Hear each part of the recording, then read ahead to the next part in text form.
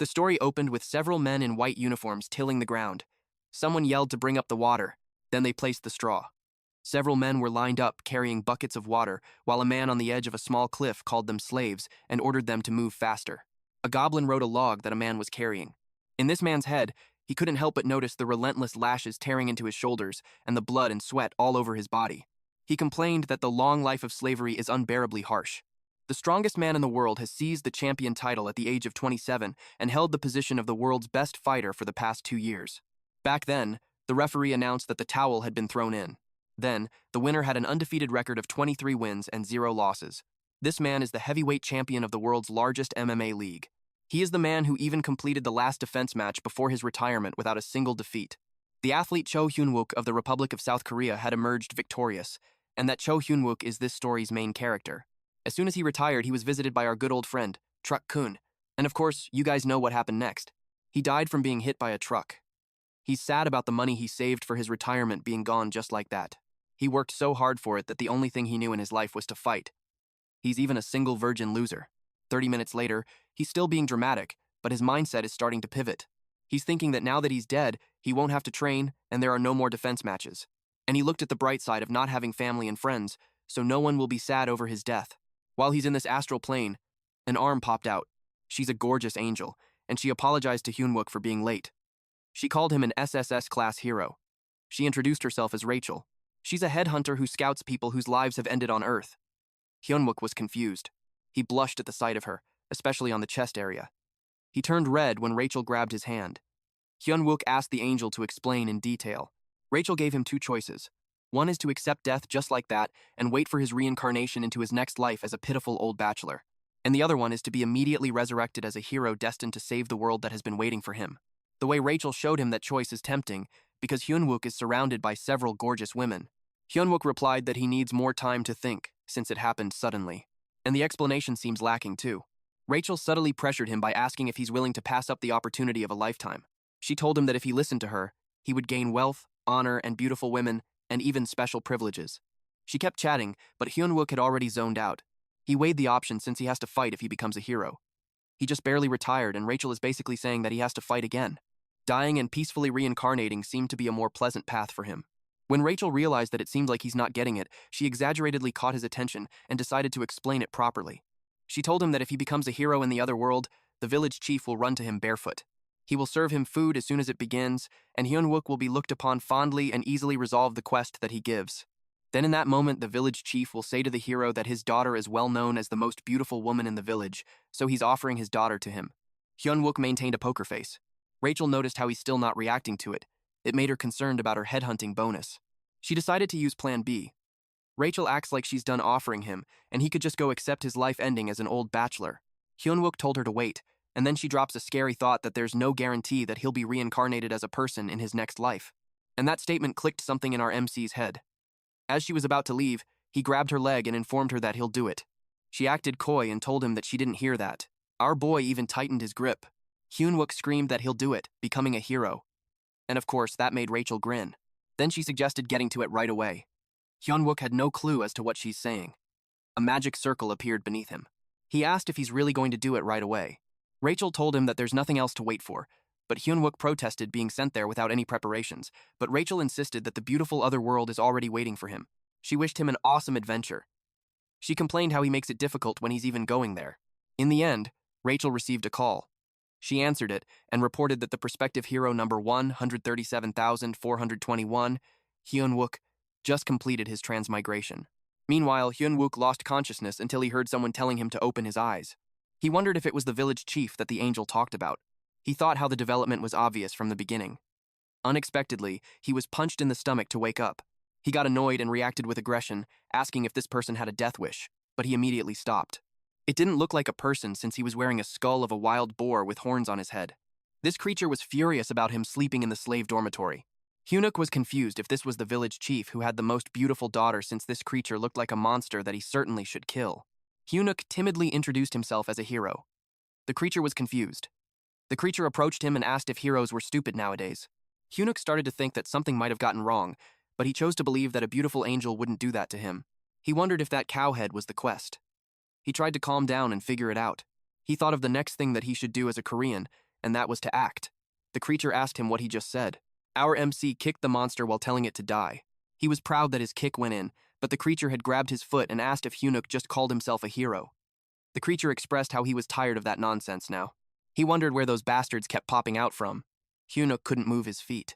The creature clenched his fist and told him that he would be back to his senses once he got a good sleep. And this creature teased Hyunuk by calling him a self-proclaimed hero. At the underground prison, someone banged the door and screamed to open the door. He asked for another round of fight with the cowhead. The door opened. An annoyed goblin showed up and asked just who the hell kept quacking around. Hyunuk was caught off guard seeing a real sword. The goblin told him that if he screamed again, he would boil him into a whole soup. Hyunuk got scared and promised to be quiet. The goblin told him that he was watching him, so he had better look out for himself. Hyunuk saluted and replied that he understood. When the goblin was gone, Hyunuk started complaining about this otherworld crap. He wondered where it all went wrong. He was now concerned that if it continued, he would die a virgin for a second time. Someone called out to him from a small window. The person on the other side asked if he was a newcomer. Hyunuk asked who that person was. The man replied that he was his senior who was about to be a hero. The man shared that they were at the Demon King's army fortress that enslaved humans. Hyunuk peeked through the window and was surprised to see a Korean. He called him his sunbae and asked why they fell into that place from the beginning. The man liked the respect that Hyunuk was showing and teased him if he really wanted to know. Then he yelled loudly, asking if the self-proclaimed heroes were still alive. He added that the real hero who had come to save them was there. So many people responded that they were the hero. This room was full of the isekai guys that met an unfortunate start. Hyunuk was puzzled as to what in the world it was. The man simply replied that it was what he saw.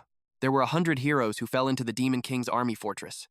He explained that the red cowhead that Hyunuk was looking for was the head of the place, Red Run, and the prisoner guard he saw earlier was called Jark. He was notorious for his cruelty. So, the man warned Hyunuk to be careful. The man added that the reason why they all ended up that way was because of that wicked demon called Rachel. Confusion was evident on Hyunuk's face. The man muttered that if only that damn demon hadn't sent them into the wrong place. Hyunuk was hysterical.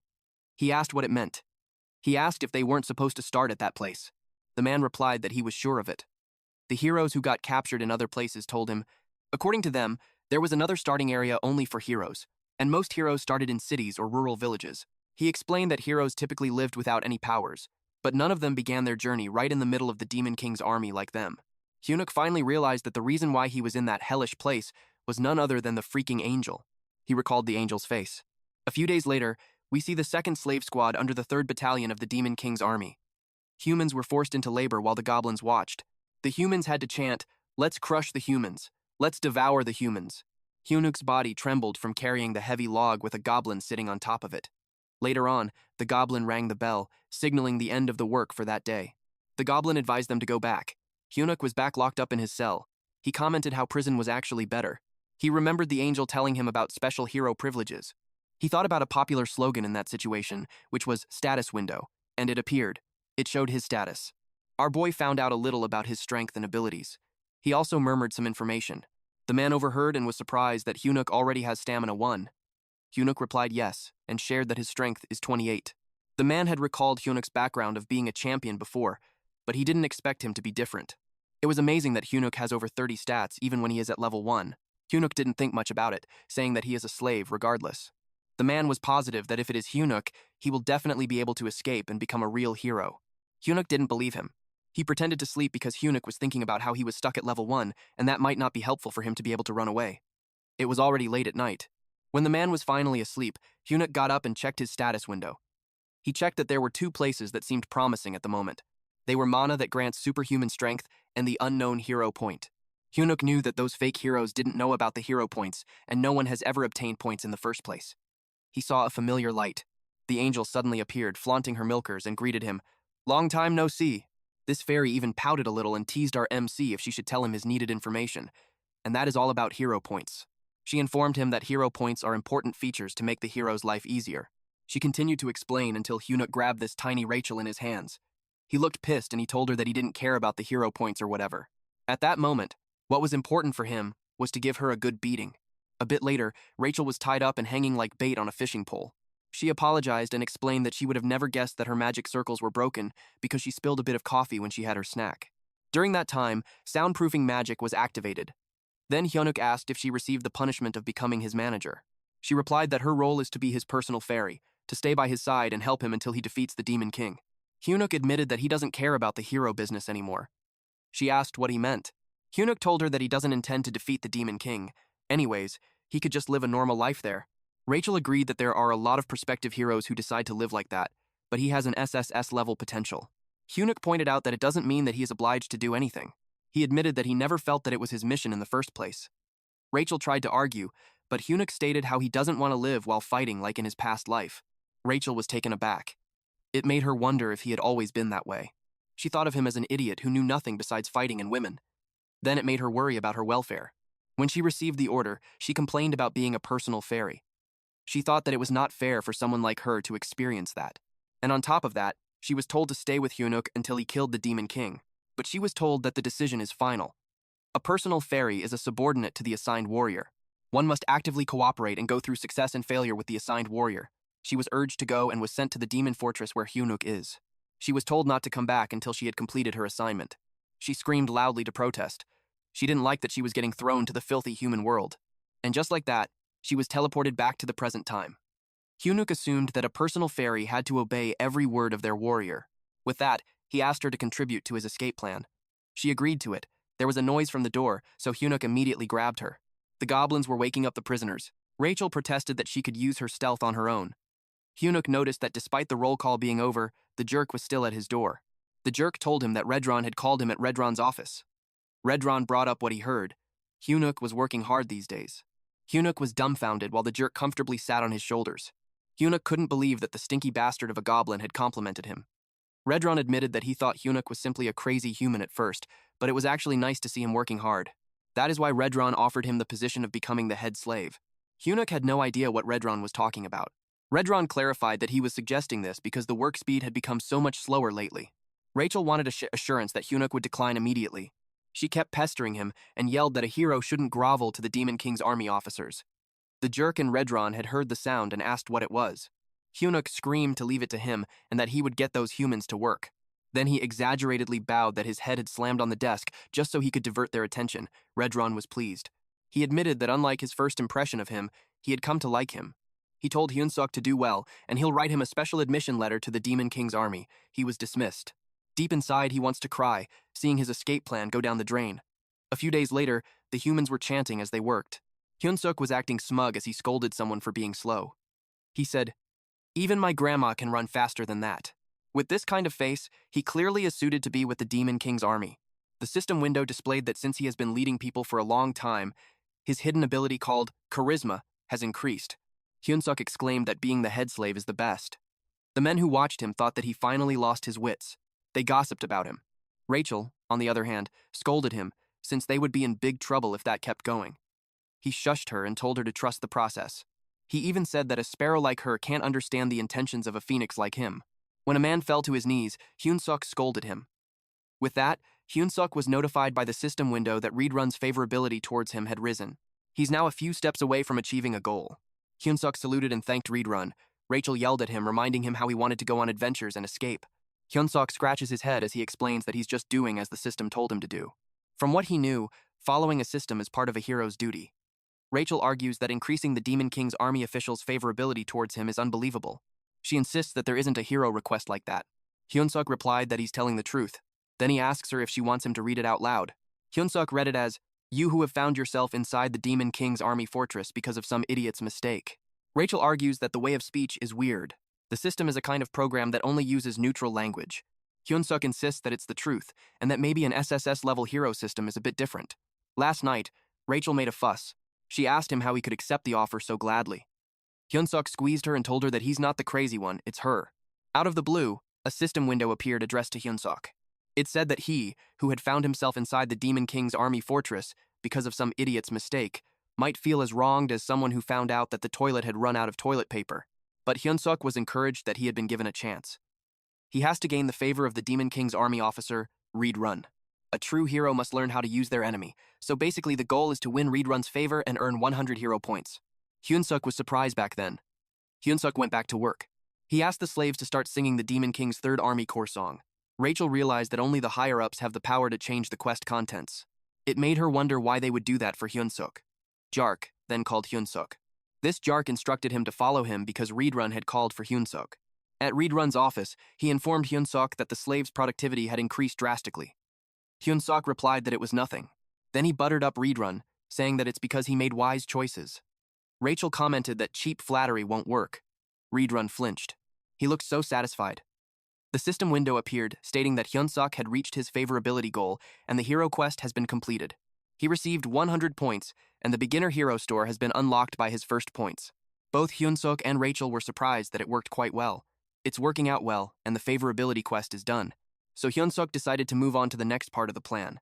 He asked if he could start training the slaves. Reed-run inquired about it. Hyun-sok made him paint a picture of a group of worker slaves moving in unison. They are slaves who are experts of discipline, doing the job of 3 without a trace of laziness.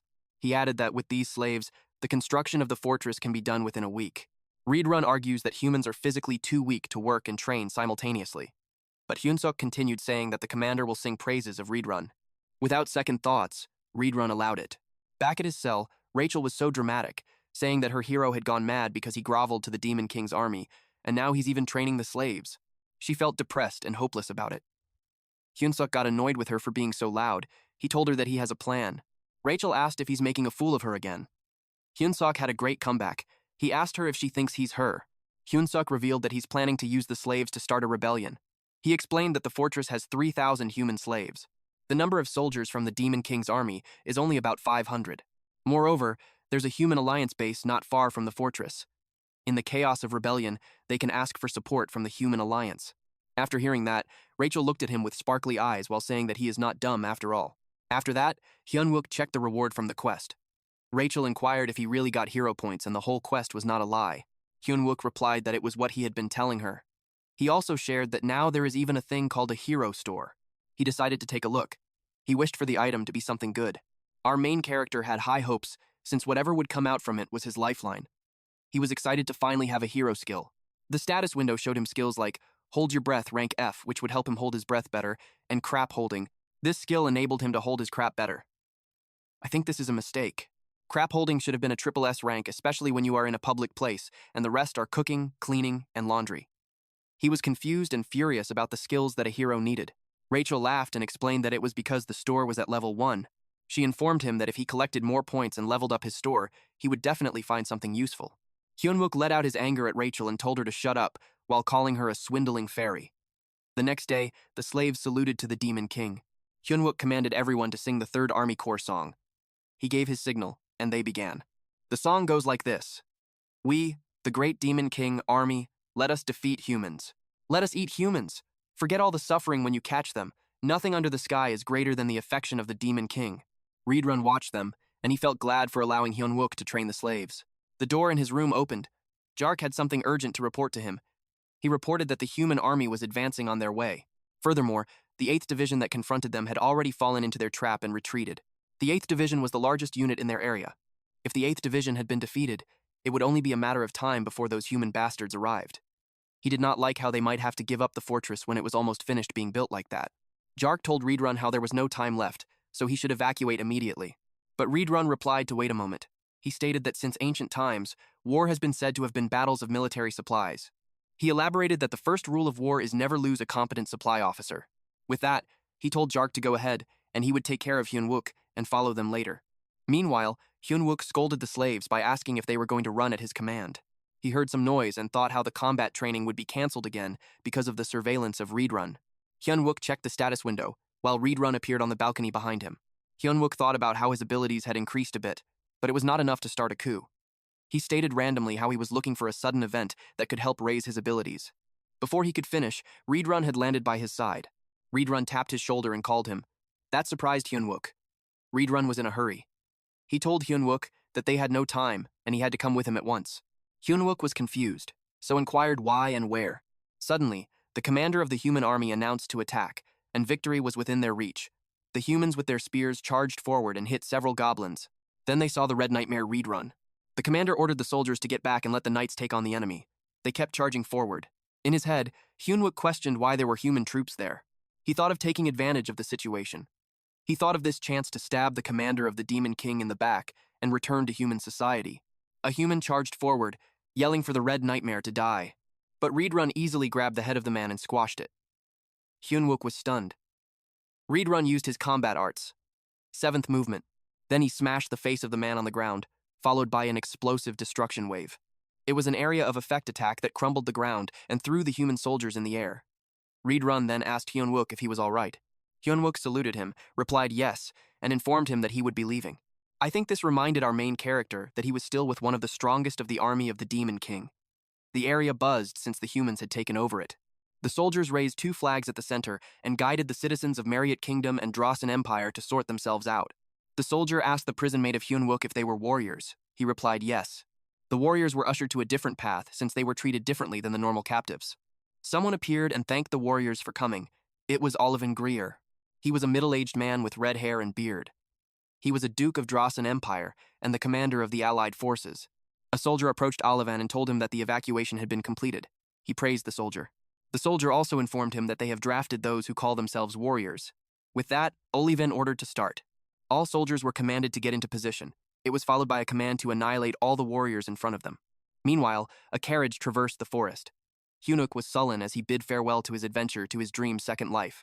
He looked at Run, who was sitting in front of him, and thought of how Run blew off all the heads of those who were coming after them, so they are no longer being chased. Rachel tried to cheer him up, saying that times of crisis are opportunities. She advised him to go to the HQ and properly grasp the Demon King army's situation. Hyunuk replied that she should shut up. Run suddenly spoke. He admitted that he just fell asleep. He asked Hyunuk if he said something. Hyunuk replied no, and explained that he was just mumbling to himself how it's an honor to be able to go with Run. Run was touched and expressed how glad he was that Hyunuk feels that way. He informed Hyunuk that they are almost at the 3rd Corps HQ, so he should look forward to it. Run shared that when they arrive, he will officially enlist Hyunuk in the Demon King army. Hyunuk turned pale, but he had no choice but to say that it's an honor. Rachel was panicking too. At the HQ, a guard announced that Run has returned, and they must open the gate. Run told Hyunuk to follow him since he'll take him immediately to the commander. Run uttered that it was an absolute honor to meet the commander quickly. Despite saying that, his nonverbal cues say otherwise. Run reminded him to be careful of his conduct in front of the commander unless he wants to die. Hyunuk remembered a saying that as long as he keeps his wits, he can survive even a tiger's den. Hyunuk refused to give up. At the door of the commander, Run announced himself. He was told to come in. Hyunuk heard a woman's voice, so he wondered if the commander was a human. The commander wore stilettos. She's a sexy woman leaning back on her chair. She has long ears and nails like claws, and her eyes are covered while her jaw and neck have a different color. She welcomed Run. She noticed that he gained even more muscle. This woman is named Hemis, the Demon King Army 3rd Corps commander. Run replied how her beauty has become even more stunning. Hyunuk blushed because he couldn't believe that a beauty like that is a commander. She thanked Run for his kind words. Hyunuk internally panicked on what he should do. He wondered if he should also praise her beauty. Run communicated how he's ashamed that he couldn't protect the fortress. She replied that it's because of the 8th Division commander, and it's not Run's fault. She added that she should have made a bag out of his skin already. At this point, Hyunuk can't breathe. Hemis added that the 8th Division commander came back alive as a loser. Hyunuk felt immense pressure, and it was on an entirely different level than the ones he met. He clenched his fist as he hid how much he's trembling. She moved on from that topic and asked about the human that he brought. Run reported that it's Hyunuk, the one he reported before. Then he stated that he brought him to enlist in the official demon army. She got close and commented that he's cute. She let him know that she's looking forward to how he'll perform given that he's a talent being chosen by Run. Hyunuk was flustered, but he managed to reply that he'll do his best. She commented that with Hyunuk's body, he won't last long in the demon army. She asked Run if he agrees. He did, and he added that Hyunuk will be devoured by others. Run stated that humans joining a demon army is unprecedented. He asked permission to personally train him, but Hemis immediately answered no. She told him that he can't waste his time on a human. Something shocking happened to Hemis's body. She transformed. Her head is like a flower, but with teeth and a tongue. Hyunuk's jaw dropped. He watched her shove her arm inside her mouth. Eventually, Hemis's face returned to normal, while she held a black dog creature in her arms. She told Hyunuk that he will be assigned as her pet caretaker. The creature looked ferocious. Hemis introduced him as Bobo, and she finds him really cute. Deep inside, Hyunuk wondered what a pet this was. He wondered if Hemis knew that it isn't a demon beast from hell. Also, in my language, Bobo means stupid. That's why this gave me a laugh. Run commented how he senses immense power from it, even though it's still a baby. Hemis was happy that Run got it. Hyunuk, on the other hand, looked dubious. Hemis noticed Hyunuk and asked what his reaction was and intimidated him while also asking if he didn't like it. Hyunuk immediately responded that it's an honor to take care of Bobo as a human. She was pleased to hear that. She shoved Bobo at him. She advised him that Bobo is growing, so he shouldn't forget to feed him because Bobo gets angry when hungry. She also shared that assigning a new caretaker is too much work now since Bobo has been eating them all at Bobo's house. Rachel was too loud because she was surprised to see that there's a new hero quest. Hyunuk shushed her because she might wake up Bobo. The system window displayed the hero quest. He is tasked to survive by earning Bobo's affection and wish for a better future. This quest gives 200 hero points. Hyunuk couldn't believe how he has to earn the affection from a commander's pet. Now the door opened. A goblin knocked on it. Hyunuk immediately greeted this goblin. In Hyunuk's head, though, having a goblin as a caretaker seems like he's being treated as a snack. He asked about his seniors, and the goblin informed him he has none because they are all dead. And the goblin instructed him that from then on, they will be in charge of preparing a meal for Bobo. Hyunuk asked if that's all. The goblin replied, yes. The goblin was about to command him to get his butt moving, but a shadow loomed over the goblin. It was Bobo, and he looked ominous as he licked the head of the goblin. The goblin was terrified, and he immediately hid and grabbed Hyunuk's leg. He didn't expect Bobo to wake up, so he immediately offered Hyunuk to be his food. Hyunuk got angry. He asked what the goblin was doing, but it just told him to shut up. The goblin knew one of them was about to die. Hyunuk threw the goblin towards Bobo while telling the goblin that he's the one dying. Hyunuk offered Bobo the snack, and Bobo was pleased. He chomped on it. Hyunuk and Rachel watched Bobo enjoy his meal. Later on, Rachel was hysterical. She is being chased by Bobo. She asked for help, but Hyunuk just replied that they shouldn't run away for too long since Bobo will get hungry again. Hyunuk noticed something. There's an item available, an extra large bone. This bone can attract the canine type of monster. It charms canine monsters, and it can be purchased with 30 hero points. Hyunuk called Bobo, then showed the bone to him. He threw the bone and Bobo's eyes widened. Bobo was able to fetch it. Rachel was exhausted from flying around. She wished he had found it sooner. Hyunuk bragged how his brain doesn't miss minor details. He expected the quest to be easy, but to his surprise, Bobo attacked him. It only got the hem of his shirt, but that's when he realized a bone isn't enough and that Bobo needs fresh meat. Rachel asked Hyunuk if he's thinking of bringing Bobo outside. Hyunuk thought about it.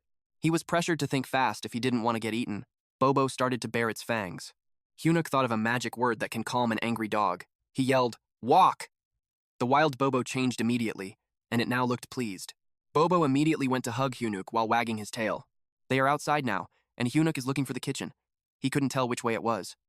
Bobo was energetic, and Hyunuk is having a hard time controlling him. Rachel looked around, but she couldn't even smell any food. She saw a goblin and suggested asking it.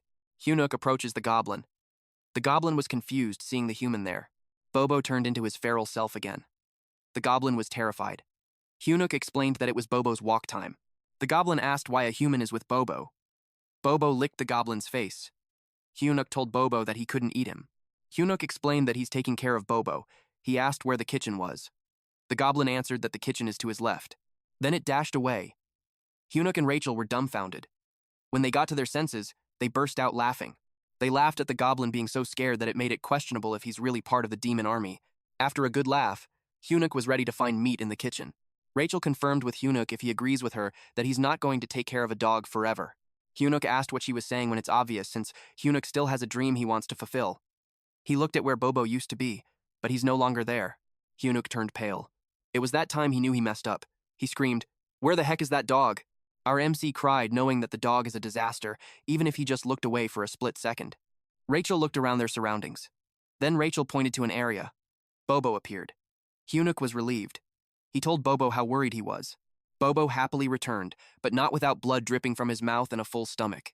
All of a sudden, they heard screaming that Commander Regis is dead. Someone asked who did it, and they vowed revenge. Hyunuk was left frozen. Rachel had pointed out that Bobo is the culprit. The goblins appeared, and they started running away. Rachel asked if they were going to die. Hyunuk told her to shut up and run instead of yapping. They reached the dead end. The goblins had cornered the human that murdered their commander.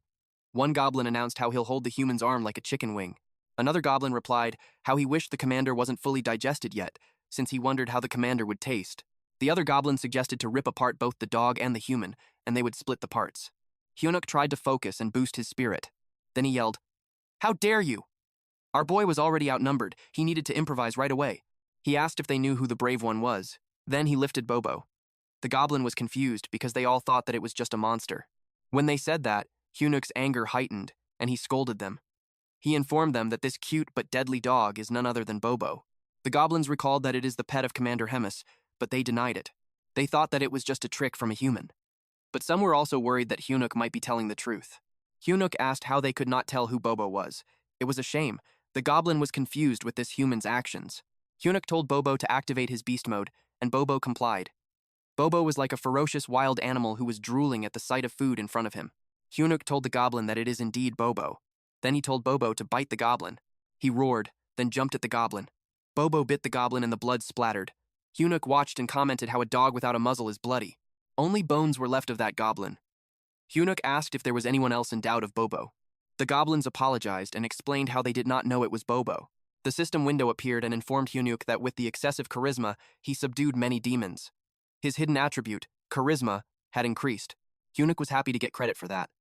Someone appeared behind Hyunuk and expressed how she was wondering why it was noisy outside. It was Hemi's. She realized that the reason why is that a cute newbie was doing interesting stuff out there. Hyunuk turned pale at Hemis's office. She was amused at how Hyunuk used her name and Bobo to survive. Hyunuk bowed down and admitted that he had committed a grave sin. He was confused because she was giving a compliment. She expressed how Hyunuk is a human after all since he is clever, unlike the idiots that she is with, and that he has guts too. Hyunuk was hesitant to reply, "Thank you." Hemis explained that the demon army tends to solve everything by force, which causes many troubles. Hyunuk asked about what kind of troubles, and she replied that he would soon find out. She asked him again if he thought about becoming an executive.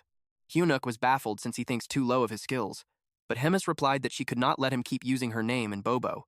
She informed him that the demon army has a decisive battle that lets him take the opponent's rank. She told him that she would protect him for 1 month, but after that he would have to win against the opponent chosen by her, and every win he gets, she will extend her protection by 1 month.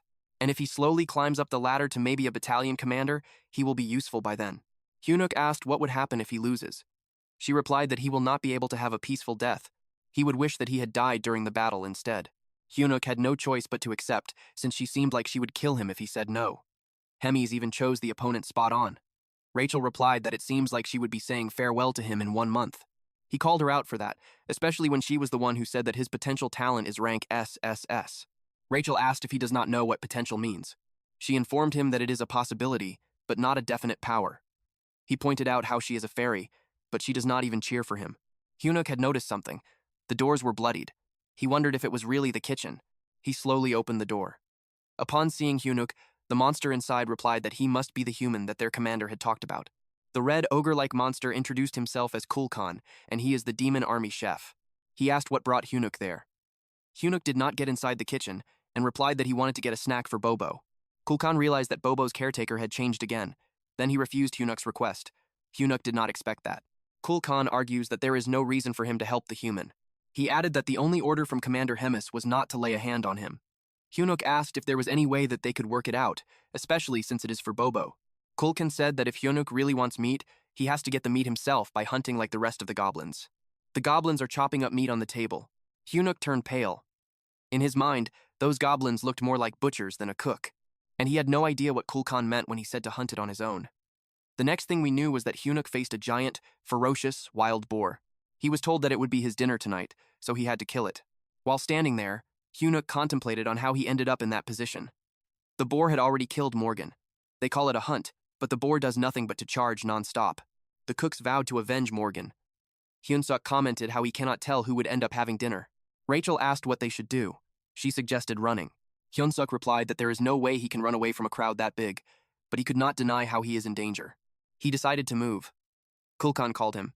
Hyunsuk replied on instinct that he will go next, but Kulkan told him that there is no need to since the hunt was over. Hyunsuk was taken aback because all along he thought they were just mindlessly charging. He wondered how they did that. The goblin reported to Kulkan that there were 12 dead and many injured. To Hyunsuk, the damage is too much. Kulkan responded that it is amazing, and they will continue to hunt for the next prey after a short break. Hyunsuk noticed how Kulkan does not really care. While the cooks are busy, Hyunsuk informs Rachel that he thought about it, and escaping is not an option anymore. Rachel asked if he is going to hunt monsters with them. Hyunsuk replied no, and that he does not have a reason to do that. Hyunsuk was thinking about it, and shared that his stats only go up when he levels up. So, it means he just needs EXP to level up. Rachel agreed with him, but she asked where he will find EXP in that situation. Hyunsuk shamelessly asked if he will still get the EXP if he only does the last hit. Rachel replied yes, and commented how sloppy that is. Hyunsuk was motivated by her answer. He thanked her and told her that they will get moving. He knew he did not have many choices. He had to get stronger within a month because of the probability that the commander was for real. Hyunsuk approached Kulkan. Kulkan admitted how he thought Hyunsuk had run away. Hyunsuk replied that he will never do that, but in his head, it felt like Kulkan had read his mind. Our MC expressed his intention to join the next hunt as part of the brave demon army. Kulkan glared at him. It made Hyunsuk nervous. He wondered if he crossed the line even if he knew Kulkan liked it when he did that. But Kulkan grinned and replied that he liked it. Hyunsuk thanked him while flattering him. Surprisingly, Kulkan assigned him to lead the next hunt. Kulkan told him that for them, the leader is the most honorable position. Normally, they do not let a newbie stand there, but he is a special case. Hyunsuk humbly told the chef that he would not dare stand in front of the noble demons, and the other cooks might complain if he takes the lead. Kulkan only gave him a thumbs up. Their conversation was interrupted when someone urgently called the chef. Kulkan asked what was wrong. The cook replied that there is a monster invasion. Kulkan heard the monster cry. It was a signal that an urine herd came. Hyunsuk asked if they were in danger. Kulkan replied, "Not really," but he shared that urine meat is not good. Kulkan grabbed the knife from his back and he ordered everyone to grab their weapons, and they will go hunt and add urine stew on their dinner menu. Hyunsuk saw that as an opportunity. He just has to stay close and get the last hit. Rachel gave him something. The system window showed that his health and strength slightly increased for 3 minutes. Rachel confidently replied that he does not have to thank her, but instead of being grateful, Hyunsuk bonked her while complaining about how she had not used it on him before. Hyunsuk hurried to get the last hit, and while doing this, he wanted himself to think more about something. He reminded himself of his dreams. Blonde, noble lady, no more and no less than 5 children who look like bunnies. He ran faster. He leapt as he prepared to attack while thinking of what he needed to protect. It was all for his retirement. Our boy was not planning to die again as a virgin loser. He is really motivated now. He punched the urine and it died, causing him to level up. There were multiple notification windows with just 1 kill. He was surprised to see 4 levels went up for 1 last hit. With that speed, he can hit level 20 in a single day. He was happy now that he can finally get stronger. A few moments later, a trembling cook approaches the dead urine. The cook lifted a butcher knife. But Hyunsuk elbowed the cook on the pretense that his elbow slipped. He laughed evilly. He was like a maniac when he announced that every last hit in the world is his. Several moments passed and a few more monsters were hunted. Rachel asked him if they are done now. She looked exhausted. Hyunsuk praised his buff bot. They had killed every monster and the cooks seemed to have finished butchering it. But when he checked, the cooks were already feasting on the meat. One cook even asked for a bigger portion. Hyunsuk was dumbfounded. Kulkan called his attention and asked what he is staring at. Hyunsuk asked the chef if they are allowed to eat the army food like that. Kulkan told him that it is part of the privilege of the cooks, especially because monster meat goes bad after some time. Kulkan replied that it is an opportunity for normal soldiers like them to be able to have fresh meat. He shared how delicious meat is the reason he lives for. Hyunsuk had so many questions in his head, like what privilege or how they do not have a labor union. The chef offered him meat. He deserves it since he fought as a warrior. Hyunsuk hesitated to accept it. He looked at the meat while thinking how the cooks risked their life for that meat. He chomped on it. He realized that the meat itself isn't too bad. There's a strong smell, but it added to the flavor. In the end, the meat was bland and chewy. He thought that if it was sold in South Korea, it wouldn't last long. He thought about how the cooks risk their lives for some sloppy meat. He wondered what if he makes a dish better than that. Our boy just realized how he could control them by earning their favor. Then that will make him the god of the kitchen. He opened the hero shop. Rachel was surprised with his actions. Hyunsuk has 70 points left after buying Bobo's toy. He spent it all for a certain skill. Then he chose an item. It glowed in his hand. Rachel was curious as to what he bought. He is motivated to show those foolish demons. Hyunsuk now has cooking skill rank F, which requires 50 points, and the item is a seasoning loaded with MSG, and that costs 20 points. It was the peak of Korea's cuisine. Rachel scolded him for buying salt. Hyunsuk lectured her to look at the bigger picture. He showed her since seeing is better than just hearing it. He explained to her how salt will play with her tongue, with its taste. Hyunsuk sprinkled salt on the meat. Then it was done. The meat has a nice smell and it's juicy. Hyunsuk thought of himself as the god of the new world. He offered the meat to the chef. Kulkan declined since he's full now. He asked if it's okay to have it later instead. Hyunsuk insists by saying how he poured his heart into it. He became exaggerated by saying how he can die without regrets if the great Kulkan tries it. Kulkan decided to take a bite. He noticed the taste. Kulkan thought of his childhood. Back then he was very introverted. His mother used to ask him if he wanted meat for dinner. He shed his tears remembering her. After that, Hyunsuk took home a bag of meat. The chef reminded him that the freshness stays for 2 days, and if Hyunsuk needs more, he's welcome to see him again at Bobo's house. Hyunsuk opened the door. Bobo charged at him. The surprise made Hyunsuk's eyes bulge. He immediately gave the meat. Bobo's mood instantly changed to delight. Hyunsuk encouraged Bobo to have his fill. Rachel couldn't help but comment how Hyunsuk had become a dogmaster now. Hyunsuk took out everything in the bag and Bobo ate happily. He even told Bobo that he could bring more tomorrow. That made Bobo's affinity increase. And with that, they finished the hero quest and gained 200 hero points. It was just as Hyunsuk planned. Rachel noticed that he completed the quest. Hyunsuk expressed how he feels confident now. He saved the 200 hero points as his emergency fund. He had a bunch of bonus points saved now. Rachel peeked at his screen and pointed at something that would increase his stats. She asked why he hadn't used it. Hyunsuk argues that he wouldn't use it because he doesn't know what it does, and he mentioned that it's because of a certain idiot who skipped the tutorial. Rachel replied that they can still do it. Rachel started her explanation. Basically, Hyunsuk can use bonus points on the 4 basic stats: strength, stamina, agility, and mana. Strength increases his power. Stamina increases his endurance and tenacity. Agility increases his reaction and swiftness. And the mana is what he imagined as his magic. Hyunsuk asked what charisma is. Rachel stated that it's a hidden stat, so he can't level it with bonus points. The only way is through right training. She advised to level them equally. Hyunsuk doubted that because he thought it's better to just only increase in strength. Rachel was surprised with that line of thought. She explained that it could be the case at the beginning, but towards the end, mana is very important. It's obvious that a mana-enhanced body is stronger than a pure muscle-trained body. Hyunsuk adjusted his points and asked Rachel if that would do. Rachel replied that it's not bad. Then she instructed him to go to the shop and buy the fundamentals of mana control. Hyunsuk asked what mana control is. She told him that it basically teaches him to control his mana. She estimated it to be around 100 hero points. Hyunsuk looked for it at the shop, but there's none. Rachel was surprised since it's a common item in the shop. Hyunsuk expressed his disappointment. He thought she would have been finally helpful. He even asked her how she could be that useless. Rachel insisted that it's supposed to be there. 3 weeks later, Hyunsuk had reached level 100. It took him longer than he thought. Rachel uttered that the XP caps increase as he levels. Hyunsuk wondered if there are any heroes working as hard as him. Rachel told him that he's already a sinecure. That didn't sound right to Hyunsuk. He cursed her while reminding her how many times he almost died that day. Rachel explained that it usually takes half a year to hit level 100. She sadly told him that she wants to be friendly with him, but Hyunsuk reasoned that she asked for it. The door opened. A goblin called Hyunuk to inform him that the commander wants to see him.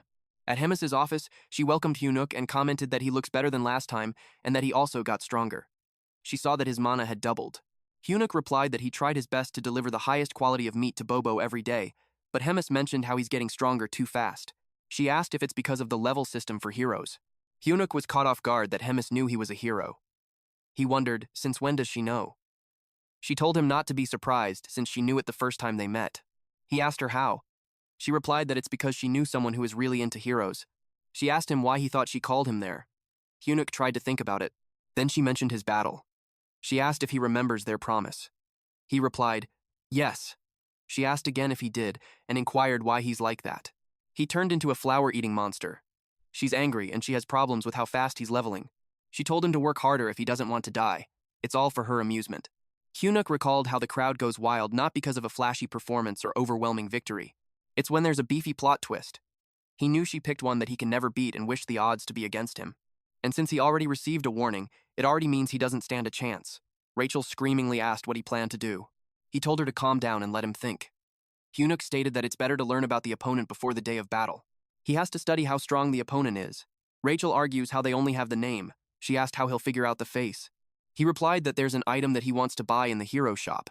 It's called Combat Power Meter. This item measures the target's strength, stamina, agility, and mana. It requires 50 hero points. Hyunuk plans to use it to measure the power level and train against a similar power level cook. Rachel sighed and teased him for being only clever at times like that, but Hyunuk retorted that it's better than just always being useless. They checked Rachel's combat power, and it's 375. She couldn't tell if it was high or low, so she suggested measuring Hyunuk. Hyunuk gave the item to Rachel, but Rachel was confused. He asked her if she didn't see anything. Rachel couldn't believe what she was seeing. She replied that the item must be broken because she couldn't think of a reason for him to be stronger than her. Hyunuk had 1,560 strength. Hyunuk simply asked her if she's sure that she's not the weak one between the two of them. Rachel felt down since she had a strength of 10,000 a month ago. Hyunuk asked if it worked without any problems. They checked Bobo's strength, and this dog has a freaking 47,422 strength. Rachel felt more miserable knowing that they are both weaker than a dog. It was funny how Hyunuk entertained the idea that the dog's breed was buffed. He then went outside and checked out the levels of other orcs. He saw that the weakest-looking beings are goblins, while the rest have similar stats as him. Someone announced that Captain Bulkman arrived and everyone saluted. The captain passed by Hyunuk, and Hyunuk saw that the captain had 14,300 strength. He noticed that everyone with a strength higher than 10,000 is at least at commander level. Hyunuk confirmed with Rachel about his opponent being a platoon leader. Rachel replied, "Yes, and his name is Kirkin. The rumor is that he's an orc with the brains of a pig." Hyunuk said that a platoon leader should have a strength of about 3,000, so he might have a chance if he levels up. He looked for the guy. He saw him, and the guy's strength measured to 6,671 strength. Rachel stated that it's basically telling Hyunuk to just go and die. Hyunuk received a hero quest. The system window showed that his chances of winning against the pig are near zero. However, not giving up in a hopeless situation is his strength. So, he'll be given a chance. He has to raise his combat strength to 3,000 in 1 week. The reward is 300 hero points. Hyunuk commented that the timing of the quest is perfect. It even made him think if it was spying on him. He accepted the challenge since it's do or die anyway. He decided to go after his observer or Hemis. Hyunuk was motivated to survive. The next morning in the kitchen, Hyunuk announced his arrival. Kulkan told him to come in. Kulkan noticed his goggles and commented that the item is interesting. He asked where Hyunuk got it. Hyunuk simply replied that he saw some wearing it, so he got one too. Kulkan asked if it's the trend among the younger generation.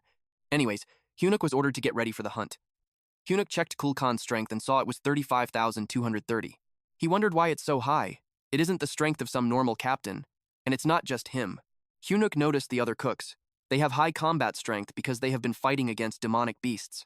Hyunuk realized that if he spars against someone with a similar strength as Kulkan, he can get a feeling for what level he is at. Hyunuk asked Kulkan to spar with one of the cooks. He explained how he wants to be of bigger help after learning one or two things. Kulkan replied that he is strong enough for a human, so there is no need to rush. Hyunuk subtly threatened Kulkan by saying that if he does not allow it, he will eat the meat on his own. Kulkan changed his mind and asked who it was that he wished to spar against. A bit later, the cooks asked what is going on when it is almost time for the hunt. They found out that Hyunuk is fighting against Golbak. They wondered if Hyunuk would meet his end that day. Some goblins do not like it since they like Hyunuk's meat. Golbak has a strength of 2,620. The goblins planned to kill Golbak instead. Kulkan heard them and told them to shut up. Kulkan reminded Golbak not to kill Hyunuk no matter what. He told him to do the bare minimum and not to overdo it. Golbak looked dumb, but he said he understood. But it is obvious how Kulkan doubted his answer. They started the spar. Hyunuk was fired up. Golbak reminds himself not to kill Hyunuk. Hyunuk charged forward. Golbak punched him, but he was able to evade. Hyunuk noticed how his fist relies on instincts. Hyunuk attacked Golbak again. The fight felt familiar to Hyunuk, and it is something that he had always won. They announced the victor, Hyunuk. The goblins could not believe that Golbak lost. It happened so fast that some did not see what happened. Hyunuk could not believe how Golbak was knocked down with a simple kick. He started believing that he might have a chance of winning. At the north of the Black Fortress, Great Forest, Hyunuk is still thinking about how he knocked out an orc with double strength stat in one kick. He could not help but think how combat strength is a mere number, nothing absolute. He thought that if he just becomes a bit stronger, he will easily win the upcoming fight. A goblin reported to Kulkan how a large number of Talus have appeared up ahead. Kulkan commented on how annoying it is. He asked if they were part of Talus territory. Hyunuk asked what was wrong. He asked if it was because Talus tasted bad. Kulkan replied that their meat does not taste too bad. Rather, their bone marrows are a great delicacy. But Talus live in groups. They have especially strong maternal instincts, so if they lay a finger on the young, it will cause a lot of trouble. Hyunuk assumed that the hunt would end there. Kulkan decided to hunt them because their meat is tasty. Kulkan ordered everyone to attack since they will have Talus meat as their snack for that day. He ordered everyone not to let any Talus escape and slaughter them all. This monster looked like a spider wearing a skull on its body. Hyunuk pushed a goblin while pretending that it is an accident. He took this chance to land final blows and gain XP. After some time, they collected several Talus. Hyunuk killed the last one and he leveled up. Rachel complimented him for being a pro in stealing final blows. Hyunuk accepted the compliment and shared that it is the reason why he liked working in the kitchen. Suddenly, Hyunuk felt an intense pressure around him. He was confused and it made him turn. Then someone screamed that the Talus Queen had arrived. She got angry and that was because she saw a pile of dead Talus. She growled. Hyunuk was curious as to how strong she is for everyone to make a huge fuss. When he used the goggles, it showed how the strength is immeasurable. And what is horrifying is that they just mercilessly slaughtered her children. Hyunuk hurriedly turned to ask the chef what they should do, but his eyes bulged out upon seeing the chef making a run for it. The chef announced to make it out alive and meet again. Hyunuk thought of how irresponsible the rascal was. A loud noise caught Hyunuk's attention. Someone ordered everyone to scatter. The weak goblins were now being slaughtered. One looked for the head chef. The Talus Queen was furious. She screamed loudly. It was so loud that Hyunuk had to cover his ears to endure. Rachel told him to look behind him. When he turned around, he saw hundreds of Talus charging at him, even the Talus Queen. And of course, our boy ran as fast as he could. At the same time, the other goblins yelled for help. Hyunuk knew that if he stopped for a moment, he would be dead. The screaming and begging continued to echo. Eventually, Hyunuk reached a cave. He wondered if it is safe. Rachel told him that it is empty. She checked it out before. Deep inside, Hyunuk did not trust her, but he thought it should be safer inside than the forest where he is vulnerable from all four directions. He noticed that the cave is pretty deep. He asked Rachel if it is a natural cave, but she did not know. She also noticed how high the cave is. She uttered that it is even big enough for the Talus Queen to get in. An idea crossed Hyunuk's mind. He saw a gooey liquid on the side. Rachel told him that it could not be a Talus hideout, since the chef told them that there is no group of Talus in the area. But the gooey liquid bothered Hyunuk. He wondered if those are all spider webs. Then he saw eggs. He realized that it must be a Talus nest. He knew the place would not work after all. A green pair of eyes appeared. It came out as soon as Hyunwook decided to leave. A fully grown Talus chased him. He ran as fast as he could. Rachel asked if they were heading the right way, but he had no idea since it was also his first time in there. He felt that he stepped on something. Hyunwook slipped. As panic arose, he placed his hand on anything that he could use as a weapon, and then he threw it at the Talus. The Talus was hit in the chest. It caught the egg. Hyunwook noticed how it stopped attacking. It might have gotten distracted trying to catch the egg. He asked Rachel why the Talus were acting that way. Rachel speculated that the Talus must have liked what he threw at her since it was round, moist, and smooth. She pointed out that it looked like a Talus egg. Hyunwook had an idea. He grabbed another egg while telling the Talus that he would not take any more of its crap. The Talus panicked, and that was when Hyunwook knew his strategy was working. He assumed his stance and threw the egg. The Talus hurriedly tried to catch it. Rachel noticed how its physique was on another level, perhaps because it was a monster. She asked Hyunwook what his next choice was. Hyunwook asked her what was there to choose when there were still over 100 eggs in the area. It went on, and Hyunwook even had the guts to tease the Talus when the egg cracked. He told the Talus that he could even do a better job receiving than the Talus. Hyunwook ordered Rachel to bring him an egg, but she told him that it was the last one. Hyunwook turned pale. He knew he messed up. The Talus growled loudly. It charged at them. Hyunwook ordered Rachel to cast a buff quickly. The Talus Queen was furious. Hyunwook knew that it was already out of energy from trying to catch the eggs. He reminded himself to focus, and he would win. The Talus Queen charged at him. Hyunwook prepared for his killer move. It was called Paradise Reincarnation Shot. Instead of running away, our boy faced the monster head-on and his attack landed. The Talus was defeated. Several system windows appeared to inform him that he leveled up. Rachel asked him if he was okay. Hyunwook replied that he was not since he felt like he was dying at that moment. He invited her to go somewhere else. Hyunwook was surprised to find out that Rachel could use healing magic too. He uttered how investing in the mana points was really worth it. Rachel explained that her magic was not that amazing since it could mostly just stop blood. He added the point stat and then decided to go back. Currently, Hyunwook was at level 108 with strength 56 plus 2, agility 53 plus 2, stamina 55 plus 2, mana 53 plus 2, charisma 27. Hyunwook felt great now that his mana and other stats were balanced. He did not know how to use it properly yet, but he thought of it as an investment for the future. Surprisingly, someone in the cave recognized the voice of Hyunwook. It was Kulkan. He was happy to know that Hyunwook made it out alive. Hyunwook asked him why he was there. Kulkan shared that he came in after he saw a cave while running away. He uttered how they were both lucky, but Kulkan froze when he found out that it was the Talus nest. He saw the things on the ground. Hyunwook revealed that they were the Talus eggs, and that was where it laid them. When he heard that those were Talus eggs, the eyes of Kulkan sparkled. It was a rare, super tasty food that only high-ranking officials could dream of having. Hyunwook screamed at him to get his act together since they needed to get out of there. Kulkan replied how he expected the Talus Queen that was chasing them earlier to already be inside the cave. He added that he needed to be at a division commander level or above to catch the Talus Queen, so having the egg was his last meal. Suddenly, they heard someone from the entrance. The goblins arrived and saw the chef. Kulkan acknowledged the ones who barely made it. He told them that they were lucky to get a taste of the egg. Hyunwook contemplated if it was really his last meal. He refused to let that happen, especially not when he had not eaten the 5-side dish meal from his wife yet. Hyunwook refused to die in vain in a place like that. He was determined to get out this time as well. At the Hemi's office, someone greeted the commander. She commented how he was stiff and formal as always. She inquired if he had finished the mission he was assigned in. Reedrun reported that he successfully captured the next saints of the Holy Empire as instructed. She was proud of Reedrun. He broke through that fanatical cult in just 3 weeks. She patted his head, which made Reedrun blush. All of a sudden, someone knocked on the door. She told them that they were interrupting a great moment. The goblin told her that there was an urgent report about the cooks who went out to gather ingredients since an incident occurred. He simply replied that it happened every day. She asked why there was a fuss. The goblin reported how the scale was large. It explained that the Talus Queen suddenly appeared, and now most of the cooks, including the head chef Kulkan, were either dead or missing. He asked about Hyunwook. The goblin reported that he was missing. Riedran heard that, and the idea didn't sit well with him. Meanwhile, inside the cave, the goblins had a toast using the eggs. They are already celebrating their deaths. Kulkan also bids goodbye to them. Hyunuk smacked him in the head and told him to get a hold of himself. Kulkan's expression says, "What the hell?" Hyunuk replied that he seemed to have fallen under a wicked spell, so he woke him using a secret weapon. Hyunuk had a new item. It's called Beast Encyclopedia Demonic Beast Edition. It is an encyclopedia of demonic beasts, which contains useful information on nearly all demonic beasts. 50 hero points are required.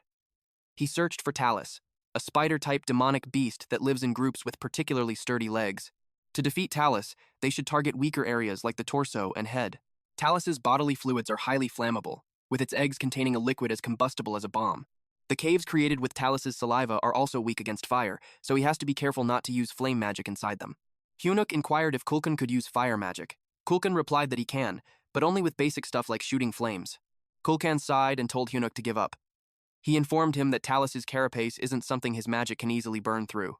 Hyunuk replied that it doesn't matter since he's not planning to burn the Talus. Hyunuk gathered everyone and told them that he had a plan. He told them that they needed to survive so they could eat more stuff like eggs. But the goblins thought it was just a useless effort. Hyunuk tempted them by saying that he will provide them with unlimited servings of luxurious gourmet demonic beast meat as a survival celebration. The goblins were now motivated.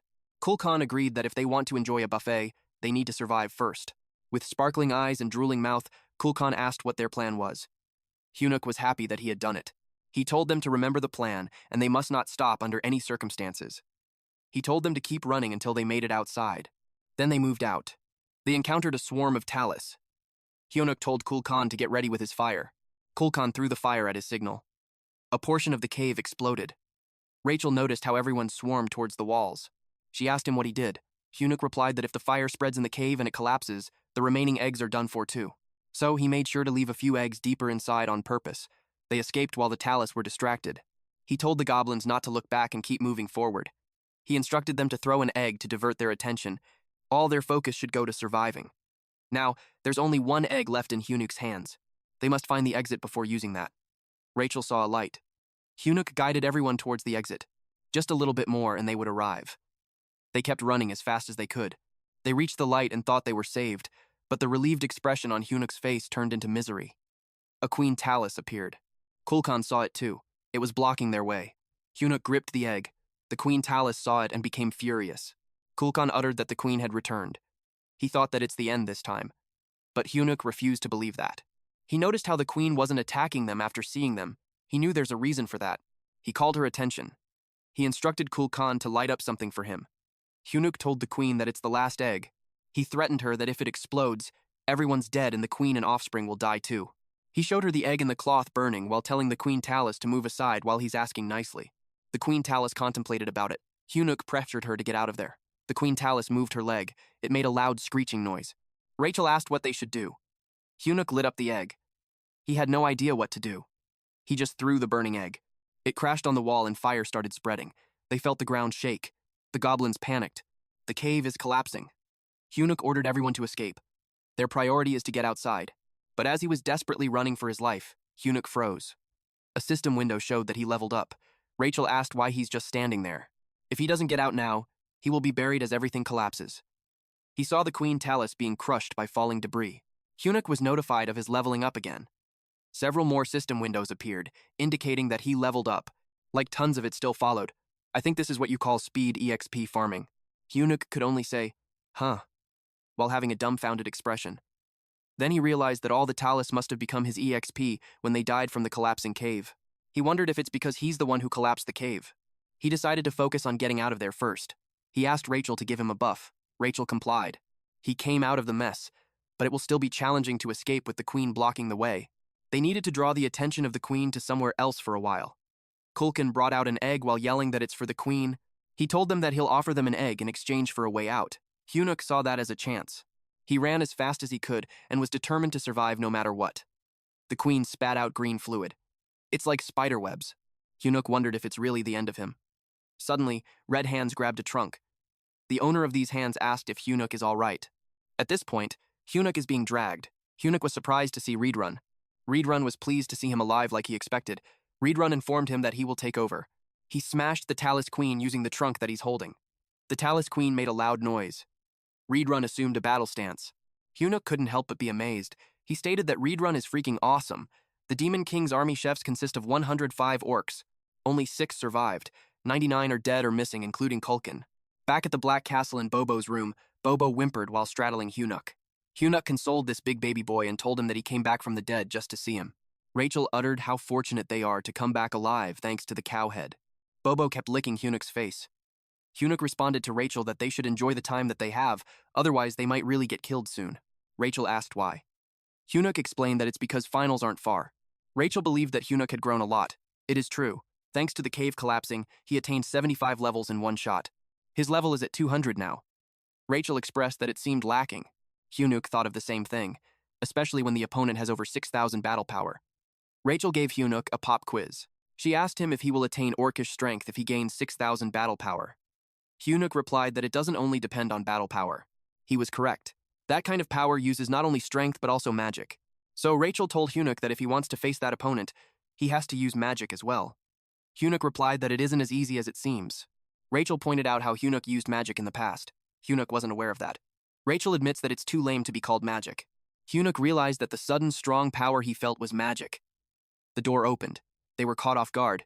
It was Reedrun. Hyunuk asked what brought him to such a lowly place. Reedrun wants him to follow him to meet the great commander. At Hemis's office, Hemis asked what brought Reedrun there. She was informed that he wanted to meet her because of a personal concern, which is quite unusual.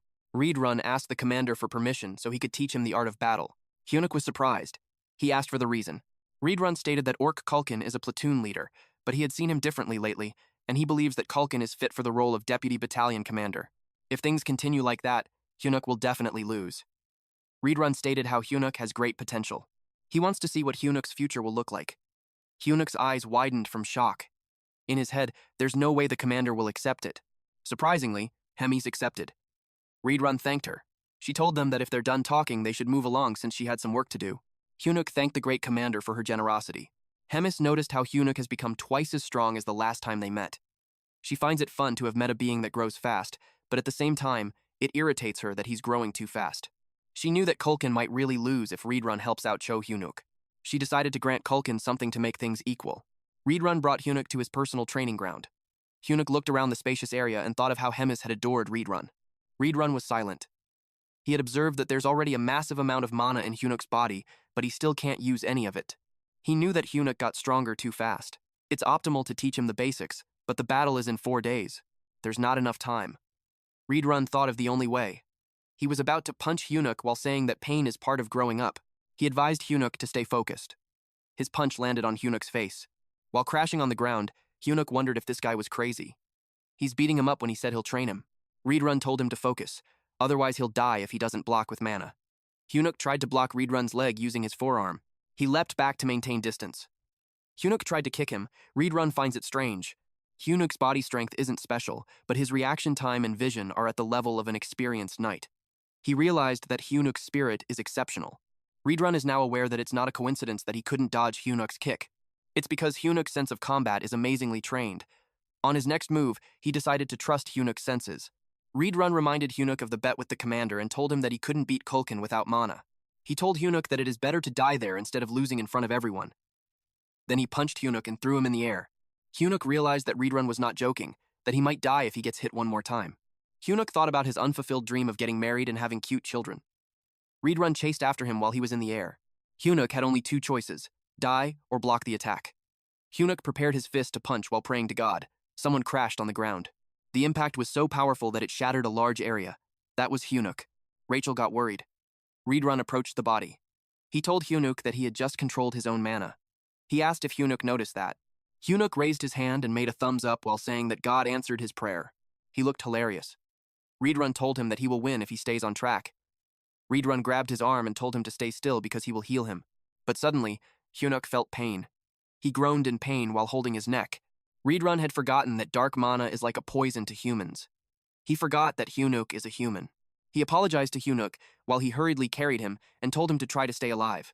There are counters to powers that form in that world. Dark mana counters mana. Mana counters divine power, and divine power counters dark mana. Mana belongs to humans. Dark mana belongs to demons. And divine power is for those who worship God. The Church of Tusus, with the largest congregation, caused wars and brought every other religion under their control. They now became the divine empire called Gatran. Gatran chose who could hear God's voice and treated her as the saintess. Somewhere inside the Demon King's base, someone heard that the saintess was imprisoned in the room. The next saintess of the divine empire captured by the demon army is Abelson Marriott. They gossiped about her, saying she has not prayed for days. It made them doubt that she is really the saintess, but they trust that Reedrun would not make a mistake. In Abelson's head, there is no point in praying to God. She felt that her disposition now is better than staying in the church. Reedrun barged in while carrying Hyunuk in his arms. She called him out for the rude behavior. Reedrun told her that she needed to heal the human. Hyunuk's head was hurting. He wondered what Reedrun did to him. It was funny how he refused that the last hand he held was a man's hand. He regretted not holding Rachel's hand instead. He opened his eyes and saw a silver-haired beauty. He thought how he must have died again and ended up in some random place. He was under the impression that he actually did something in his last life. Hyunuk cried and said how he would never forgive the angel. He stated that he would rather become an archmage at the age of 30. He prayed to put Rachel in eternal hell because she is a demon wearing an angel's mask. Then he stated that he had one last wish before he reincarnated. That if the angel was planning to make him a hero again, she should marry him beforehand. Abelson replied that he is pathetic. Hyunuk's eyes widened from the shock. Reedrun was relieved to see him awake that he just had to grab his shirt. Hyunuk was in a state of confusion. Reedrun hugged him tightly. Hyunuk complained that he was killing him again. That was when it dawned on Hyunuk that he was not dead. He turned back to see if the angel was an actual person. He recalled the shameless stuff that he said in front of her. Reedrun asked the saintess if Hyunuk was fully healed. The saintess replied that he is not fully recovered, and Reedrun must have noticed too that the dark mana is not leaving Hyunuk's body. She does not know what is going to happen to him. Reedrun asked her if she could not erase it with her divine power. Abelson stated that Hyunuk could die if anything goes wrong. The dark mana can fade over time, so she suggested waiting it out. Reedrun apologized sincerely to him and promised to repay it with training and growth. Hyunuk is being crushed from the tight hug, but he still manages to say that Reedrun does not need to give such treatment to a lowlife like him. Reedrun dragged him out, but Hyunuk told him to wait. Abelson got curious about Hyunuk since he is a human being trained by a demon.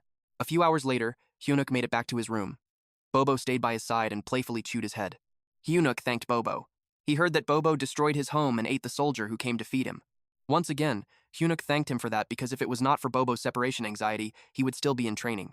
He shared to Bobo how so many things happened that day that it just made him cry. On top of that, the dark mana is still inside him. He asked Rachel if he is going to die. Bobo continued licking Hyunuk. Hyunuk called Rachel again since she did not respond. Rachel was crying because her hero had been ruined and corrupted. She told him that he is not the same hero anymore. Hyunuk also became confused as he should be the one crying from all the things that just happened. After a while, Rachel calmed down. She also admitted that all of the mishaps were her fault. The dark mana in our MC's body, and also the near-death experience. She then sarcastically added that it is all because she is a demon wearing an angel face and a crazy maniac who deserves to suffer in eternal hell. If you guys could recall, these were the things Hyunuk told the saintess when he woke up. Hyunuk knew that he messed up, so he immediately tried to console her feelings. He even added that there is no buff item like her in this world. Rachel told him to shut up as he does not mean any of them. All our MC could do now was to wait while wondering how he could pacify her. He thought he was going to go crazy. 3 days later, we see Hyunuk face down on the ground while crying from all the training he had done with Reedrun. Absin was also there to heal him up after. Hyunuk praised her for being beautiful as usual. Absin could not really believe this hero. It was like she was disgusted, but even then she still healed him. Hyunuk also told her that he has a favor to ask before his battle tomorrow. While scratching his head, he wanted Absin to pray for him not to die tomorrow, and if it is okay with her, he wanted her to come and watch him fight. That statement caught Absin off guard. A day had passed, and it was finally the battle that would determine our MC's fate. All of the audience were wondering why would someone even challenge the commander, especially for a mere human. And of course, Hemus and Reedrun were present. Hemus liked the vibe and she asked Reedrun who was going to win. Our boy Reedrun told her that Cho Hyunuk will win. He did his best and his talent is extraordinary. Hemus then leaned towards Reedrun and asked if he wanted to make a bet. If he wins, Reedrun can keep training him. Reedrun smiled as this was an unusual bet. He then asked, "What is the catch if Hyunuk loses?" With a cunning smile, Hemus revealed that Reedrun would have to kill Hyunuk with his own hands. That is the responsibility that he must take for his words. Reedrun felt an uneasy feeling, but he had no choice but to agree. While looking at our MC, Hemis exclaimed that it has been a while since she got this excited. The announcer has also started introducing the fighters. In Hyunuk's mind, he knew that he is at best condition. He is not nervous either. The announcer exclaimed his name. This is the current stats of Cho Hyunuk. He is even more confident now because he leveled up a lot and gained a new skill and trait. He knew that he is stronger than before. This is his new skill. The training paid off. Reedrun style combat. This consists of 10 distinct forms. Although Hyunuk's proficiency level is only at 8%, he hopes this will be okay. Our boy thought that he had to win this fight and go on a date with a silver-haired saintess. But his thoughts were then interrupted when Rachel shouted on what he was thinking about. On the other hand, his opponent was introduced. This monster was named Kirkin, and he is here to punish Hyunuk's arrogance. Just by looking at Kirkin, both Rachel and Hyunuk knew that something changed. He looked different from the first time they saw Kirkin. Reedrun was also caught off guard as soon as he saw Kirkin. He then immediately told him that he cannot back down with their bet now. Kirkin growled so loudly that it sent sound waves all over the area. His combat level now was sitting at 10,573. Apparently, Hyunuk used his goggles to check it. He commented that it really exceeded 10,000 in just a few days. Rachel also could not believe her eyes. She thought that this monster must have done something fishy. But even then, Hyunuk gripped his fist and uttered, "Of course, nothing is too easy." As soon as the fight began, Hyunuk dashed towards Kirkin. Kirkin had anticipated this move and had already raised his weapon towards our MC. Hyunuk knew that with only one hit with this huge ass club, he will die. Kirkin swung his weapon and missed. His motion was big and predictable. Hyunuk thought that he just had to stay calm and dodge and look for the right opportunity. Our boy had landed a direct hit. The announcer commented that that must hurt, even for Kirkin. Hyunuk prepared for another punch, and it landed again. The impact was really great. But in a closer look, Kirkin did not even flinch. Hyunuk knew that he messed up, and he saw a blurry object coming towards his direction. This thing hit the side of his body. He immediately created some distance, and our boy noticed that his left arm was broken just from that one hit. On top of that, Kirkin looked like he did not mind the damages he took a while ago. Hyunuk noted that Kirkin seemed normal and his movements are still predictable. In his mind, our boy had taken something worse than that before. He reminded himself not to be afraid and remembered what he had learned. Combat arts is using mana with martial arts. That is how one can smash ground or crush a rock with a single punch. Reedrun was the one who explained these things. He added that combat art is not just about strength. The important part is combat art is a technique to kill your opponent. Back in their training, Hyunsuk was told that he can't beat Kirkin with just that, and that was because he doesn't have the intent to kill. Without a straight intention of killing, his attacks are meaningless. Back to the present time, Hyunsuk remembered that statement. Now, Kirkin was also about to unleash another attack. But instead of dodging, Hyunsuk dashed forward as well, as if he wanted to counter. This time his attack has a killing intent behind it. And there it goes. Hyunsuk's attack landed as he screamed, "Freaking die!" Unlike the previous attacks, this one managed to pierce through Kirkin's muscular body. This is Reedrun-style combat first form, instant obliteration. And as the name implies, the arena was obliterated. While the whole area was covered with dust, Absen was curious who won. And as the dust settled, Kirkin's body was revealed. It had a huge hole. "Welcome to the Donut Club, ugly jerk." With that, the winner's fist was raised. And you guys know it. The weak human Cho Hyunsuk won. After his epic win, his body was trembling. He noted that Reedrun's skill is going to kill him if he uses it twice. All the while, Rachel was celebrating. She told Hyunsuk that he went straight through Kirkin's heart. Our boy still can't believe they won. But then, a dark red aura enveloped Kirkin's body. Something's off. The announcer couldn't believe that Kirkin was standing. He even exclaimed that it was a miracle. But nah, this ain't no miracle. Hyunsuk watched Kirkin as a red object came out from its body. It's crazy. Kirkin can still move when Hyunsuk has already pierced the heart. He realized that Hemis must have done something. Reedrun also thought that Hemis shared her dark mana with Kirkin and placed the curse of undying on him. He wondered what she could be thinking.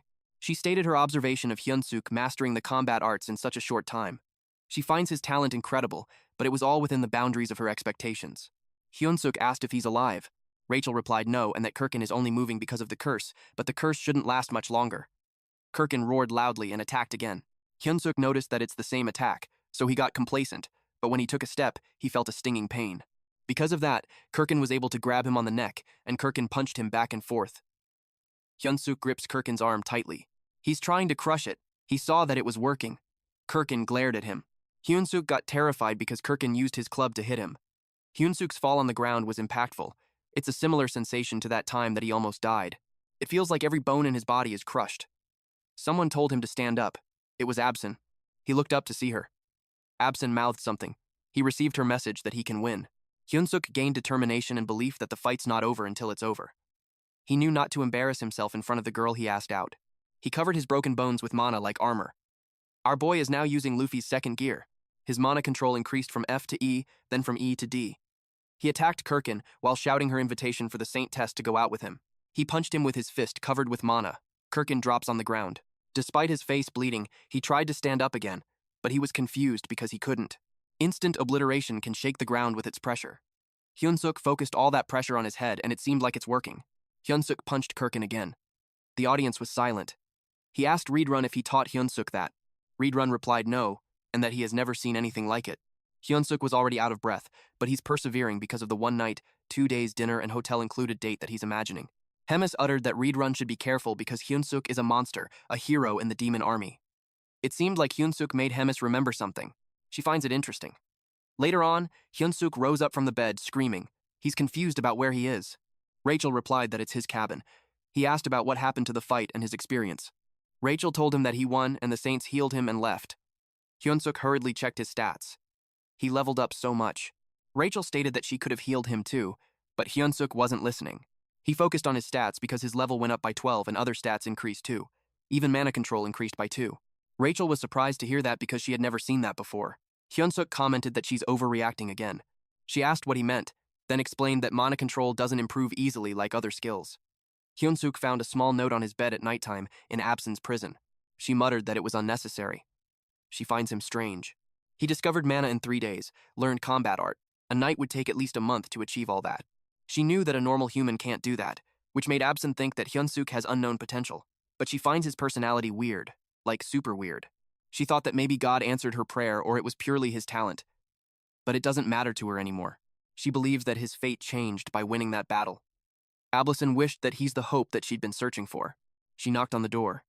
The guard outside asked her what she needed. She told him that she has a favor to ask. She wanted to go on a walk. The note stated that Hyunsuk should see her in the courtyard after sunset. Hyunsuk interpreted that as a rank SSS ask-out letter and blushed. It's evident that he's excited too. It was a full moon. Hyunsuk thought of it as a real date. He wondered what he should do first, if he should have asked for her number first, but he realized in that world it would be like pen pals. Rachel angrily told him to ignore the note and just stay in his room. Rachel complained that he always ignores her words. Suddenly, Hyunsuk grabbed Rachel and hit her. His eyes bulged out when he saw Absin with her guards. He asked her who those people are. She explained that they are her. The Saintess invited him for a walk. It was a nerve-wracking experience for Hyunsuk because of the big guys following them. He doesn't know what to say anymore. The Saintess asked him if he's a hero. Hyunsuk was surprised. He asked her how she knew about it. The Saintess replied that in their world, only heroes or demons have black hair. Absin knew he had a lot of questions, so she urged him to ask away. Hyunsuk was pleased with that. He blushed, and even if he was shy, he asked if a man like him was possible. Absin looked disgusted. They were interrupted when Reedrun called Hyunsuk and ran towards him. Hyunsuk was surprised and a bit disappointed that he ruined the mood. Reedrun informed him that the commander wants to see him, so he should follow him. Hyunsuk could only ask if it really has to be at once. Absin muttered to herself how she's skeptical in trusting someone like him. She informed him that she enjoyed watching their duel and seeing how he came back every time without dying. She could say that the great hero's lifeline is truly tenacious. She asked Hyunsuk if he remembers what she still offered him. Hyunsuk still remembers it, that in return for fighting the opponent she has chosen, Hemis will protect him. She probed more. Hyunsuk replied that it included the condition that he will become an executive and work under her. Hemis admitted that the executive thing was something she said for fun since she thought he would die soon anyway, but she changed her mind. Then she brought up how Reedrun stated that Hyunsuk is a talent who can become the commander of the Demon King's army. So this time, instead of a duel, Hemis wanted to try something else.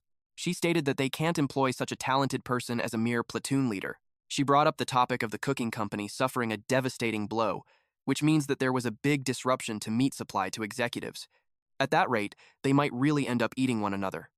Hyunsuk said that he understands, but he's curious as to why she's telling him. She appointed him as the squadron commander. To be exact, he will be the cooking squadron commander. She told him that he can pick whichever cook he wants. By the day after tomorrow, he should have returned the kitchen to normal. She expected him to deliver that. Hyunsuk could only take a deep breath and responded that he will do his best. Rachel wasn't pleased that Hyunsuk became the Demon King's army squadron commander despite being a hero. She expressed that by being sarcastic and asking Hyunsuk if he was happy. Hyunsuk, feeling annoyed, gave a sarcastic reply that he liked it so much that he could die. He pointed out how Rachel is still holding a grudge. Rachel scoffed as a response. Hyunsuk decided to start the squadron commander's work. He called someone a punk and asked him what he's doing. A creature that looked like Gollum wasn't pleased that he was called a punk.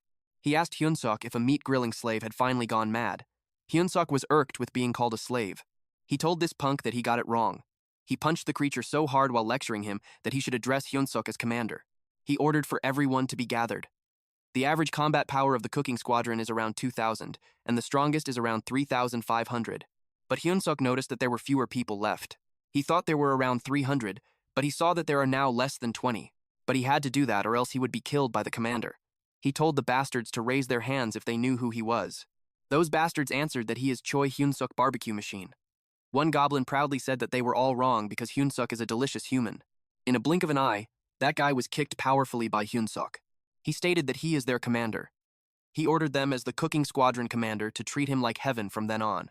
And he stated that anyone who knows why there are a few cooks left should stand up and explain. Someone replied that the others went out hunting without orders and got done by demonic beasts.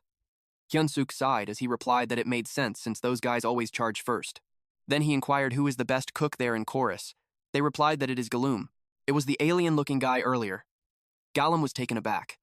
Hyunsuk appointed Galum to be vice commander. He asked them if they had any objections. They replied, no. Then Hyunsuk dismissed them. The minimum number of people required for a kitchen is 200. Hyunsuk thought of how to gather that many people in one day. He knew he had only one option. The next day, Rachel was surprised to see Bobo with them. He asked Hyunsuk if he planned to threaten them using Bobo. Hyunsuk insists that it was just his plan B. There is only one condition for choosing cooks: the sons of guns who are easy to replace and those who can never rebel against Hyunsuk. He kicked someone in the face. He called this creature a mole and recruited him to become a chef. This creature could not accept being called a mole. He had a lot to say, but his jaw met with the foot of Hyunsuk. Hyunsuk told him to stop acting up. Hyunsuk told him that he is the first recruit, and it means something.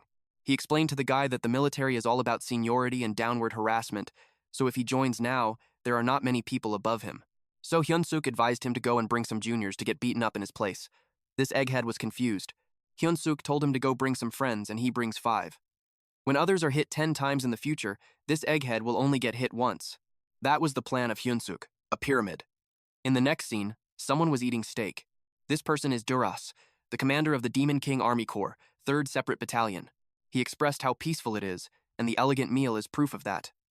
But that peace was disrupted when a panicky subordinate entered the room and informed him that there is trouble. Duras wished this subordinate was more elegant. He asked what it was. The subordinate reported that most of the battalion members are gone. He asked if they deserted their post. He uttered how those guys do not even have any work except for serving me. The subordinate clarified that it is because the battalion members were drafted as cooks for the army. Duras knew the chief cook soldier is a human that Hemis cherishes. Duras just wanted to convey to them to be careful next time and leave it at that. His subordinate insists that they cannot let it slide easily because 200 of the soldiers had been taken away as cooks. The cooks had gathered. The subordinate informed Hyunsuk, the hero, that they have already gathered over 200 people. Hyunsuk looked smug and stated that it is the reason why it is nice being smart. Hyunsuk announced that they will be wrapping up the recruitment, but he got distracted because giant Duras arrived. Hyunsuk knew it was bad.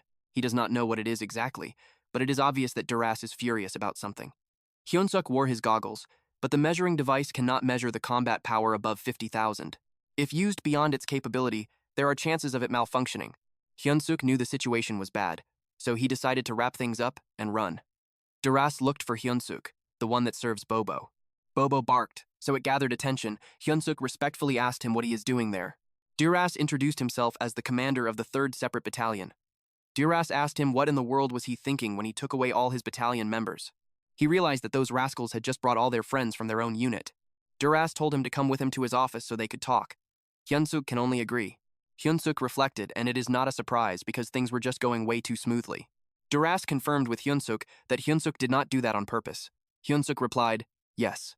He explained that he merely picked the bravest of soldiers, but they just all happened to be part of the great 3rd Battalion. In the head of Duras, the Army Corps commander favors the human, so he knew that it is better to let the matter slide peacefully. Duras smiled and simply replied that he could not do anything about that. He suggested that Hyunsuk take and use the personnel he selected as he liked. Hyunsuk was delighted. He felt good about it, but his smile faded when Duras told him that he has one condition. Hyunsuk had a bad feeling about it. Duras suggested that Hyunsuk take one of his soldiers. Hyunsuk was skeptical and he thought of how Duras passed some loser onto him. Duras asked him what is wrong. He had a threatening aura around him when he asked Hyunsuk if he did not want to do that after he took all his soldiers. Hyunsuk lied and replied that he was happy. Duras proceeded with the introduction. The name of the soldier is Usaru. Duras stated that Usaru is a hybrid born between an ogre and an orc. Usaru reported that he had arrived. Hyunuk could not measure his combat power. Duras told him that Usaru is so strong, so Hyunuk better make good use of him. His only flaw is that he is very stupid. Usaru was so large that he could not fit in the door. He talked in third person too, reporting that he hurt his head. Watching him made Hyunuk hiccup. Hyunuk gathered the cooks and introduced himself again. He stated that he is the caretaker of Bobo and the new head army cook. For some soldiers, it was their first time meeting Bobo. Bobo was drooling as Hyunuk bribed him with a bone. He stated that he would reorganize the unit. He prepared a new roster and told them to check it and line up accordingly. Rachel asked him what his criteria were for the roster. Hyunuk assumed that the soldier intelligence levels were the same, so he listed them in order of combat power. He assigned the weak guys and those with long cooking experience to kitchen duty. They informed Hyunuk once they were done, and Hyunuk came to check. The right squad is the culinary unit and the left one is the combat unit. He assumed that no one had a problem with their assignment, and he urged them to come say it at once. One soldier raised his hand while saying that he had a problem. This guy with a dope haircut stated that he wanted to hunt too because he wanted to eat freshly caught meat right there and then. Hyunuk commented that it was such a headache. He was annoyed and he told the soldier to come up. The soldier approached and was met with a kick from Hyunuk. Hyunuk told him that it was his entrance exam, and since he could not hold out, he failed. The soldier cradled his balls while in tears for blowing up his future. The system notified Hyunuk that with his excellent leadership and command skills, he reorganized and stabilized the unit. Because of this, his hidden ability, charisma level has increased as well as his leadership. He inquired if there were other aspirants. No one moved. Hyunuk cleared his throat. Now that all had been confirmed, he told them to get their weapons. It was time for them to go hunting at the north of the Black Fortress, Great Forest. Hyunuk had observed that the forest was especially quiet. There was not a single demonic beast in sight. Rachel thought that it was because of Bobo or Usaru. She thought that their strong presence scared them away. Hyunuk knew it was plausible. Those two were their top soldiers. Hyunuk could not just leave them behind. Rachel suggested luring the demonic beasts with bait. Hyunuk replied that if they had the meat to do that, they would not have come out to hunt in such a rush. Rachel told him that she was talking about a different kind of bait, not a sophisticated one. The bait she was talking about was the bio bait that would lure the demonic beasts all the way there, and she pointed at the soldiers before them. Hearing that made Hyunuk sweat, and he could not help but ask the Lord what on earth resulted in his child growing up to be that way. Hyunuk ordered numbers 14, 3, 1, 43, and 7 to step forward. Rachel inquired how he chose those numbers. Hyunuk embarrassingly admitted that those were the serial numbers of the lottery he left behind on Earth. It was funny how he was covering his face from embarrassment. He then ordered the operation to start. He told Usaru to catch number 14. Usaru grabbed number 14 with one hand, and the guy was surprised. Poor guy. He was thrown by Usaru with maximum power when Hyunuk said, "Go, intercontinental ballistic goblin." Hyunuk thought that if they threw the weak guys as bait like that, it would draw the attention of the beasts. He ordered another soldier to light a fire so that when their lost comrade saw the smoke, they could return. Rachel pointed out that those guys would die if he threw them like that. Hyunuk simply replied that 1 out of 6 might make it back alive. He then instructed Usaru not to take breaks and to keep throwing. The soldiers were terrified. They thought that the human head chef had gone mad. They thought of running away, but Bobo appeared. They retracted what they said and vowed to dedicate their lives to the army of the Demon King. Someone yelled for help. Hyunuk did not care about that guy. He was waiting for the first guy to come back, but he was late. Then suddenly, they felt a rumbling.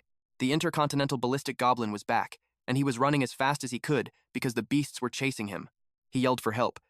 Hyunuk was pleased that he was back.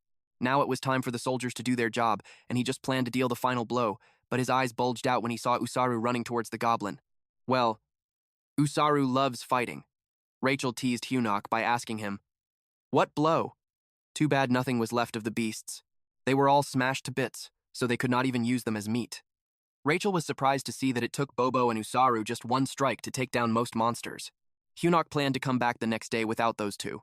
Rachel reminded him that only one day remained until head chef duties were back to normal operation, so she asked him if he was sure with his decision. Hyunuk decided to return and ordered them to gather again early tomorrow morning in the kitchen. Rachel asked Hyunuk why he went there after returning. Hyunuk replied that he wanted to see if the smashed meat could be of any use. Hyunuk cleared his throat. Then he kicked the door open and called for the rascals who were slacking off to gather at once.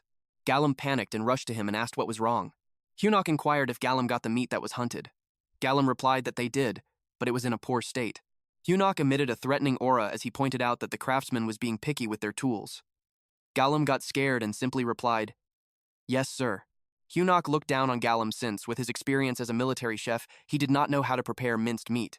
Gallum explained that it was because the cooking squadron's main job was to secure ingredients, so unless he is a personal cook for battalion commanders, they cannot even dream of actual cooking aside from grilling meat. Hyunuk sympathized with them that they had it pretty rough too. He understood and dismissed Gallum. Gallum called his men to light the firewood at once. Hyunuk realized that everyone below the rank of battalion commander survives on those tasteless meals. He thought that if he played his cards right, things might go easier than he thought. There was a knock on the door. It was Hyunuk. The saint invited him in. Hyunuk expressed that he just came to see her.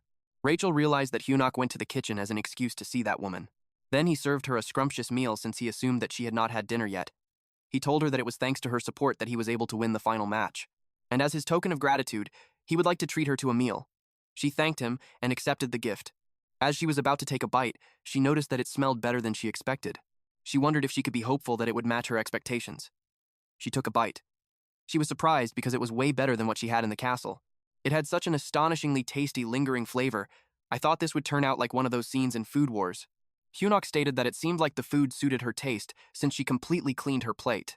Now that she was done, Hyunuk would have taken his leave, but Absin called him. She asked him what he plans to do when he leaves that place in the future. Hyunuk simply replied, "Marriage." Absin looked disappointed. She told him he can leave then. But Hyunuk shared that there is another thing that he wants to do.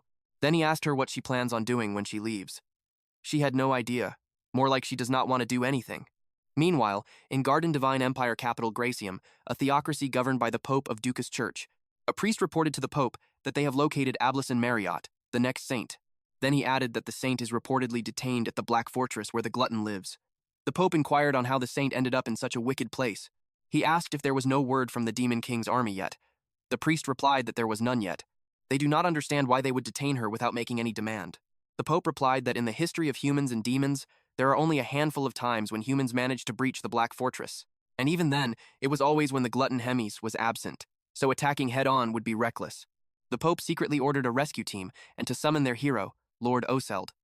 The person giving this order is the Emperor of Garden and Pope of Ducas Church, Orvan IV. Back to our MC, Hyunuk and his squad had gathered in the forest. What Absin said that she does not want to do anything lingers on his mind. He found the right spot and called the platoon commanders in front. He brought out something for the platoon commanders to eat. It was meat on a rope. They trembled and wondered if it was some kind of bribery or if he was giving them leftovers. Since they did not move, he asked if they were going to eat it. They ate it, and they were so pleased as to how it tasted. To them, it was ecstasy. They knelt and swore to be loyal to Hyunuk if he allowed them to have one more bite. Hyunuk told them that their chance to eat it now is over. Then Hyunuk instructed them to go with the condition that only the platoon with the most numbers of demonic beasts caught alive will get to eat with him. That motivated the soldiers to act as fast as they could. Hyunuk looked smug as he muttered that he was right, that all living things are slaves to their appetites. That made his plan successful. He leveled up from chopping the meat. He kept slashing them, and before he knew it, he was at level 10. The platoon commander asked who the winner was. Hyunuk announced that the winner is the Wolfkin platoon. With that, they will have an amazing meal with him. The others asked what about them. Hyunuk did not care about them and just told them to scavenge for leftovers. He ordered everyone to pack up and move all the slaughtered meat to the kitchen inside the Black Fortress. There were a lot of corpses lying around, while a mysterious person just casually walked. Someone arrived at the door. Ablason was talking to herself that she shouldn't have said it to Hyunuk, but she knew she couldn't keep hiding it forever. Her door opened. The man in the black robe called her. It's a blonde man and he's there to rescue her. Ablason was surprised to see Sir Jian. She asked him if the Pope sent him. The man laughed and replied, "Yes." Ablason gripped the table as she stated that she won't go back, and she told him to leave. The blonde man replied that he wants to go back too, but he has a mission. Ablason reminded him that Glutton lives in that fortress, and if she is taken away, Sir Jian asked her what would happen. Ablason replied that she will use her holy power and get Glutton to come. The man grabbed Ablason's neck and emphasized to her that what he's doing is a mission, and he's standing before her not as a prince, but as a soldier. He told her to sleep tight because when she opened her eyes, she's going to be in the capital. He choked her. Ablason was puzzled on how this person can use holy powers. She didn't want to go back there again. Someone then came and told the blonde man to get his hands off. It was the knight in shining armor. Hyunuk punched this bastard. Sir Jian noticed that it's a fist infused with magical energy, but the attacker looked like a human. It made him inquire who this person is. He commented that the attacker's movements are pretty good compared to the magic that he possesses. Hyunuk was angry, and this guy kept yapping. He ordered him to get his hands off Ablison. The blonde man kicked Hyunuk on the chest. He said that it's not part of his mission, but they could use some useful material, so he will take Hyunuk with him too. Hyunuk coughed and groaned. Both Ablison and Hyunuk are now unconscious. This blonde man commented that these trivial vermin kept annoying him. Rachel saw it happen and she was terrified that this person took out the hero in one blow. She wondered what she should do. She even considered bringing Bobo in there. Then she felt a presence. Sir Jian uttered how he didn't expect it to happen, but it can't be helped. He took out a scroll. To take another person with him, he needs to fix the scroll a bit. Another person arrived and asked if something was not working. It was Hemus. She asked him if he needed her help. Sir Jian was immediately on high alert. He was surprised since he's certain that he blocked the Saintess's holy power. She teased him by saying that he should call her gourmet while doing that. This man was puzzled because he couldn't sense any magical energy from that woman. He wondered if it's because of the difference in their level. Hemus the glutton. The story about her devouring thousands of soldiers in one day might be true. Hemus released her powers while saying that she would see how skilled the guest is. The whole room was covered with her powers. Jian told himself not to panic. He concentrated on dodging her attacks, and when he got the chance, he'll take the Saintess with him. But he felt strange. He felt dizzy, and he realized it was from the punch he received from Hyunuk. He knew he was too late. His arm has been cut. She uttered that she likes his fighting. She urged him to make things more fun for her. The man bit the scroll, and with his current state, he knew it best to leave alone. He already accepted that the mission has failed. Golden light enveloped him. She stated that the guest had run away even after she asked him to make it fun. But she's okay with it because the real fun stuff is just going to start. The glutton, the ancient monster, and the ageless witch. All of these were insults attached to Hemus, the Demon King Army 3rd Corps commander. Through the endless flow of time, countless demons were born and perished. But the Demon King and Hemus are the only two that remained unshaken like huge mountains. However, the infinite passage of time had dulled many things. That's why earlier Hemus was excited for the fun stuff, feeling that emptiness was far too cruel for any sentient being to endure. The next day, Hyunuk is getting beaten up. Reedrun told him that his attacks and even the way he wields his magic are still too straightforward. He needs to be more flexible. Reedrun told him that he shouldn't trap himself in a rigid box. Hyunuk replied that he'll keep that in mind. Reedrun brought up another thing. No matter how strong Hyunuk becomes, he should remember that there is always someone stronger than him. So, he shouldn't hesitate to use any means necessary to achieve victory. Reedrun advised him to remember that fair victory is a privilege only for the truly strong. He helped Hyunuk to get up, praised him for doing a good job, and ended their session. Hyunuk watches him leave. Then he flopped down on his butt. Rachel asked him if he's okay. Hyunuk replied that he feels like dying. He asked her to heal him. Rachel did, and finally Hyunuk can breathe. Rachel commented that it seems like she became a potion to him. Hyunuk had something in his mind. Abelson told him to become strong because only the belief that comes from his own strength will protect him. Then Hyunuk agreed that he was determined to get stronger. Rachel was annoyed that he's still thinking of that woman when he almost died because of that Saintess witch. Hyunuk told her that she could get divine punishment for saying that. Rachel argues that the assassin used holy power, so if Abelson is really a Saintess, it's a puzzle that she attacked him. Hyunuk agreed with her that it's definitely weird since the next Saintess should be a valuable existence. Then he decided not to think about it anymore. Rachel asked why and if he likes that woman so much. Rachel called him a woman-crazed moth. Hyunuk covered his ears and told Rachel that he had enough of her jealousy. Rachel threatened to kill him. A little while later, Hyunuk was sobbing and groaning. Bobo was concerned. Hyunuk was being dramatic when he stated that everything is over for him. He wished to be born as a rich family's cat in his next life. Hyunuk noticed that Bobo is worried for him even when he's a fool. So he started sharing what happened 30 minutes ago in Hemis's office. Hemis informs him that she has a huge dilemma and that simply is she's bored and so she wanted to see something fun. Then she gave him 1 month to defeat the battalion commander. She asked him what's wrong and if he can't do it. She asked if he needed help like how she helped Kirkin. Hyunuk refused her help, saying that he can handle it all on his own. So, that happened. Now Rachel told Bobo to say his goodbye to Hyunuk since he might not see him for long. Rachel told Hyunuk that it's about time he accepts his fate. She asked him how he plans to beat the battalion commander with a combat power of just 9,000. Hyunuk got annoyed with her since he's already crying about it. Rachel stated that he had drastically grown, but the battalion commander is on a different level.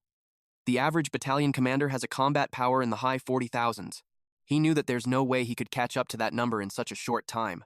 He thought that it would be great if their precious dog could fight in his place. Bobo's combat power is immeasurable. Hyunuk believes that Bobo could fight on equal footing with the battalion commander, or even win, but the main fight is supposed to be a duel. Then it struck him. He asked Rachel what the corps commander said. Rachel told him that Hemi said that he would have 1 month to defeat the battalion commander. Hyunuk was back in his high spirits because Hemis never said that there would be a main fight. Rachel was shocked. So, to Hyunuk, It meant that it's fine as long as he defeats him, no matter how he does it.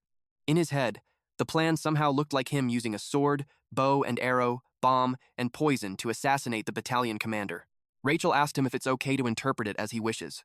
Hyunuk had decided to lure the battalion commander out and ambush him with Bobo. Rachel simply asked, "Are you clever or just a coward?" She asked him how he plans to lure him out. She doubted that someone as sloppy as Hyunuk would have a way to persuade the battalion commander. Hyunuk confidently replied that he does. He recently met him, and he's a pig who likes to enjoy elegant meals. So Hyunuk had a recipe. It's the ultimate braised short ribs recipe. There's urine meat that he had been saving up. First is to soak the urine short ribs in water with honey to remove all the blood. Once the blood is drained, he puts the meat into a pot and gives it a quick boil.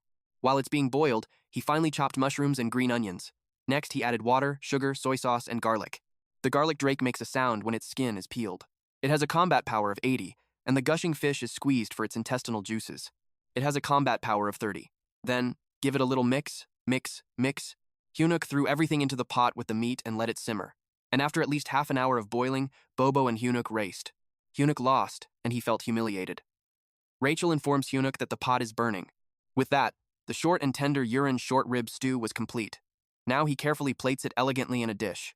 Then he sprinkled finely chopped green onions on top. And the key to unlocking the battalion commander's heart is the ultimate short rib stew, which is now ready. The table was set. Doris was pleased. He shared that it has been a while since he enjoyed such an elegant, peaceful time. He uttered that passing Usaru onto Hyunuk was genius. His subordinate entered and informed him that the cooking squadron was there to see him. He immediately replied to his subordinate to inform Hyunuk that returning Usaru is not an option. The subordinate clarified that it isn't what Hyunuk came for. The subordinate explained that Hyunuk wants to serve a dish to Doris as a token of appreciation. Upon hearing the word dish, Doris became excited. It's because he heard that Hyunuk's cooking is delicious. He wondered how good he was. Someone knocked and he allowed him in. Hyunsuk entered exaggeratedly with a tray in his hand and a rose in his mouth. Doris was delighted that he even blushed, but he composed himself and brought up that he heard Hyunsuk came to thank him. Hyunsuk replied that it's thanks to Doris that he could get a title in the kitchen. He apologized for not thanking him earlier, and though he may be lacking in his skills, Hyunsuk stated that he poured his heart into preparing the wyvern ribs as a token of his gratitude for him. He hoped Doris enjoyed it. The sight and fragrance made Doris drool. Before taking a bite, he sniffed and uttered that it smells so good. Hyunsuk had a devilish grin on his face while thinking that the dish made him a god in the kitchen. He wants to see if Doris won't give in to it. Doris exclaimed that it's amazing. He asked him how he made it. He couldn't believe that a human can make something so godly. Hyunsuk got goosebumps and simply replied that he's glad Doris enjoyed it. Then Hyunsuk told him that he would love him to try out new menus in the future. Doris was up for it, of course. Hyunsuk took his leave. Rachel was holding her mouth. Doris stated that it's no wonder Hyunsuk is favored by the corps commander so much. Hyunsuk is trembling as he holds the doorknob while bidding him goodbye. Hyunsuk immediately left. These two had brief eye contact. Then he and Rachel vomited while saying that they couldn't take it anymore. Rachel told him that he had guts of steel. Hyunsuk replied that it's all in his plan to keep feeding Doris to fatten him up, and when he expects it the least, he will slaughter that pig. Doris looked satisfied with his meal. 1 week later, Doris is eating again. He told Hyunsuk that he doesn't have any appetite for some reason, and he shared that tomorrow he has to fight a duel for the position of battalion commander. He stated that he became such a big shot that people can't help but look down on him. Hyunsuk brought up what happens if Doris loses. Doris continued the thought and stated that he will lose his title as the battalion commander. But Doris stated that there's a saying, even a ghost who dies after eating still has his color and charm. Hyunsuk realized he's screwed. He realized that his entire week, his time, effort, and ingredients were all for nothing. Doris invited him to watch the duel tomorrow if he's free. He considers Hyunsuk his lucky charm. Hyunsuk replied yes and wished him victory. The next day at the battalion commander duel on the grand training ground, Rachel cheered up Hyunsuk and thought that Doris might evolve into a super SSS rank boar. Hyunsuk couldn't see that happening because Doris can't even properly walk now after stuffing down all the food that he made for him. So, he doesn't believe Doris would win a duel. Someone appeared. Royer will be acting as the moderator instead of Jark. Royer is the Demon King's 3rd Army Corps Regiment commander. He called the challenger and the defender into the arena. The challenger has a human body, but an animal skull with horns. And then there's Doris, who's already exhausted from ascending the stairs. He was pleased to see Hyunsuk in the audience. Royer told them that he's a busy man and told them to just get on with it already. Doris replied that he seriously can't be bothered. Doris grabbed the challenger's weapon. The challenger had a difficult time. Doris gripped the weapons tightly, then an explosion happened. The audience was also affected by the aftershock wave. It was only for a moment, but now Hyunsuk is certain that the fight is going to end. Royer got up from his seat and stated that Duras was a few steps above. He announced that Duras is the winner and everyone should disperse now. That night at Bobo's house, Hyunsuk was in deep thought. He realized that Bobo alone won't be enough. He had to revise the plan to hunt the battalion commander. He opened the monster encyclopedia and a monster distribution map he drew himself. Rachel knew that it's the map that Hyunsuk uses when he goes monster hunting. According to Hyunsuk's research, strong creatures like Queen Talus seem to have their own territorial domains. Thanks to the sacrifices by the culinary soldiers, Hyunsuk was able to figure out the territories around the area. Rachel had a hunch on how he's going to use this. Hyunsuk told her that there's a saying in South Korea. It's to use the enemy to subdue another enemy, to put barbarians against barbarians. If Duras is a strong opponent, Hyunsuk thought that he just has to overwhelm him with even stronger monsters. 3 days later, at the Great Forest, Rachel complained that after memorizing the monster encyclopedia for 3 days straight, she felt that her head feels like it's going to explode. Hyunsuk replied that it's the reason why he suggested splitting it in half. Rachel asked for the map before she even threw up. The first target is 1 kilometer in front of them, and it looks like a large worm. Rachel knew it was a surfib, which means forest worm in the ancient language. She added that there are also more spit and astumbia that look similar. She stated that the surfib is excluded because compared to its strength, it is less aggressive, so it will not initiate a fight. Rachel was proud of herself. She asked Hyunsuk what he thinks of her when she is an amazing genius girl. Hyunsuk's reply was bland and vague. In his head, he is thinking how a fool can be useful. One soldier came up to him and asked if he had decided on the next hunting location. He told them to wait. Hyunsuk asked Rachel about the dragon-like monsters with steel-like scales. She replied that there are many similar dragon types, so she will need to see it directly to know. It made Hyunsuk think that they have no choice but to confront them. He announced to the cooking squadron that they will sweep the area clean. He told them that there is no need to capture anything that day, and they should just kill to their heart's content. He allowed them to eat the prey right away. The soldiers were hyped up. They even uttered that the commander had finally come to his senses. They were so happy that they could eat until they were full. They slashed down the monsters for the meat. Eventually, the meat piled up. Hyunsuk saw that they had caught so many already, but the owner of the territory had not shown up. He started thinking that they might have done it for nothing. He ordered everyone to put away their weapons since they will stop there. The platoon commander ensured that the order was followed when suddenly something appeared. Hyunsuk was alarmed by that sound. He wondered if the monster finally arrived. The birds flew away. Hyunsuk looked towards the sky. A dragon eye was already glaring at them. It is a monster called Nidrak. Its combat power is immeasurable. The soldier panicked that a dragon had appeared. They immediately ran away. The dragon set the place on fire. Hyunsuk was pleased because with it they can defeat Duras. At Hemis's office, she told Reedrun that something feels off. She explained that she is pertaining to Hyunsuk. It has been 3 weeks since she heard from him. She assumed that Reedrun could be training him for something extraordinary. Reedrun clarified that they are only doing ordinary training. Then she asked him for his opinion on what are the chances that Hyunsuk can defeat the battalion commander. Reedrun replied that there is none. Then he shared that he noticed Hyunsuk had gotten close to the battalion commander recently. That was news to Hemis. She recalled how Hyunsuk stated that he would win against the battalion commander, but he was getting closer to him instead. It made her curious as to what Hyunsuk was thinking. At Duras's office, he kept eating because the grilled meat from Hyunsuk is the best. He thanked him for the meal. Hyunsuk sighed and Duras noticed it. He asked if something was wrong. Hyunsuk acted pitiful as he shared that there is a big problem with the squadron and that it could be the last day that he treats Duras to a meal. Duras was alarmed. He asked what the problem was. Hyunsuk stated that the corp commander said that she wants to eat some special monster meat, but the monster is too strong. And even after several days of fighting, they still cannot catch it. Then he brought up the name of the monster. Duras anticipated that because he had heard that many cooks have been injured lately. He is curious what vicious monster it is. The name is Marbling. Duras stated that he never heard of it. Hyunsuk stated that he would not lie, especially if their safety is at risk. He offered to lend soldiers to Hyunsuk. Hyunsuk shared that even with 100 more useless soldiers, they could not catch that bastard. But he thinks that if it is Duras himself, the guy would be dealt with in no time. And he added that the corp commander would come to know Duras's achievements. Duras imagined Hemis telling him that he is not a pig, but a cutie. It made him blush. Hyunsuk said that he will make sure to convey that to the corp commander since they are close. Duras acted shy while saying that it is a bit bothersome, but he decided to help Hyunsuk since they are friends. Hyunsuk asked him if he is serious, then he thanked him, but Hyunsuk wore a devilish grin. The next day at the agreed location, Hyunsuk and his soldiers have gathered. Rachel asked him if he had memorized the map. Hyunsuk confidently replied that he is a human navigation system now. Then he whispered to Bobo that they were going to catch that pig. Then he told Usaru to do as he was told. Bobo barked as a sign of acknowledgement. Usaru was simple-minded, so he knew he just had to work hard. Then they set out. So their mission is pig hunting, and the reward is a possible promotion to battalion commander. It has commenced. In the center of the great forest, the soldiers had no idea where they were going. What they only know is that they are going to hunt a strong monster. Duras complained how the outside is truly ugly. He asked Hyunsuk how much further they have to go. Hyunsuk replied that they are almost at the marbling territory. He had to be careful since Duras is stronger than he looks. He even brought 500 soldiers from his battalion. He had faith that Nidrak would not lose. The birds flew in distress. Hyunsuk alerted Duras that the bastard is coming. Duras had his game face on. Nidra growled. Duras asked if that is the marbling. Duras expressed that it felt like he had seen it somewhere. Hyunsuk simply replied that all the monsters look pretty similar. Duras agreed with him, and to Duras, a monster is a monster. He announced that his battalion will take care of that monster, and Hyunsuk just needs to make sure to tell the corps commander about his achievements. Duras ordered his army to charge, while he himself also made his way towards the dragon. The soldiers noticed that its movement had slowed down. It was chaotic. Duras charged again. He used his meatball attack. Hyunsuk knew that if it continued, the pig could really kill that monster. He did not expect him to use his soldiers that way. The soldiers of Duras are taking all the hits for him. It is completely different from what Hyunsuk had in mind. Duras told Marbling that he will end this now. Suddenly, a soldier came running to Duras.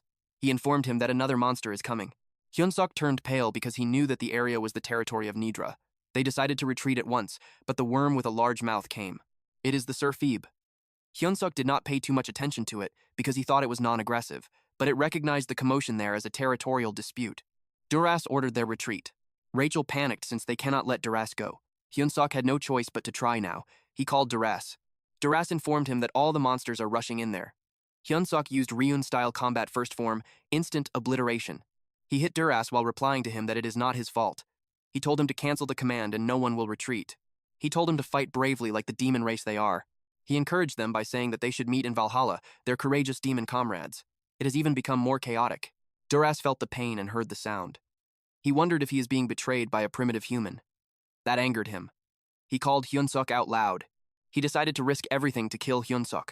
He used his skill, full bloom. Hyunsuk had no idea what he is doing. Rachel told him to run, but Hyunsuk had nowhere to run. Suddenly, he was hit by something similar to lightning. He almost died. He had no idea what that skill was, but he could see Duras standing strong in the battlefield. Duras claimed to tear Hyunsuk into pieces while he is still alive. Hyunsuk realized the dangerous situation he is in. He wondered where Bobo and Usaru had gone. When Rachel looked around, she saw that everyone had been caught in the attack of the Sir Phib.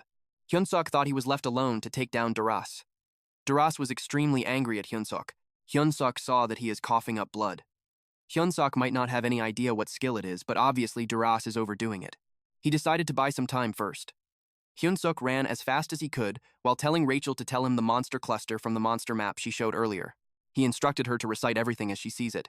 At 11, if Hyunsuk goes straight, he will reach the warhound habitat. Duras asked him if he really thought he would survive by running away like that. Duras just charged forward, not minding the monsters on the way. Hyunsuk knew that while regular mobs avoid the strong, if it is a habitat with younglings, it is a different story. Duras stated that the cockroach Hyunsuk is trying to pull some puny tricks, but he was determined that at the very least he will be sure to kill him. He used a level 3 technique, the falling flowers. Duras has an overwhelming power because promotion is the strongest weapon of a demon. He was certain that he would end Hyunsuk, but he felt strange in his body. He coughed so much blood even Hyunsuk stopped on his tracks and watched him. Rachel stated that the demonic energy of Duras is decreasing. Duras realized that he must have reached his limits right after casting falling flowers. He knew he had used way too much energy trying to catch demonic beasts. Duras turned back, so Hyunsuk asked where he is going. He replied that he is not happy, but it cannot be helped. He told Hyunsuk to wait, and he will come back to kill him as soon as he recovers his strength. He yelled that he will not forget this humiliation. He wondered if his body would manage to recover, but Hyunsuk called out to the pig. He told him that he came there as he pleased, but he cannot leave as he likes. He called Hyunsuk foolish for thinking he could be defeated with his fist. Hyunsuk prepared an attack for him. Ryun Combat Art 7th Movement, the Explosive Destruction Wave. Hyunsuk was surprised that Duras held out on that attack. Duras commented that Hyunsuk underestimated him, but then someone came and commented on something. This one saw them fighting. It was Hemis. She asked what the commotion was in front of her castle. A loud explosion happened. Hyunsuk was blown away and hit the tree. He cradled his head. He was confused as to what happened. Doris begged the corps commander to save him. He reasoned that he hasn't lost yet. He argued that it isn't the final battle yet.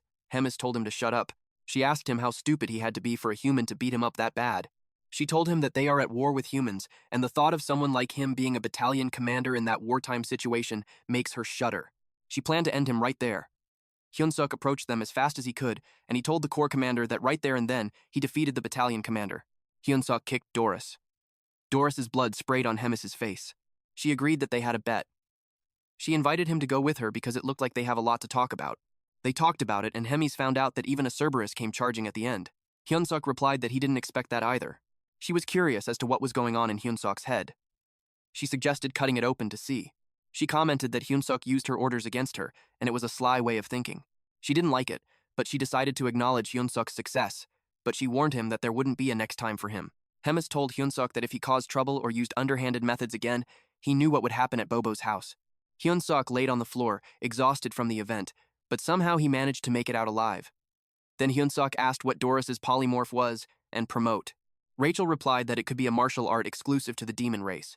She suggested asking the cowhead about it. Bobo barked, and Hyunsuk acknowledged that Bobo must have had a rough time being swept by those monsters. But the corps commander took care of them in one go. Hyunsuk expressed that he felt sorry for Doris because he wasn't that bad of a pig, but Rachel just had to point out how Hyunsuk dealt the final blow to take all the EXP points. Hyunsuk replied that he's sorry.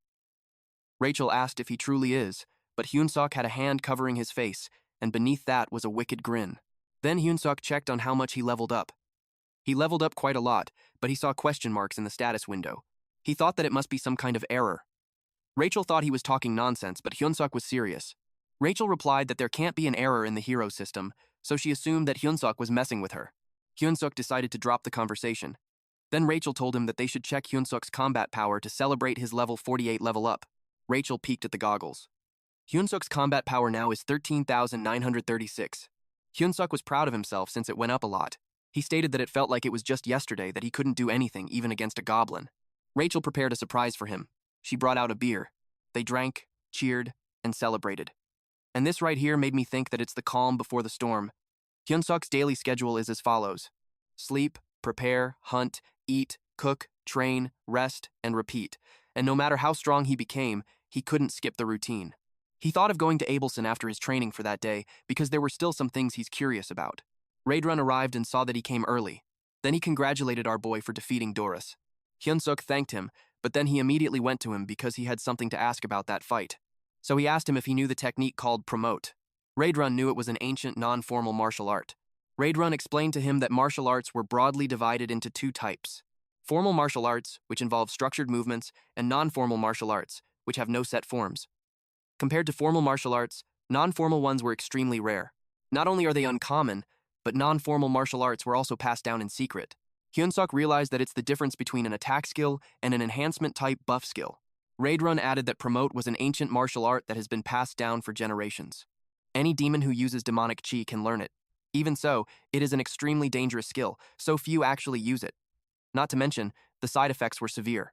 It made Hyunsuk wonder if it was possible for him to learn promote since he somehow had demonic chi. Raidrun clarified that it can't be considered his demonic chi. It just happened to linger on his body, but it really wasn't his. Hyunsuk asked if it meant that there's even less to worry about, and if something happens, Abelson could always heal him. Raidrun couldn't answer him. Hyunsuk notices he's hesitating, so he made a fuss that he'd die without promote. He yaps how the commander treats him like an entertainment and arranges a fight that he can't win, and then she'll get annoyed that he'd survive. He convinced him to give him a chance, and if it doesn't work, he'll just give up. Raidrun eventually agreed just so he would stop groveling. He immediately got up looking so pleased. Seeing his expression, Raidrun felt that he'd been tricked. But a promise is a promise. So they began. He told Hyunuk to follow closely. Meanwhile, at the Holy Empire Gotran underground cathedral prison, Orin IV visited Gan in the prison cell. He asked if he was conscious. Gan did not expect the Pope because he told him earlier that he had no further business with him. He asked what he wanted. Orin IV replied that he was giving him a special chance at redemption. Before God, no one was eternally condemned. Gan asked what he needed to do. The Pope ordered him to eliminate Absin. It gave Gan a shock. He asked why the order had changed. It made him curious how the church would benefit from the death of the saintess. Orin IV replied that he did not need to know that. Gan was worried because the glutton was in there. But Orin IV assured him that he had assigned knights for him and the glutton would be away for a while. So Gan only needed to succeed this time. Failure was not an option on the path to glory. Back to Hyunuk at the training grounds. He was in excruciating pain. Absin tried to calm him down while scolding him and Rerun for making a human use a demon-exclusive martial art. Hyunuk rolled his eyes and his mouth frothed. Rerun argued that Hyunuk promised he would be fine, and enough time had passed, and there would not be much demonic chi left. She lectured him that they were not priests, so they did not have the right to decide if he was going to be fine when they were not even experts. She clarified that the treatment she performed only contained the demonic chi, binding it in place, but they just went ahead and unleashed it under the excuse of controlling and using it. Rerun asked what would happen to Hyunuk. She knew he would not last that way, and it was too late to seal the demonic chi again. She tried altering his body so it could accept the demonic chi instead. She spread the condensed demonic chi out with holy power, making it thinner and more manageable. That way, his body could adapt, similar to developing resistance to poison. Rerun asked if that was truly possible. She was honest that she was uncertain, especially when she had never done it before, and there were no recorded cases. There was also a chance the magic would rebel against the holy power and go completely out of control. But if the outcome was going to be terrible either way, the least she could do was try. The holy light was then cast on our MC as Absin tried to heal him. Later on, Hyunuk jolted awake. He felt like a lot had happened. As soon as he sat up, Rachel and Bobo rushed to hug him. They were so worried. He had been unconscious for 3 days. She asked if he remembered anything. His memory only lasted until the warning prompt. He was surprised when he saw his status panel. It now included demonic chi. He was startled when someone spoke. It was Hemis with Rerun by her side. He hurriedly got out of bed to properly greet her, but she told him to just stay seated. In his condition, crawling would be the best thing he could do. She heard everything from Rerun. The premise was a human tried to use demonic chi. She found it amusing. And then she brought up that the Saintess did a great work deserving of her title. Hyunuk got confused why she mentioned her, but to her, the binding was boring. So she decided to personally help him out because he was, she quoted what he said, her dying ant experiment. So he should consider it an honor. Then a dark, ominous aura entered the body of Hyunuk. He was in extreme pain again after she injected him with her powers. Rerun got worried, but Hemis assured him that Hyunuk would be fine after some rest, and they left to head back to the office. The Demon King had summoned her suddenly, and she had something to assign to him. A few days later at the house of Bobo, Absin completed the treatment of Hyunuk. Ever since the magical energy accident, she had been visiting him every day to heal him. He thanked her for the treatment. She replied that it was nothing because in the end overcoming it was all thanks to his own will. Then she muttered that he was her only hope. He did not hear clearly, so he asked what she said, but she did not repeat it. Instead, she told him that she would be going since the treatment was already done. Hyunuk did not fully understand the meaning behind the words Absin occasionally threw out, and there were so many things he wanted to ask about what was happening in that world. But he knew he was just an outsider. He had no choice but to wait until she decided to tell him. Later that night, in the office of Rerun, Hyunuk was learning the theory of energy manipulation from Rerun. Rerun noticed that he had been pushing himself. He replied that it was fine since it had already been 3 days since he woke up. As long as he did not use magic or magical energy at the moment, he would be fine. It had been 4 days since Hemis left. Hyunuk inquired when the Coven Clan's tournament happened. The annual meeting at the castle of the Demon King was a regular event, and Rerun had a bad feeling about it this year. Hyunuk loudly called out his name. He got startled since he was lost in thought for a moment. Hyunuk acknowledged that he must have been really busy because of his duties as acting commander. He asked if there was anything he could do to help him. Rerun replied that it was fine since the commander would be returning soon. The gathering for that year was called earlier than usual, but it did not make much difference. So, he told him not to worry about him and just focus on his own condition. He noticed how Hyunwook was getting stronger every day. As magical energy seeped into his body, his physical abilities were also developing. If things stabilize at that rate, he will grow significantly. While Rerun was thinking, he sensed holy power. That got him alarmed. He immediately stood up, which surprised Hyunwook. He grabbed his weapon while revealing that he sensed another presence in the castle, aside from the Saintess who possessed holy power, which meant someone had infiltrated. He was to check the situation, so he told him to wait there. Meanwhile, 4 men in black robes scurried in the hallway. They got in easier than expected. One of them asked Lord Gan if it was because the glutton was not there. Gan told him to keep his voice down because even if the glutton was absent, there was still another monster in the castle known as the Red Nightmare. Raidrun showed up and inquired how they learned that Lord Hemis was not there. One of the infiltrators was surprised to see the Red Nightmare for the first time. Gan yelled at them not to panic. He ordered Lucas and Nell to go to the Saintess while Orca stayed with him to take on the Red Nightmare. Raidrun realized their target was the next Saintess, and her holding room was not far from there. Fighting 4 humans was not difficult for him, but stopping 2 while preventing the other 2 from escaping was... Suddenly, Hyunwook called him. It seemed serious, so he followed him. He asked if he was okay. He clearly told him not to follow, but he was also grateful. He told him that the target was the next Saintess. He ordered him to take the Saintess and escape immediately.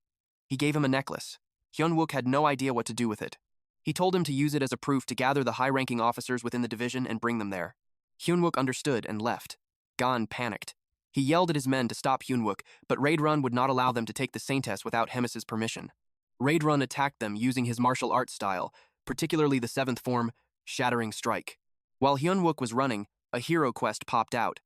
It informed him that evil humans had come to kill Abelson Marriott, and as the hero, he had a duty to protect the next Saintess, and who knows, if he endured, love might blossom. Basically, the objective was to protect the Saintess, and he would earn a reward of plus 1,000 hero points.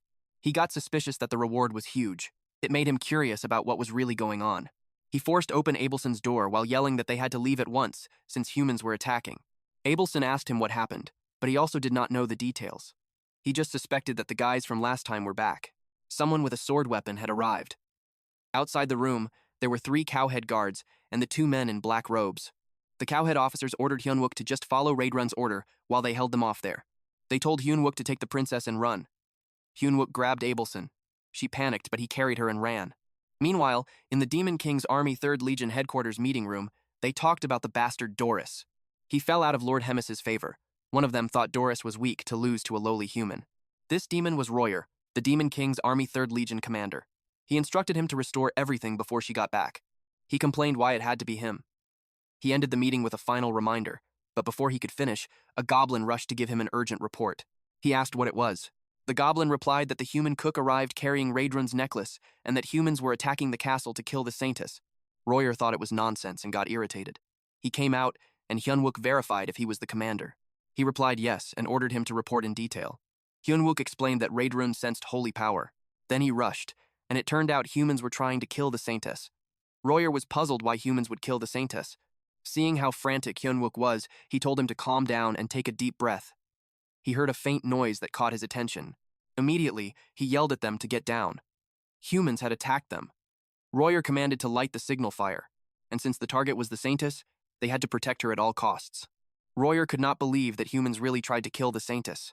The men in black robes attacked Hyunwook and Abelson. He yelled at them to protect the Saintess. Royer tried to reach them using his biological restraint, but they were too far away. He could not stop those men. Hyunwook then used the Hyunwook-style combat technique Form 7. It was called the Explosive Destruction Wave technique. He hit a man in the robe. Our boy was determined to protect Abelson. Meanwhile, in the match of Raidrun, he choked the man in a robe. Grot could not believe that he used his subordinate as a shield. Just as he expected, he was strong. Even considering that divine power is the natural enemy of demonic energy, Raidrun could tell that he is at least division commander level. Now he learned the level of those who were revered as heroes among humans. Grat commented that the red nightmare that once terrified Drossen turns out to be just a mere demon. Raidrun noticed how Grat seemed relaxed, even though he knew he could not win. Grat was confident since the glutton was absent, and the only strongest force left in the castle was just the red nightmare. So his plan was just to keep him occupied and wait. He trusted his subordinate could handle the small fries well enough. Raidrun got furious that he knew that Lord Hemis was absent, and he even assessed the strength of the officers in the castle. It made him curious how much information had leaked. Raidrun got serious in fighting him to end the fight quickly. Grot challenged him on what he could do when his power was in complete opposition to his. Raidrun lectured him that true strength overwhelms incompatibility. Concurrently, a man who fought Hyunsuk had just learned that there is a hero in the army of the Demon King. He did not expect that there would be 3 fallen humans: Hyunsuk, Saintess, and that traitor. Hyunsuk told this man that he had failed, and soon all the forces in the castle would gather. So, no matter how strong he was, he could not possibly fight against a whole legion alone. He encouraged him to stop wasting his strength and surrender, but the man knew he had not failed yet. Roger wondered when did the human cook learn the combat aura of Raidrun, but thanks to that, he managed to capture one of them in black robes. But the captured man did not give up. He offered his body in flames to go back to God. He prayed for power to vanquish evil. Divine magic erupted. It was a technique that burns down the body of the user. It is not something a sane person would use. It was the divine flame barrier of a high-ranking holy knight. Even the slightest touch would burn most creatures to ashes. The man in front of Hyunsuk informed him that even the high-ranking demons outside will not be able to easily break through the flames. He told him to just give up on the Saintess and surrender. Hyunsuk could not understand why he is trying to kill his fellow humans. He could accept if their target was him but not Abelson because she is supposed to be on their side. The man was confused by this nonsense. Abelson spoke and revealed that the Holy Empire abandoned God a long time ago. He asked what she meant. She explained that all they want is an obedient puppet. It does not matter to them if that puppet is the real saint or not. The man strikes his sword towards the ground. It was to catch their attention and stop the drama. He challenged the hero to attack him in 10 seconds. He started the countdown. Hyunsuk became serious. He only had a single option left. He used promote, first stage, bloom. Abelson got alarmed that he is trying to use demonic energy. His body would not be able to withstand it. But he reasoned that if they stayed that way, they would both die anyway. He had no choice. He activated the second stage of promote, full bloom. During training, Reedrun had shared to him that promote has 3 stages: blooming, full bloom, and falling petals. Having stages means it is much more dangerous. Until he mastered the first stage completely, he must not move on to the next. He heard it so many times that it was stuck on his head. So, at the present moment, he felt apologetic to Reedrun because he is going to push himself this time. The countdown was at 4 already. It felt like his heart was going to burst, like his body was screaming at him to stop this madness. Rahel called him insane for using promote. He refused to listen to them, and he focused on himself until he reached the third stage, falling petals. He told Rahel to keep casting a barrier. The man saw him using promote. He realized that he was not just an ordinary hero. Hyunsuk was ready to attack. He charged forward. The blackened body was proof that he pushed promote to the third stage. The man had no idea how a human used a demonic combat aura, but he knew that the power would run out in a few minutes. He blocked the attack using his sword. His plan was to wait it out, and it would surely lead him to victory. But then, Hyunsuk moved his fist. The sword grazed him.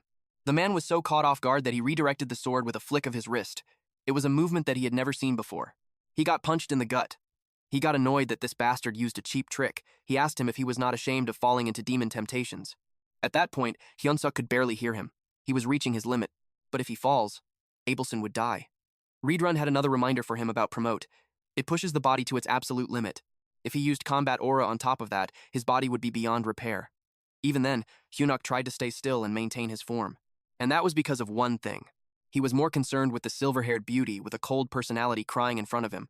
So something like death, it didn't matter because our boy really didn't give a damn. His body was at its limit. But even if he stopped, he knew he wouldn't be able to prevent his body from collapsing.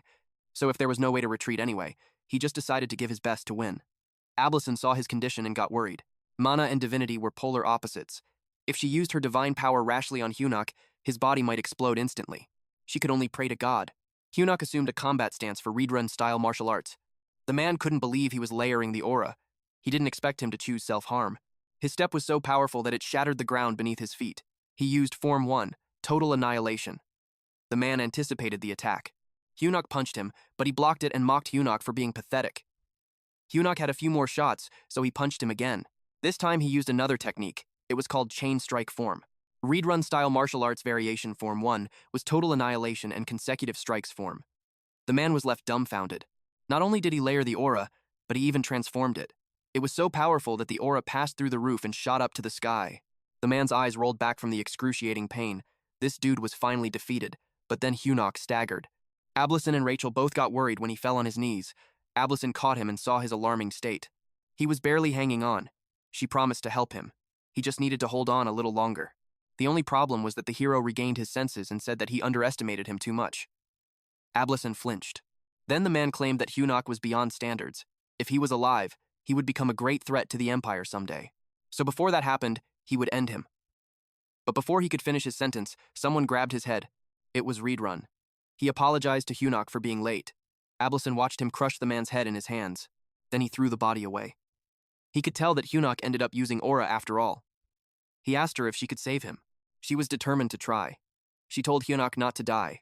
Meanwhile, at the Demon Lord's waiting room, it was the 5th day of the Legion Commander regular meeting. Hemus complained that they came a long way, but snacks weren't good at all. Someone across from him told him not to be picky and eat what was given.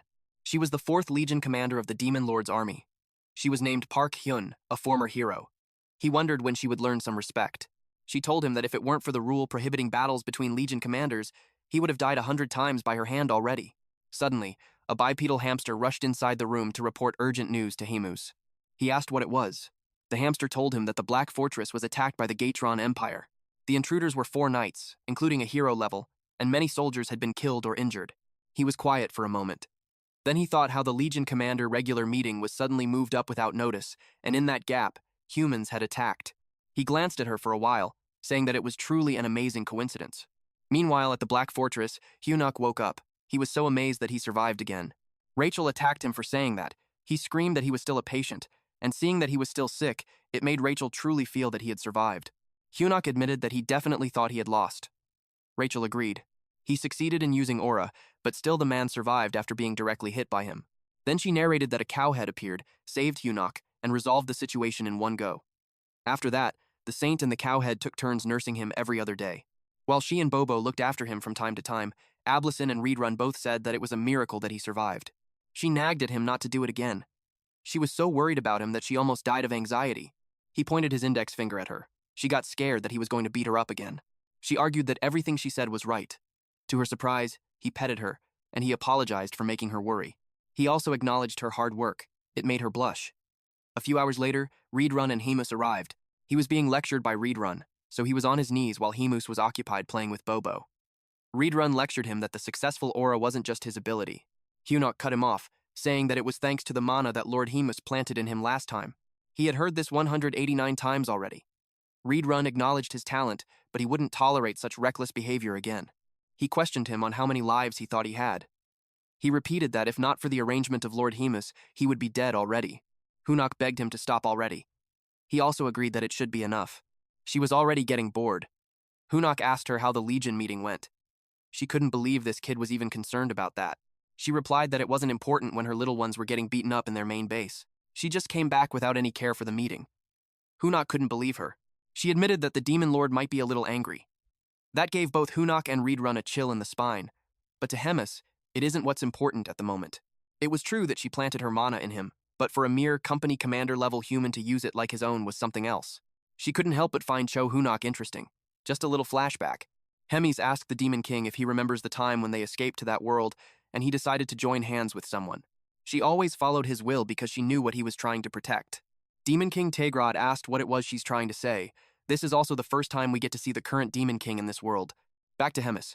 She expressed that he's putting her in a difficult situation. The Demon King then called her arrogant. It sounded like she's refusing to obey him. He told her that she might have lived so long to the point that her senses had dulled. She knew he would react that way. She didn't want to argue with him, so she decided to take her leave. However, before she exits, she questions him if he's certain that it was really her who had dulled with time. It was her final piece of advice to him as his longtime companion. With that, she bid him farewell. At the present time in Bobo's house in the 3rd Legion, Hemis and Reedrun were leaving Hyunuk, and then our boy wished them to return safely. While they were walking, Hemis congratulated Reedrun. He asked what she meant. She was saying that he took down a hero-class human all by himself and suggested that it was time for him to leave and aim for a higher position. He appreciated her words, but to him, it isn't the right time yet. She asked why. He replied that he still wanted to watch Hyunuk grow a bit more, and he wanted to continue learning under her to improve himself. That statement made her smile. She decided to change the topic and talked about how the castle was completely wrecked by human invasion. Reedrun apologized for that.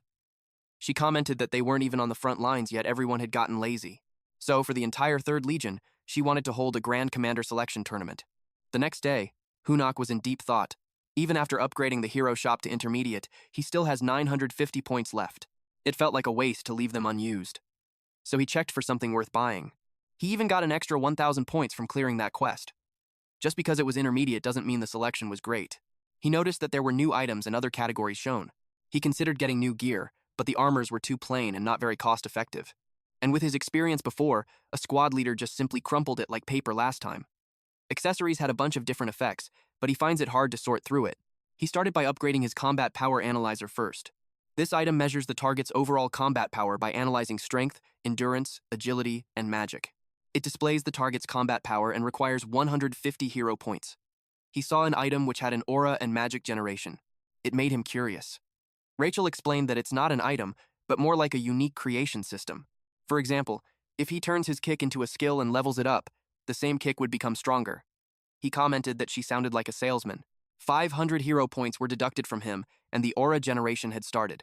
The system monitored and recorded magical and physical movements for a set period.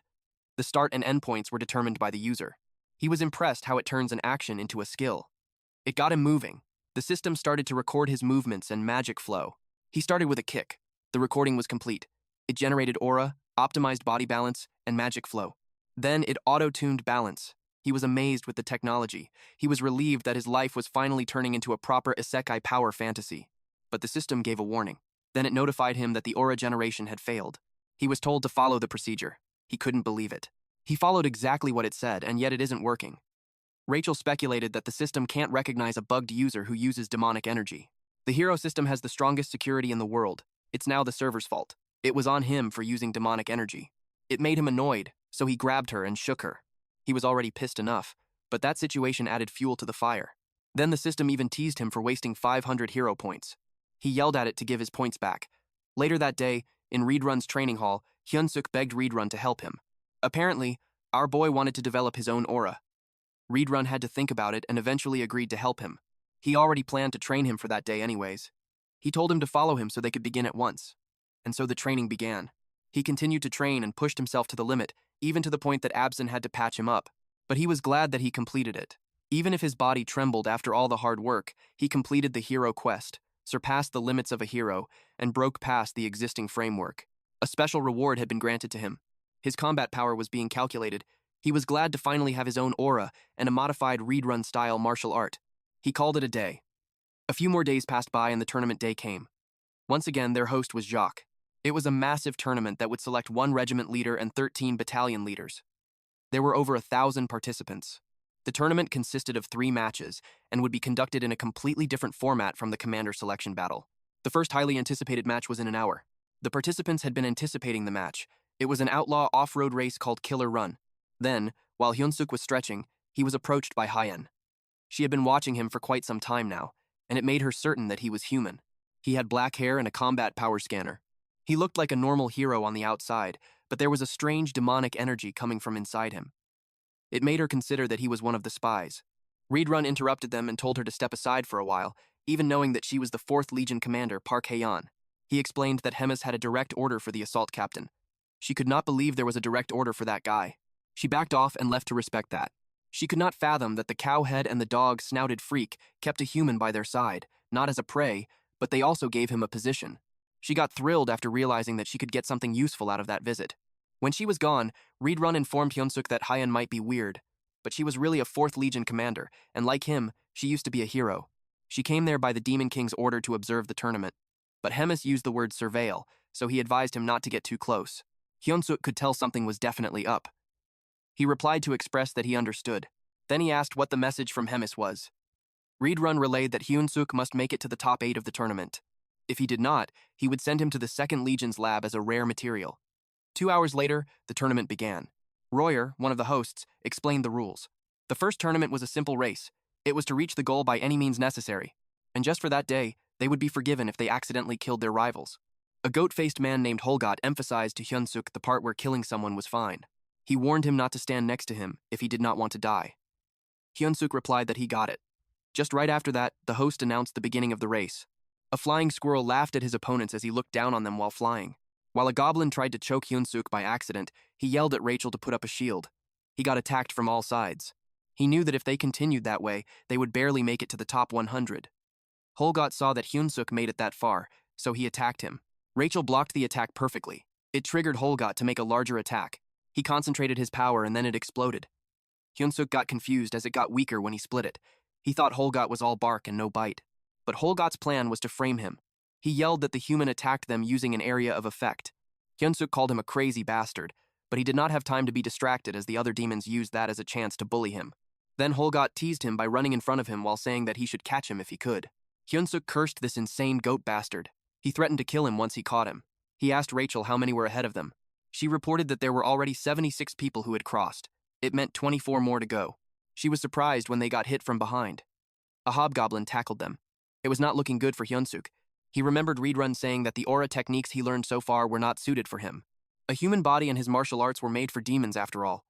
That is why he needed to create his own technique. He had completed that earlier. The demonic energy gifted to him by Hemis fused with his human magical power. It was his own aura technique, a power that only he could use. It was the color purple, which had always been a symbol of nobility. That is why he called this power noblesse. At the present moment, he activated it. His magic control rank increased from D to C. Demonic energy control skill rank increased from E to C. The system displayed details of noblesse, born in purple. In the ancient tongue, it means of noble birth. A new power born from the fusion of 2 ancient forces, a purple aura technique created by Hyunuk, combining magic and demonic energy. His mastery of it was at 6%. The first form of it was Royal Stride. He dashed through his enemies while screaming, "Move out of my way!" He was so quick that only a trail of light was left behind. He continued going fast. At that point, only 95 participants had arrived, and only 5 spots remained. Holgot was surprised that he had caught up. Hyunuk thought that it was perfect timing. He activated read-run-style martial arts Form 3, Furious Charge. He hit Holgot from the back while telling him to die by accident. It lifted Holgot from the ground and sent him crashing into the walls. By then, the 99th and 100th passed through, and it was both Holgot and Hyunuk. Hyunuk was relieved that he had made it while Holgot was annoyed at him for doing that. Royer kicked him to stop while telling him that the match was over. Hyunuk watched them with a smirk on his face. The 100 participants who cleared round 1 will compete again in 3 days. After that, they were dismissed. That night in the forest near the Black Fortress, Haina asked Hemis if she was certain that she would want to release someone in the tournament. He greeted Madam since it had been a while. A portal opened and a gladiator came out. He replied that it had been exactly 97 years, 3 months, and 11 days since he met her. He asked what she would want him to do. Modem is the devotee of Hemis. He had a combat power of 198,532. Modem was instructed to take all the participant flags, but Hemis did not want him to just blindly steal them. So, she told him that if he sees someone decent, he should go easy on them a little. Hana heard that and told her that she had gone soft. Madam is what she calls Hemis. Hemis explained by asking her why she thinks demons were losing to humans. Hemis pointed out that it was because they insisted on fighting fair and square. Demons always try to solve everything with brute strength. If they lose power, they lose the fight. If they lose the fight, they die. They had accepted that as the natural way of things. But humans were different. When they are at a disadvantage, they avoid the fight, and they know how to come up with tricks to offset overwhelming power. That was why the Demon Lord army kept losing to weak humans. Hemis advised her to study. The day of the second tournament came and the rules were explained. Teams were formed with 4 members each randomly assigned. Each team was given 2 flags. After 48 hours, the 10 teams with the most flags move on to the next round. If a team has no flags at the end, they are disqualified regardless of ranking.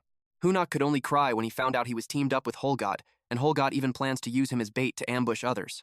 They were Team 9. The members were Holgot, isekai'd, Fedison, and Hyunuk. There were 25 minutes left and they currently have 4 flags. They only need to wait for the round to finish. At this point, Hyunuk was already getting annoyed with his arrogance. The ranking showed that the first place was Team 5 with 9 flags. Second place was Team 8 with 7 flags. Third place was Team 24 with 5 flags. Fourth place was Team 9 with 4 flags. And on the 5th place was Team 1 with 3 flags. Team 9 was surprised that they jumped to 4th place. Then they became 3rd. While watching the screen, Hyunuk heard a metal clashing, so he got alarmed. Modem approached them. Hyunuk realized that he could be the one messing up the scoreboard. Holgot asked what his deal was. They looked down on him, thinking that he is a golden goblin. So, they attacked. Hyunuk yelled at them not to rush in, but they thought he was just a coward, so they told him to shut up. Holgot wanted to steal the flag of Modem, but they all got sent back after being hit. Modem had gotten their flags. Hana told Madame Hemis to forget whatever she is hoping for because there is no way those guys could even beat Modem with their level of skill. Hemis remained silent. There was just 11 minutes and 32 seconds left. Team 9 fell to 25th place with 0 flags. 59 seconds left. Hyunuk told the armor to stop. Then he told his teammates to charge at his signal. He warned the goat to be especially smart about this. He knew that the ones who got their flags stolen earlier were reckless. He commanded the goat to use magic. Holgot was annoyed that Hyunuk had been ordering him around, but he did as he was told. It caused an explosion, and the smoke made Modem lose visibility. Following that, Hyunuk called isekai'd. Isekai'd flew above Modem, already knowing what to do. It dove towards Modem. Of course, Modem watched it coming. He was amused with this pincer attack. They were the first team to use tactics like that. He finds it refreshing. But he was still able to stop isekai'd by grabbing his neck. All of them were too slow and too straightforward for him, and their magic was weak, too. Hyunsuk ran towards him. While he was near, he called the centipede. It rose from the ground and wrapped itself around Modem. Hyunsuk concentrated his power on his foot. Then he activated Noblesse Form 1, King's Step. He was glad to have snatched the flag. Modem grabbed him while admitting that it was such a nice combo. It wasn't bad at all for something improvised, but that's as far as it goes. He smashed Hyunsuk's face on the ground. 15 seconds left. The power Hyunsuk used was something that he hadn't seen before. He asked what that purple aura was. They were almost out of time, with 10 seconds left. Hyunsuk replied that if he wanted to know it so badly, he should take a direct hit to find out. At this point, it was all or nothing for him. He used Mana Burst, Devour, a bright purple light engulfed them. There were just 5 seconds remaining. Hyunsuk staggered backwards. At the 2-second countdown, Mordem was almost falling, but at 1 second, he steadied his footing. The host announced that the match was over. Mordem couldn't believe Hyunsuk released a mana burst like that. It was like a suicide move, but the impact was too weak. The host started the flag count. Hyunsuk called this tin can and told him to look behind him. Holgot was able to grab one flag. Mordem hadn't even noticed when the hell he got there. Of course, Hyunsuk wouldn't just blow himself up without a plan. He calculated everything all along. It had been a hell of a meeting. The host announced a tie for 7th place for teams 4, 15, 21, and one more team. Hyunsuk hoped never to meet Mordem again. The host confirmed that Team 9 officially cleared round 2. Hyunsuk's new skill was Mana Burst. It was a technique using the explosive nature of colliding mana energy and magic power. It collides mana and magic within the body and releases it outward as force. His mastery of it was at 11%. After the tournament, Hermes asked Mordem what he thought of Hyunsuk. Mordem saw that even if Hyunsuk was a human, he was able to use demonic energy mixed with mana. It was the first time he ever saw something like that. She asked what else he noticed. He replied that Hyunsuk was talented and quick on his feet, plus he had the guts and judgment to back it up. And if Mordem was being honest, Hyunsuk was better than most demons he ever saw. Hyunsuk was the new wind they needed to stir things up. Hermes acknowledged that it would be fun in its own way. Meanwhile, at the Holy Empire of Garten, Orvan IV received the news that Gon failed even after all that. He lost a hero-class talent so meaninglessly. His subordinate asked what he plans to do about the Saintess. He replied that no matter how popular the Saintess was, she was still a princess from a minor kingdom. He announced that Absin's claim to the new saint title would be revoked. He ordered him to announce that she was a heretic who colluded with the Demon King's army. Then he proceeded to the next topic. He had heard that the glutton had been causing trouble again. His subordinate shared that she had been restructuring troops and changing leadership. They were also planning to select new officers based purely on merit through a tournament. Orvan IV asked if there was any way to interfere. The subordinate replied that they tried to ask the Demon King for help, but he refused. It seemed like the Demon King didn't want to make an enemy of the glutton. Orvan IV thought of sending one of their legends. He wondered if Kinley would be able to fight the glutton evenly. The subordinate responded that they had received a report that Hai, the traitor, was currently at the Black Fortress. She was also an early-stage legend tier fighter, so facing both of them at once would be tough. It was such bad timing for her to show up all the time. Orvan IV had to confirm if the Demon King wasn't siding with the glutton. His subordinate suggested that they call off the operation. But Orvan IV sternly called him out and asked him if he had forgotten how the Church of Dukas and the Drasan Empire rose to become the two superpowers that split the continent. It was thanks to the necessary evil that was the demon race. He reasoned that evil must exist for good to shine all the brighter. That brilliance leads the ignorant masses to faith, and faith was the source of Garten's national power. Until recently, they manipulated wars by pulling the Demon King's strings. But if the demons evolved or changed too much, they would be harder to control. Orvan IV remembered from the spy that the next tournament match location had changed. Cardinal Elrond confirmed that it would be held in Inamaset, the forest known for its beast monsters that was quite far from the Black Fortress. Orvan IV took that as a blessing from God. He ordered the Cardinal to gather the heroes to use that opportunity to test their capabilities. Back at the Black Fortress, Hyunsuk noticed that since he mixed demonic energy with mana, his skill window became a mess. Rachel knew that before, he was just relying on his Red Dragon-style martial arts. Now his modified Reed-Run-style martial arts had been added to the skill list, and Demon Consumption and Noblesse had been registered separately too. At the moment, Hyunuk was at level 466. He had 170 strength and 165 agility. He also had 170 mana, blank demonic energy, and 74 charisma. He had 5 abilities and 5 skills too. They were Reed-Run-style martial arts, modified Reed-Run-style martial arts, promote, demon consumption, and noblesse. His command skill rank went up too. Because of this, whenever he follows orders from the commander, the performance of his subordinates improves too. It was pretty useful. Rachel commented that he is steadily climbing the ranks of the demon army. Hyunuk wondered if there were any items sold to boost his stats further. To his surprise, Hana replied that it was not possible at his level. She appeared behind him, and the shock made him scurry away from her. She told him to shut up and stop screaming. Then she demanded to know how many hero points he has. He replied with 1,300 points. Then she asked his store grade, to which he replied that it was intermediate. It made her laugh and call him a noob. He asked the veteran for guidance instead. He wanted to know what she bought when she was at his level. She saw right through him. He was trying to mooch off of her experience. She replied that she would reveal it to him if he answers everything she asks. He happily replied yes, since he already has a fighting spirit. She advised him to upgrade his store and buy subspace. It was basically a better inventory. It was a great bang for his money. Then it was her turn to ask. She wanted to confirm if he is a hero. He replied that technically he was. Then she asked why he is in the army of the Demon King. He simply answered that it sort of happened that way. Her third question was about how he mixed mana and demonic energy. He responded the same thing. After that, she summed up that he is a hero, but he just happened to join the army of the Demon King and also just happened to mix mana and demonic energy. That annoyed her, so she punched him. He reasoned that she is in the same boat too. After a while, she made him her human chair. She invited him to the 4th Legion and offered to personally train him. He immediately replied no. She got annoyed, so she increased her weight by 50 kilograms to torture him. Then she asked if he had a reason for staying there. He replied that Hermes would kill him if he left. She asked what his next goal was. Then he replied that it was to marry a rich, blonde, noble lady and have 5 kids. It was not what she was expecting, so she was done. She realized he was hopeless. Also, she knew that there is no way Hermes would let him go. She left so he could get some rest. She did not hear it, but another reason was he got attached living there. The day of round 3 arrived. Hyunuk put on his glove and tightened his belt. After preparing, he told Bobo to take care of the house and promised him that he would come back as a champion. After arriving at the stadium, they will be teleporting to Inamoset. They headed out to Inamoset, the land of monsters. The next thing we knew was that Hyunuk leveled up. The rule was 1 level per mob kill, and during this time, he already leveled up 4 times. He targeted a dryad, a plant-type beast. Most individuals were female, and they helped other plant beasts exchange pollen to reproduce. He saw a purple orb in the air and wondered if that was the double X field. In the 3rd round, they had to survive in the beast forest. The tournament would end once 10 of the 24 participants were eliminated. Each participant was given 1 magical tool. The purple orb that Hyunuk saw was the military tracking orb. It is a tracking magical orb created for the entertainment of Hermes. It displays all participant locations every hour. It was also equipped with a GPS function. Rachel saw the army of the Demon King had pretty solid magic skills. She did not expect them to use such a complicated ritual. Hyunuk just decided to collect the herbs and get out of there before someone shows up. But unexpectedly, he got hit by something. It made him drop the dryad. The one who was searching for him finally found him.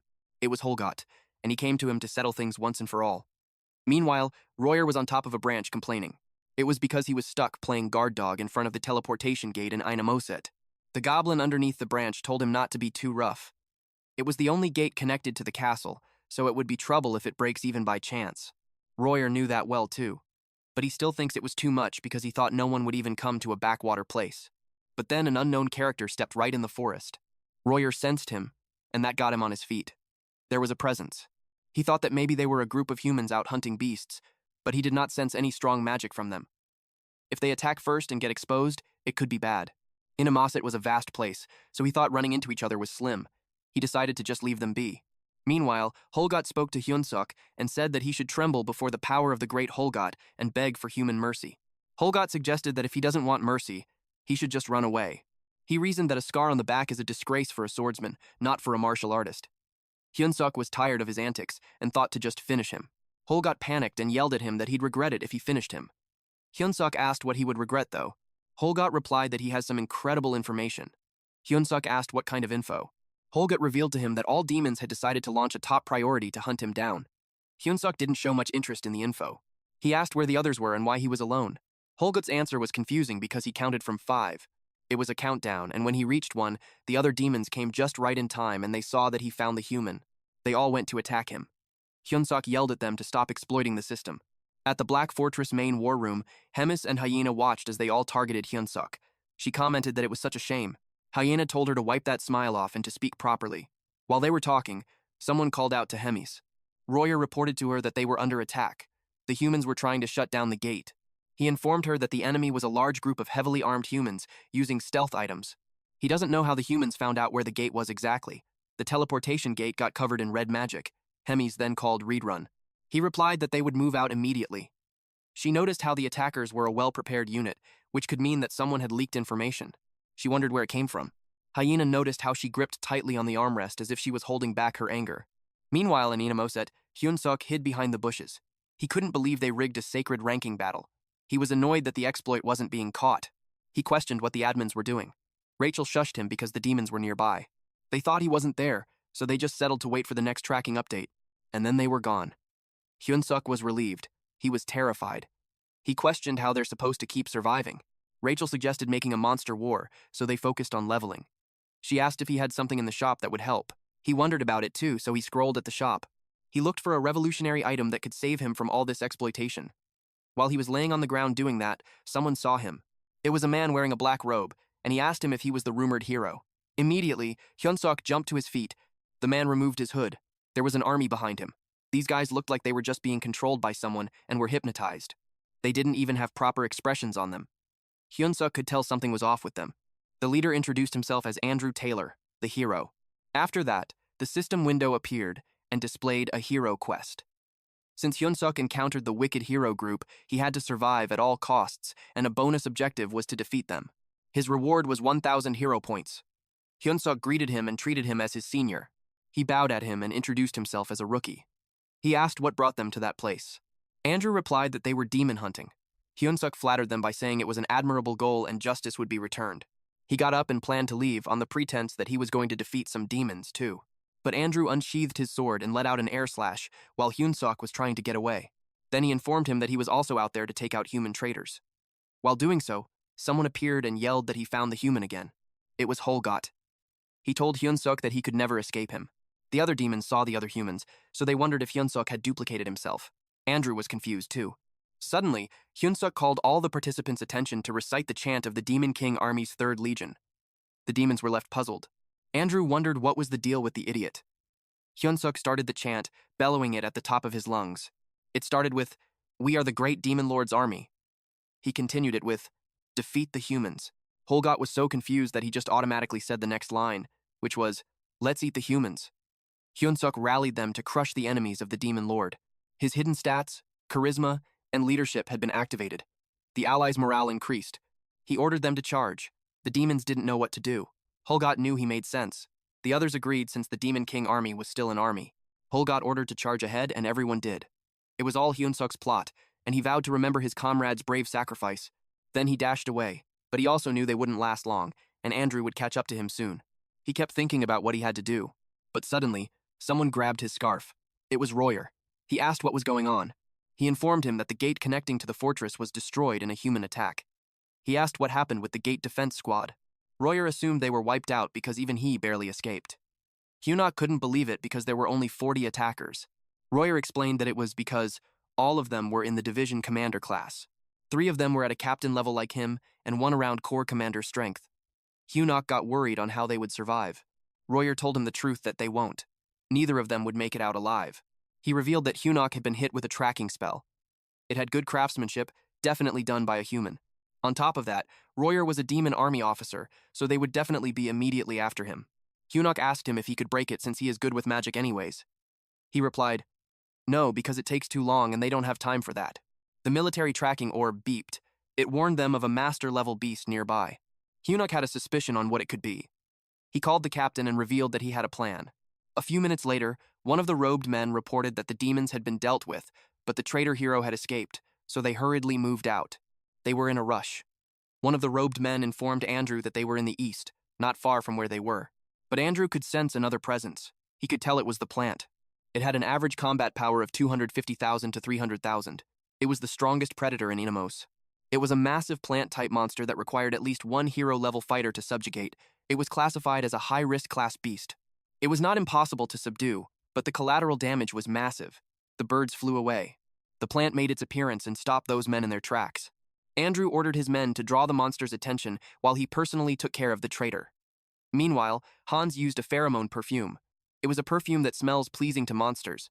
Though versatile, its effect was minimal. It also slightly increases likability with monsters. This required 10 hero points. Meanwhile, our boy Hyunuk and Royer used female dryad skin and pollen. They had the active status of Floramorph.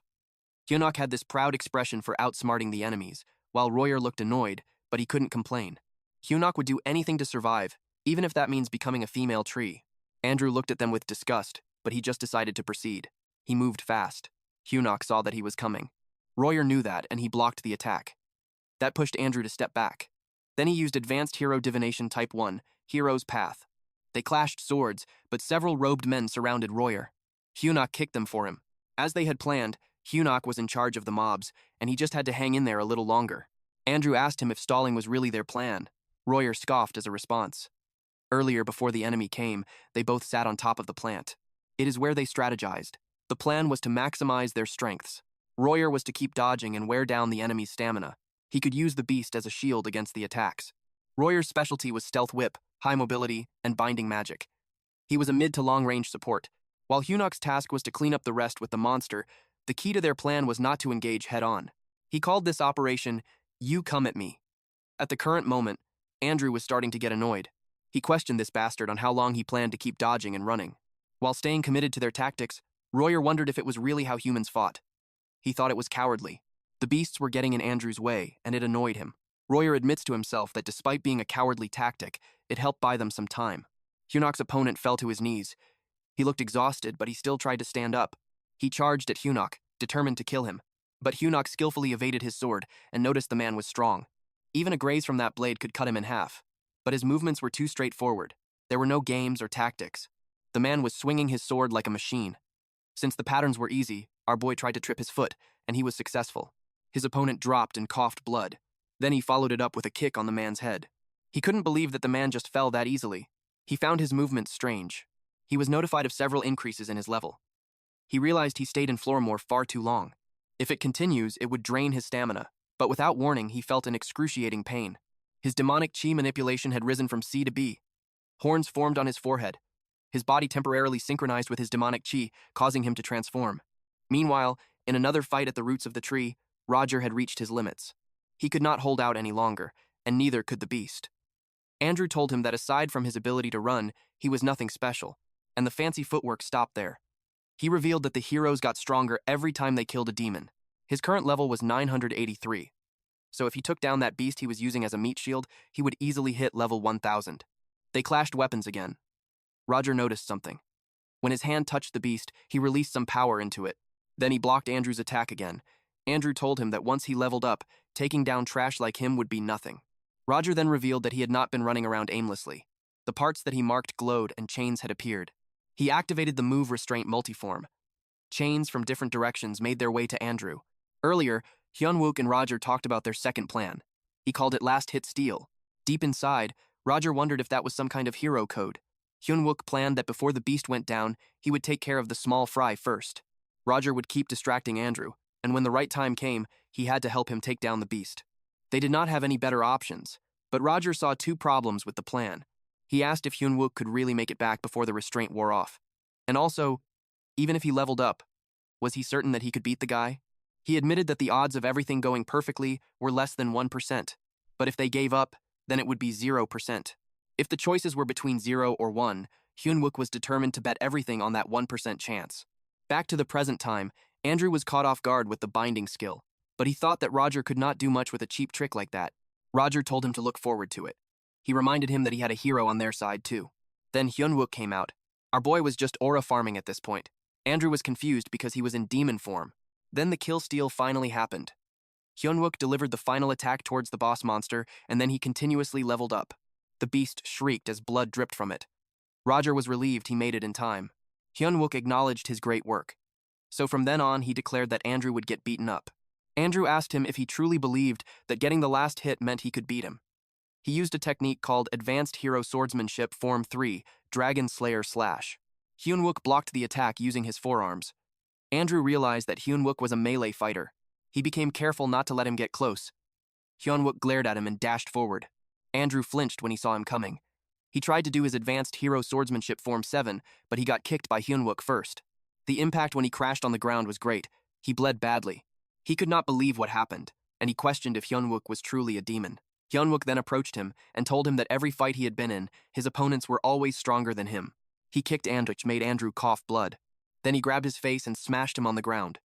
Then Hyunwook continued to speak about what fighting taught him. Andrew got scared and tried to convince him that they were on the same side, but Hyunwook punched his face. Level is just a number. That is what our MC realized as his punch decimated the body of Andrew into nothingness. After that, Hyunwook leveled up, which gained him a hidden stat called Fighting Spirit Unleashed. It increased resistance to mental debuffs and enhanced focus during battle. Currently, he had 10 fighting spirit. Then, our boy laid on the ground. He felt like he was going to die from exhaustion. Roger approached him and asked if he was alive. He replied that he was dead.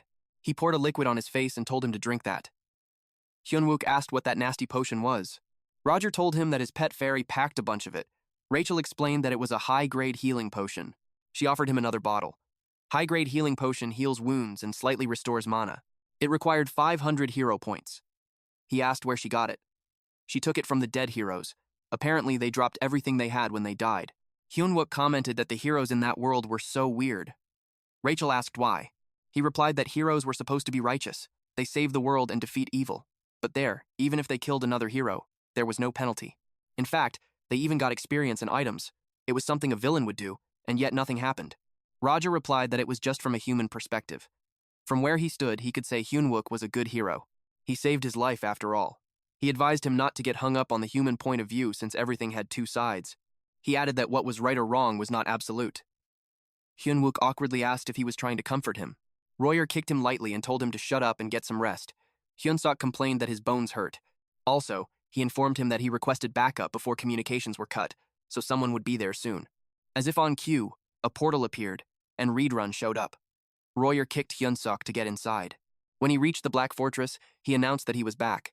But what he saw made his jaw drop. It was total chaos. His house was burning. Then they felt a presence. Hemi showed up. Hana told her to stop throwing a tantrum already. She also insisted that she wasn't a traitor. But whether she was a traitor or not, it didn't matter to her. What mattered was that she was pissed and she wanted to crush anyone siding with the Demon King. Hana called her crazy. She emphasized that everyone knew she wasn't the enemy. Then a loud explosion happened. Smoke covered the area. Someone came and called Hemis. He was a messenger from the Demon King. He relayed the order to stop already. His name was Osgus, the Demon King's 5th Legion commander and head of the Cowan clan. She was impressed that he knew and came all the way there. It meant that he had to run the moment the attack started to barely make it on time. She wondered how the Demon King found out to send him. She realized that the bastard was bait, and the Demon King actually assigned someone else to watch her. Osgus replied that she was exaggerating. She didn't like that. She walked towards him, then sarcastically acknowledged that she was the one overreacting. She had to point out that she saved Rotok from the humans and got punished for it, and so she was under house arrest in the castle for 100 years, and yet she was the one accused of being suspicious. It angered her that it seemed like saving Rotok was her mistake, and that Osgus thought the same way too. Her shadow spread and surrounded him. Reedrun called out to her and begged both of them to stop. Osgus got distracted by Reedrun. Luckily, Hemis decided to stop there. She told him to thank his nephew. Later that night after his treatment, Hyunsuk was in bed pondering on what happened. He realized that the Demon King's army was a mess too. Abelson heard that he was appointed as a battalion commander. She asked if he really planned to stay in the Demon King's army. After what happened, he basically burned bridges with Gatron, and he didn't think he could live with humans anymore since he got horns and demonic power now. Then he brought up the heroes they met. He noticed that except for the strongest one, the rest were strange. He described their eyes as unfocused, and they showed no expression even when dying. He asked her if she knew anything about that. She was exiled, so she also had no idea about the inner workings, but she confirmed that the Holy Empire had a lot of strong heroes. Most of the war with demons was handled by heroes with priestly ranks. She admitted that it was a puzzle why there were so many heroes in the Holy Empire and the reason why they grew stronger fast. There were also rumors that they had inhuman methods too. In contrast, the Dasan Empire was famously known for being anti-hero. Suddenly, the door opened. Reedrun apologized for interrupting their chat, but they were both summoned by Hemis at Hemis's office. She gave them a delivery job. They needed to install a new spatial interference field. Hyunsuk had no idea what that was, so she explained that it was like a device that blocks teleportation. They didn't want assassins popping into their rooms, and that kind of device could only be made by the 2nd Legion. Those two got nervous because it meant they were going out for a business trip. One of them would go as her envoy, and the other as the envoy's personal physician. She reminded them that she had protected them from the humans, so they could consider it as their payment. She also planned for one more demon to join them, and that demon was none other than Royer. He got annoyed at being stuck with the odd job. Apparently, Hemis assigned him to be their guide. Her letter to him was sweet, but somehow it was scary because she stated that if something happened to those two, Royer already knew what it meant. In the next scene, the Demon King called for a meeting, and Lot was absent again. Osgus knew he never showed up for emergency meetings anyway.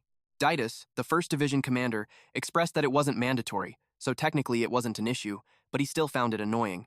Hannah responded that even if that beast came, all he did was to run his mouth, so it was best to just begin. He was silent. Tegrid, the Demon King and Supreme Commander of the Demon Army, decided to begin the meeting. Their topic concerned the 3rd Division commander, Hemis. She hosted a large-scale event without prior notice, and as a result, human forces used the lapse in security to strike. Many were killed, and they lost several valuable talents. Oscus gave them the exact numbers. 97 dead, over 100 seriously injured, and countless more with minor wounds. And Hemis even launched an unprovoked attack on the 4th Division commander, Hyuna, which means she broke the rule that says battles between division commanders must be authorized. Therefore, their agenda was to discuss disciplinary action against Hemis. He encouraged anyone to speak freely. She interrupted the Demon King, for she had something to say. She explained that the attack happened because someone leaked information to the humans, and she attacked the 4th Division commander because she thought she was a traitor. So, she suggested prioritizing finding the real traitor first. The Demon King was irked, so he asked if that was a challenge. She clarified that she only said finding the traitor should come first. The Demon King tried to hold back his anger. Meanwhile, a few moments later, outside the meeting room inside the Demon King's castle, Oz, Didus, and Hyuna talked. Oz commented on how it was such a mess. Both sides were too emotional to even hold a proper meeting. Hyuna wondered if those two would still have a chance to reconcile. Didus thinks they won't, because the closer two people are, the worse it gets when they fall out. She expressed how much she hates this thing, and they also knew this kind of thing would happen again. When it does, they'll have to decide whose side they'll be on, Hemis or the Demon King. Meanwhile, at the 2nd Division Demon Magic Tower, Hyunsuk and the rest had arrived. The guards stopped them at the entrance, and those rat-looking guards demanded their identities. Royer gave them a document from the 3rd Division headquarters. After reading the document, those guards became friendly. In fact, they were waiting for them. They escorted them to the commander right away. At the 2nd Division Lotach's office, Lotach lays on his chair as he ponders about a human using demonic energy and even physically transforming into a demon. She sent him a letter that a human would be arriving soon, and she wanted him to check his condition and not kill him. Lotach thought that a human is still a human, no matter how much they tried to mimic demons. Royer and Hyunsuk reported to him while Ableson stayed behind them. Hyunsuk was surprised when Lotach jumped on him. Lotach was astonished. He touched Hyunsuk's body with the thought that he was hiding it well, but he could still feel it. He told him that it would hurt, but he has to bear with it for a bit. The energy coursed through Hyunsuk, and he fell on his knees. Ableson got worried. Lotach was impressed with the splendid human evolution, but he told him a fact that if he stayed like this, he'd be dead within 3 months. His body was rapidly demonizing. So far, only his non-essential body parts have transformed, so he had gotten by. But soon, the energy would reach his vital organs. When the kidneys and liver were hit, it would be a problem. Once it hits his heart or lungs, he'll stop breathing and die on the spot. Hyunsuk couldn't believe it since he's feeling fine. Lotach realized Hyunsuk doubted him, so he told him to hold still. He showed him a demon's pact binding to truth. It was stated in it that Lotach confirms that Hyunsuk will die within 3 months. Therefore, Lotach agrees to treat Hyunsuk, and Hyunsuk agrees to cooperate fully with Lotach's experiments. Lotach must not conduct experiments that would kill Hyunsuk, and Hyunsuk cannot object to bodily changes caused by treatment, and he also cannot object to minor cognitive or personality degradation during treatment. Hyunsuk was shocked to see a body rights waiver. Ableson couldn't believe that kind of contract. She told him not to sign it and she'll heal him instead. Lotach called her foolish. He knows she's aware that holy power and demonic energy repel each other. Her healing worked when he was more human than demon, but once the demonization progresses, her powers would be useless. She flinched when she heard it. Lotach factored it into the 3-month estimate. He urged Hyunsuk to make his choice. After that meeting, they stayed in the 2nd Division male dorm. Rachel was worried for the poor hero. Turns out he was terminally ill, and a mad scientist offered him to sign a body waiver contract. They managed to delay the signing. Hyunsuk wondered if there was really no way for Lotach to treat him without experimenting. Royer suggested that they contact Hemis. He explained that there was some unofficial hierarchy among commanders. She was considered the demon army's second in command. Lotach was at the bottom. On top of him were the 4th and 5th commanders. Then above them was the 1st commander, then finally the 3rd commander, Hemis. He thinks that if she mediates, even the 2nd Division commander might have to step down. Later that day, they went to Lotach. Lotach lets them in. Hyunsuk entered first. Lotach asked what he was holding. They placed the crystal ball on the table and Royer connected it. Lotach realized it was a communication crystal and they were connecting to Hemis. Hemis immediately answered. Lotach stuttered when he greeted her. He was trembling. She told him she had a small favor, so she wanted him to listen carefully and add it to the pact. First, Lotach will do his utmost to heal Hyunsuk. Second, he may not harm him. Third, he may not alter the body of Hyunsuk without consent. And lastly, until the contract ends, he must not let Hyunsuk die. He angrily asked why he had to do that when he is a division commander. He could not understand why he must go that far for a single human. She sternly called his name as a warning and reminded him that it was 350 years ago that she took him in when his clan abandoned him. And 200 years ago, she helped him win the division commander competition. And then 100 years ago, when humans nearly killed him, she was the one who personally came to save him. Then she got locked in the Black Fortress prison because of the wrath of the Demon King over that incident. She told him that if he understood, that he would shut up and sign. It made him so angry. He did not like that the human and Hemis talked to him that way. He asked if there was a servant outside and ordered them to bring a new communication crystal. The next day, Lotach welcomed Hyunsuk. He had a lot to discuss, so he went straight to the point. Hyunsuk was surprised that Lotoch seemed totally fine. Lotoch asked him if he knew why the demonic energy was altering his body. He replied that it was blasphemous for a human to use demonic energy, and that was the wrong answer. Lotoch explained that humans usually cannot handle demonic energy. Normally, the moment a human gets injected with demonic energy, their body would explode and die. But probably due to a series of coincidences and lucky encounters, it seems the demonic energy has taken root as a part of his body. That was why his body was changing. It was reshaping his body to better suit the demonic energy and embed itself more deeply. Hyunsuk inquired if there was a way to stop the changes. But Lotoch informed him that he cannot stop the transformation, but he can guide the direction of the changes. That is why they are planning to transplant parts from demons or demonic beasts into his body. He asked what would happen if he said no. Lotoch replied that he will live with a ticking clock and eventually die. Lotoch told him not to worry too much because they would only transplant parts that will not be noticeable, and they will keep his outer appearance and essential organs intact. They went to the 2nd Division indoor training hall. Lotoch wanted him to use noblesse. Hyunsuk did what was told. Lotoch observed that he generated very efficient output by clashing mana and demonic energy. On top of that, his body and mental strength can endure the output. It was truly a talent blessed by the heavens. He instructed him to use promote next. Hyunsuk grew horns. Lotoch noted that the biggest change was the horns. Intentional or not, he was lucky. It was a very efficient adaptation to protect internal organs. It made him badly want to study and clone him. If it were not for Hemis, he would have dissected him already. He thought of mass-producing the ability through chimeras, so no one would look down on him. But to do that, he needed an oath scroll first.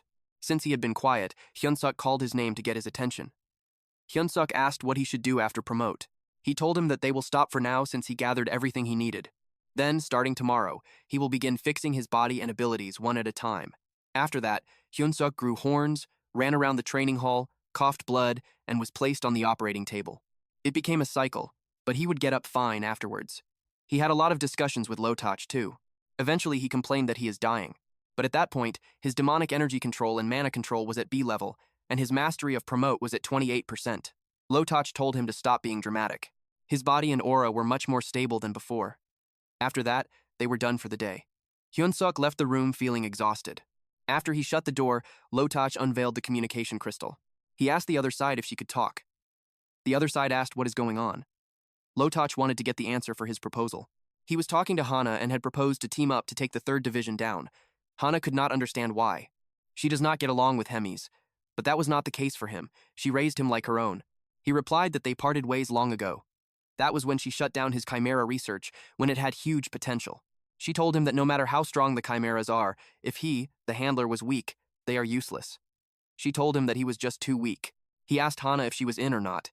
She replied that even if they had parted ways, he could just ignore her like before. There was no need to go far as to take her down. It is what he did until recently.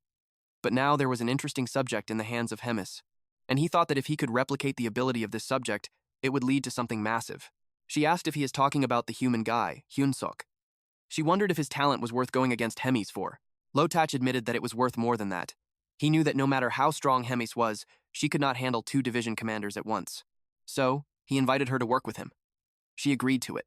2 versus 1 would be tough to handle. She told him to contact her once the detailed plan was ready. He told her he would do that. Little did he know, Rachel was behind the sweets container and had heard everything, and they contacted Hemis quickly. He asked if she was surprised. She was not, because she already had a hunch. She asked him if that was the only reason they called. Hyunuk had something else he wanted to talk about. He asked what someone like him, a shrimp caught between fighting whales, should do. She had a suggestion. She thought of something really fun that would make Lotoch really miserable. Later that day, in front of the lab of Lotoch, Hyunuk took down the guards. Royer called him when he found the door. It was the door to the treasure of the 2nd Division that Hemis mentioned. The treasures were the demonic energy ampules from extinct ancient monsters, and they are completely irreplaceable. Hyunuk found the most toxic one. Royer had something to say before he took it. He said that if something goes wrong, he would take care of his funeral expenses. Hyunuk could simply reply that he is touched, then he drank it. Their operation code name was Fake Injury Scam Squad back then. During the call with Hemis, she told him to self-harm. She asked him if he is scared and made it clear that she is serious. She received a report that Lotoch had been treating him half-heartedly. She could tell he only intends to give Hyunuk basic treatment to make it convincing and then kick him out. Hyunuk asked what it has to do with him hurting himself. She told him that Lotoch had some very precious magic essence that he spent his whole life collecting, and Hyunuk had to drink that high-quality magic essence and absorb it. He was worried that it would kill him. She reminded him of the Demon Pact. As long as it exists, he cannot die in front of Lotoch. Because of that pact, Lotoch will not let him die. She told him to trust her because she was the one who raised Lotoch. He is a truly great doctor that she acknowledged. She pointed out that it is the reason why contracts need to be written carefully. At the present time, Hyunuk drank the essence. Rachel was worried. She asked if he is okay. He replied that it was not as bad as he expected, but he accidentally dropped the vial. He coughed blood and his hands trembled. It had taken effect. Rachel asked what it was. Royer explained that it was a concentrated magic extracted from an ancient beast. A human drinking it recklessly would cause pain that could lead to death. Hyunuk would have appreciated the warning. Royer replied that it is common sense. Hyunuk passed out. Later on, he woke up. He wondered where he was. Rachel informed him that he is in the office of the 2nd Division commander. That white rat took care of him for 4 days and nights straight, while cursing like a lunatic. She inquired how he is feeling. He was confused why she asked. Suddenly, someone stepped in. It was Hemis. She told him, "Long time no see, Cho Hyunuk." Apparently, she came after hearing from Ray that he was recovering. She saw that he looked well and he had gotten much stronger than she thought. He did not feel stronger, though. When she placed her hands on his shoulder, he felt strange, and he saw his hands turned black. He asked what it was. Lotoch explained that it was the process of the magic of the ancient beast settling into his body.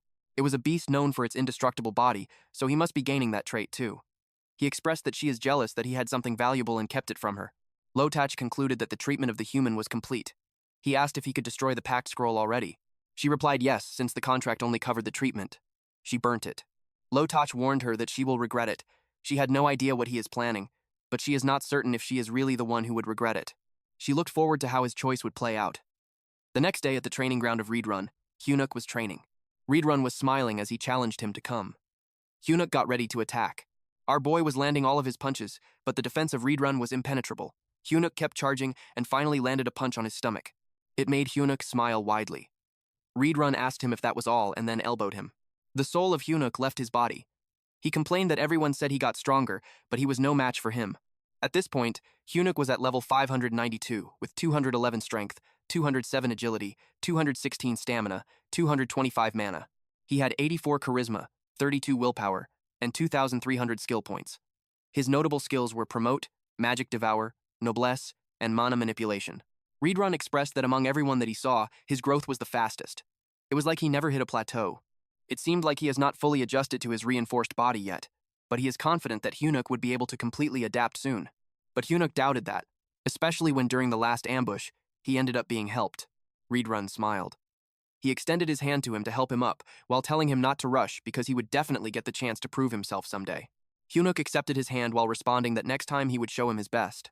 Meanwhile, at the Demon King's army, 2nd Division, the rat warriors moved quickly. They all grabbed their weapons and locked all the chimeras in the cages.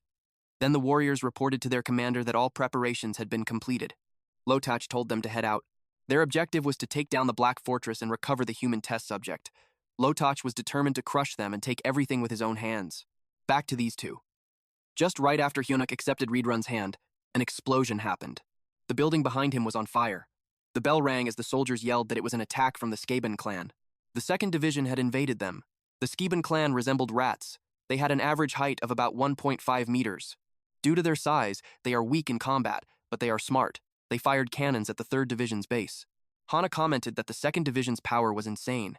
It was no wonder that they were so confident. A rat warrior reported to Lotoch that the castle wall had collapsed. Just as Hana expected, they had not fully repaired the fortress. Lotoch ordered them to advance with the chimeras at the front. Then he ordered Galao to capture the arrogant human experiment. While he personally dealt with the 3rd Division commander along with the 4th Division commander, Hyunuk and Reedrun ran as fast as they could. Hyunuk already had a hunch that the rat bastard would cause trouble. Reedrun told him to calm down, especially at times like that. Hyunuk asked him what he would do and what he should be doing too. Reedrun planned to gather their scattered troops. As for Hyunuk, Reedrun got quiet for a brief moment. Then he ordered him to find and eliminate Commander Galao. Hyunuk had no idea who that was. Reedrun informed him that he is the most trusted aide of Lotoch. Normally someone at his level should be dealt with by him, but he had trust in the strength Hyunuk gained. It made Hyunuk happy. Reedrun had one more thing to say.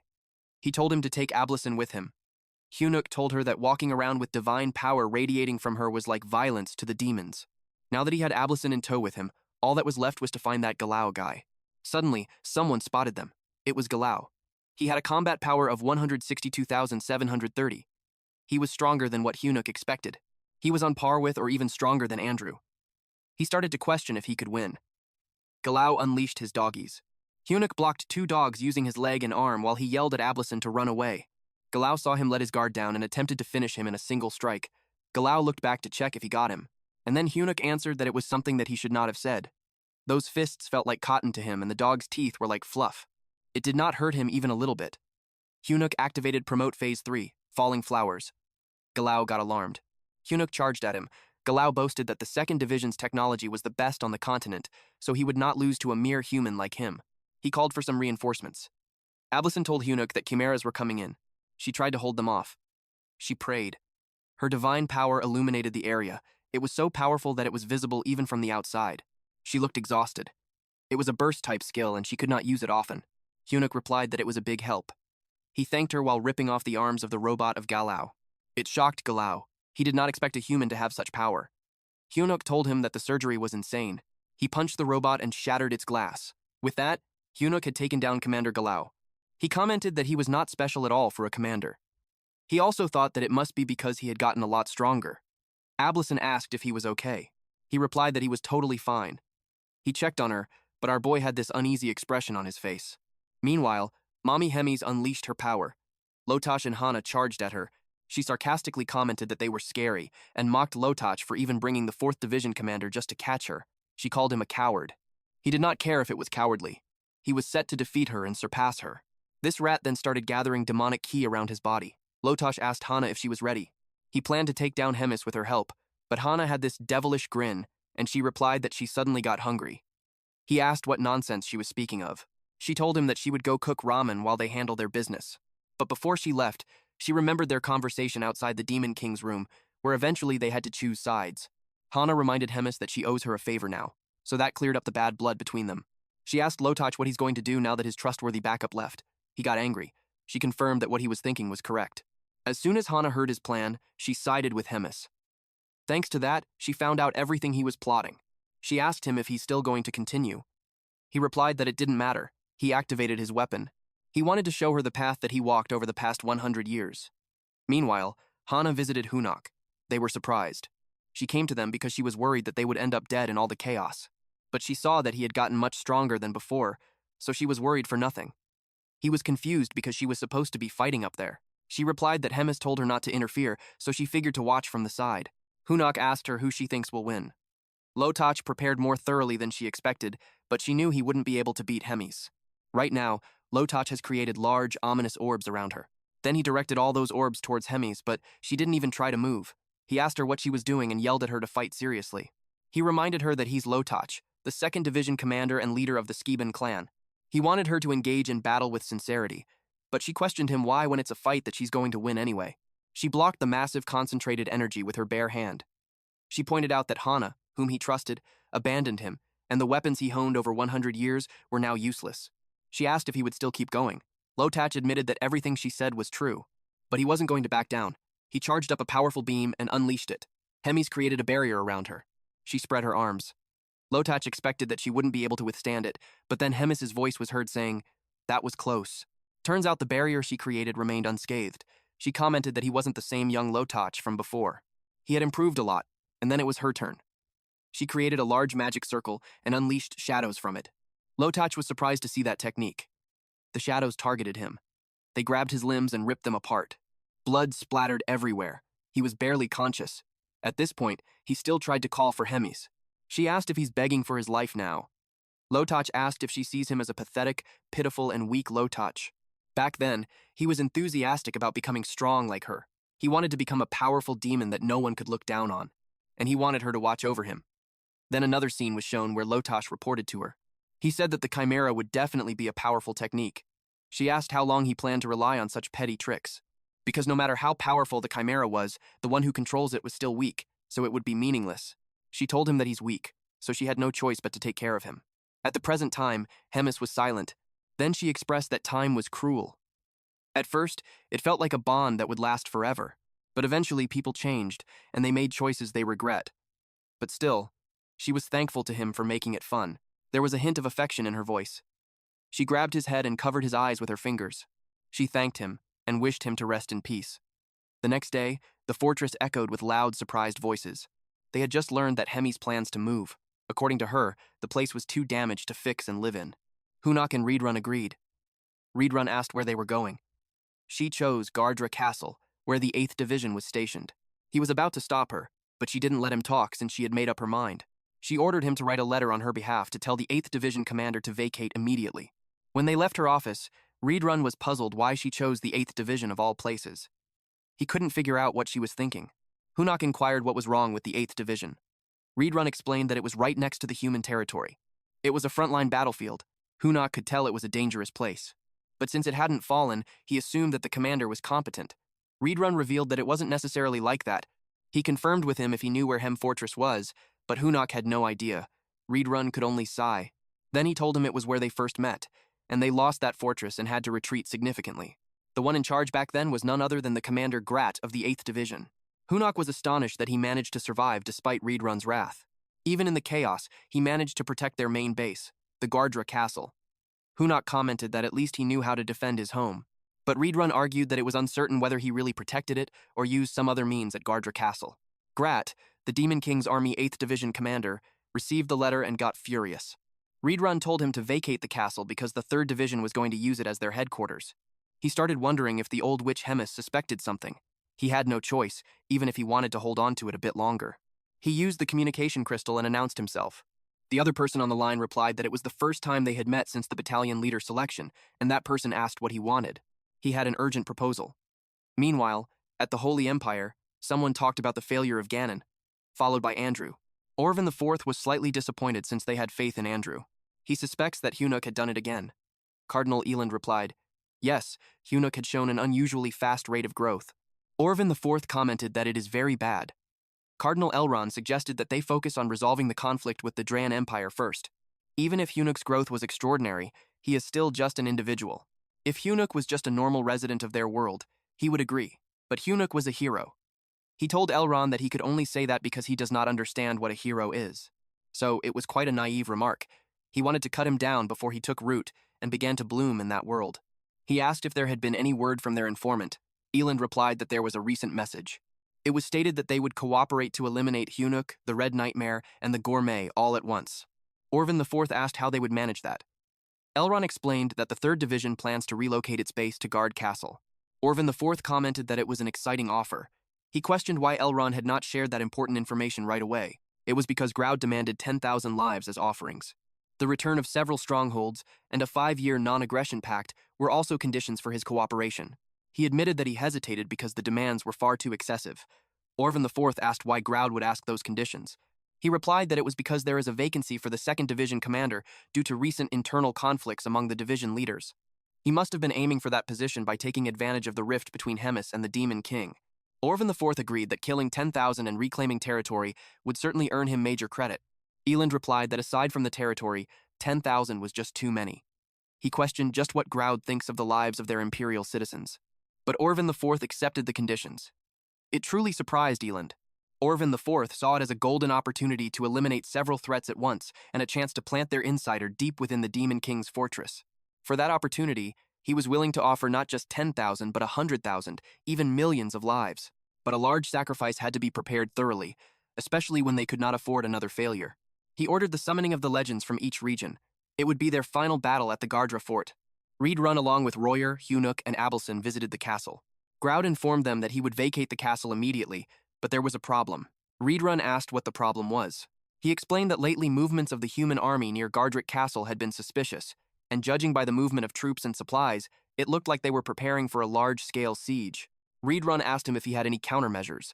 His plan was to take them out one by one before they gathered in front of the castle, and he wanted them to lend him a hand until Hemis's main unit arrived. He reasoned that they were short on manpower lately due to frequent small skirmishes. Reedrun agreed. Then he asked if the Saints party could go as well. That surprised them. Groud replied that it could only cause a problem because looking at them, they would most probably just drag Reedrun down. Those three seemed to be offended by that. Then Groud told them that there are many places that they would need a hand, so he will just assign them to where they fit best. He encouraged them to get plenty of rest, and they will see each other again tomorrow. While laying on his bed, Hyunuk pondered on what truly is a hero. Rachel saw him doing this again. Hyunuk felt uneasy about going to war with humans, even though he is a hero. Rachel simply replied to him that it is what it is. Hyunuk searched for the fairy who used to lecture him about a hero's true duty. She played dumb on what her duty was. Again, he reminded her that she kept saying to defeat the demon lord and also to protect humans. But Hyunuk had been thinking lately that there was more to it, that maybe a hero was not someone meant only for humans, and they might not be unconditionally righteous either. Abelson replied that the hero exists for the wishes of all. It caught the attention of those two. So, she elaborated that according to ancient texts, heroes exist for the happiness of the absolute majority. Hyunuk recalled the time when Royer told him that from his perspective, Hyunuk was a good hero.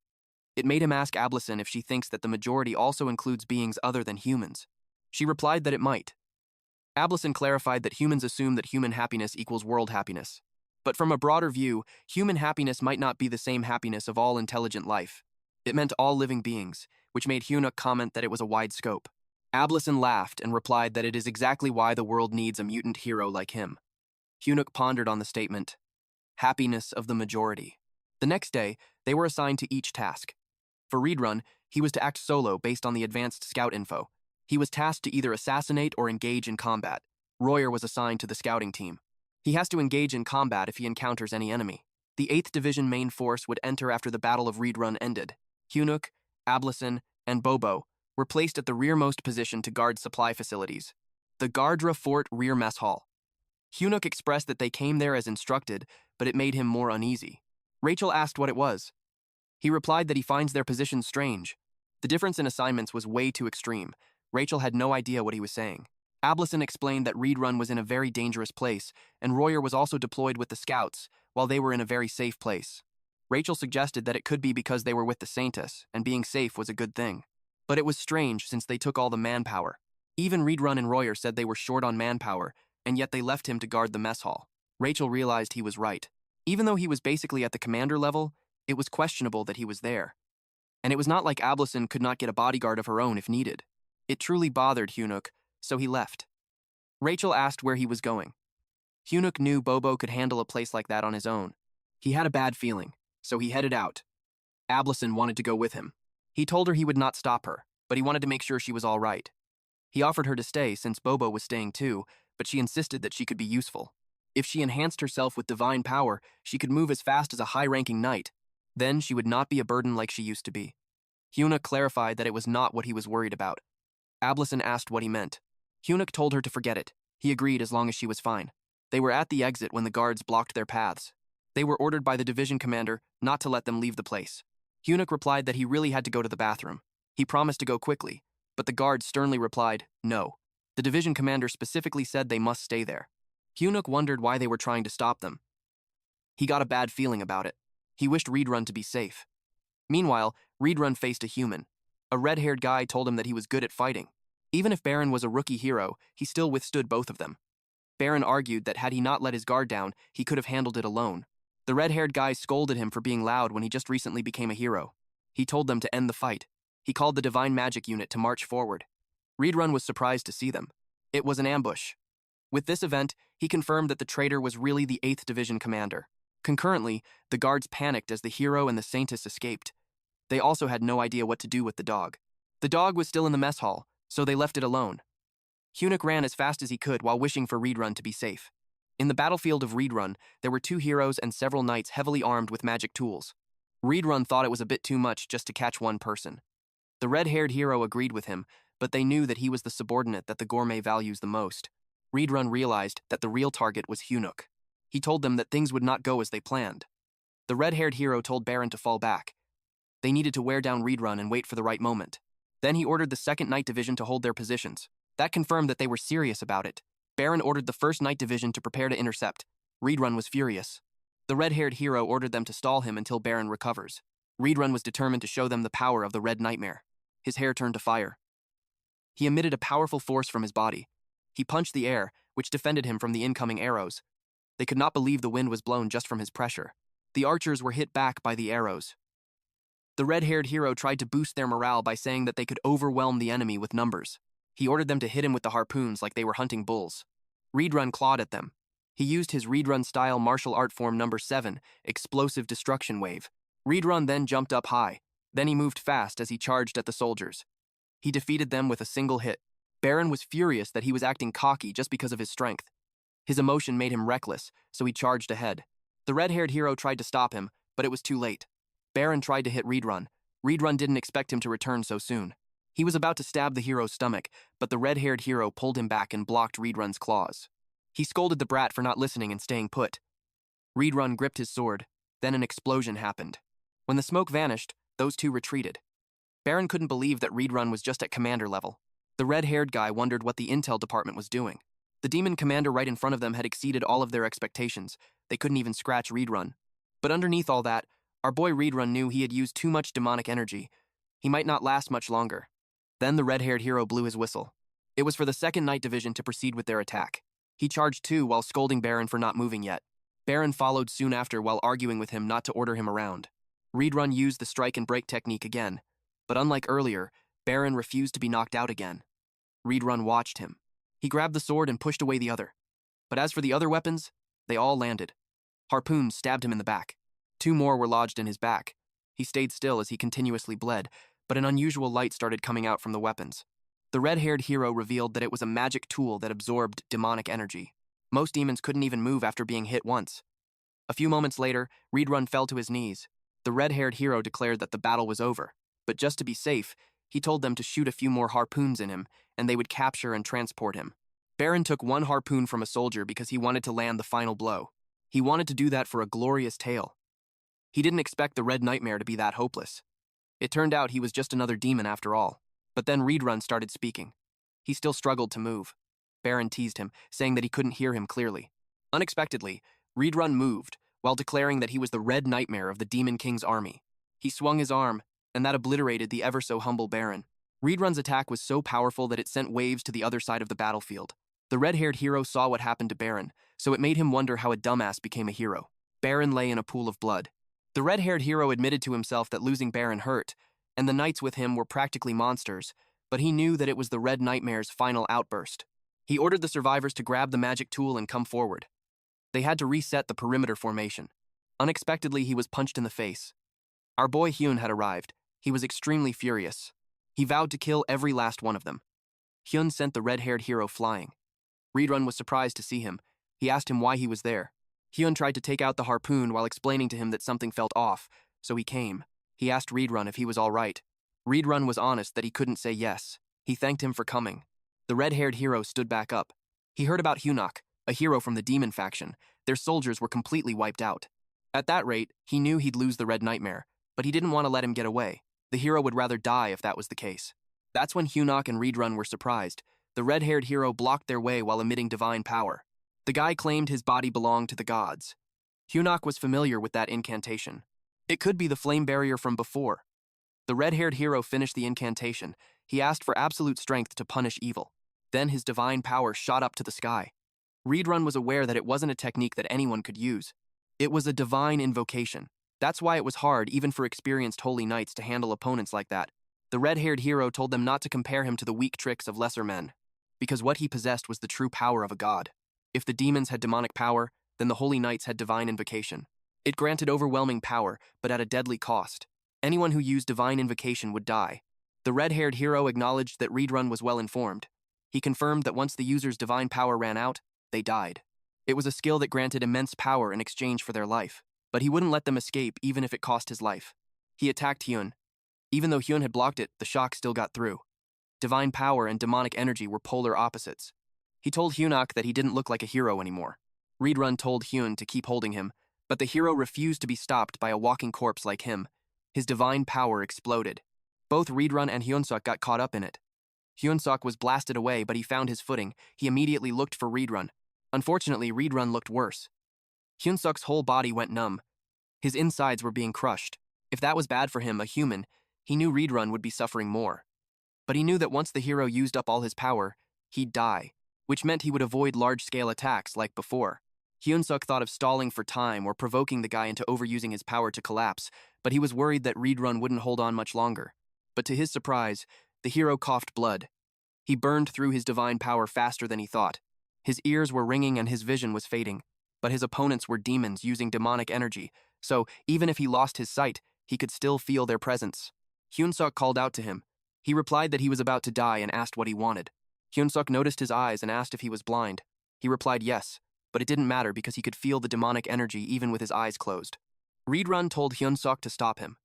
Our boy realized that the hero was highly sensitive to demonic energy. He asked if that was the reason why. The hero was confused. A staff with divine power glowed while Hyunsuk talked to the hero.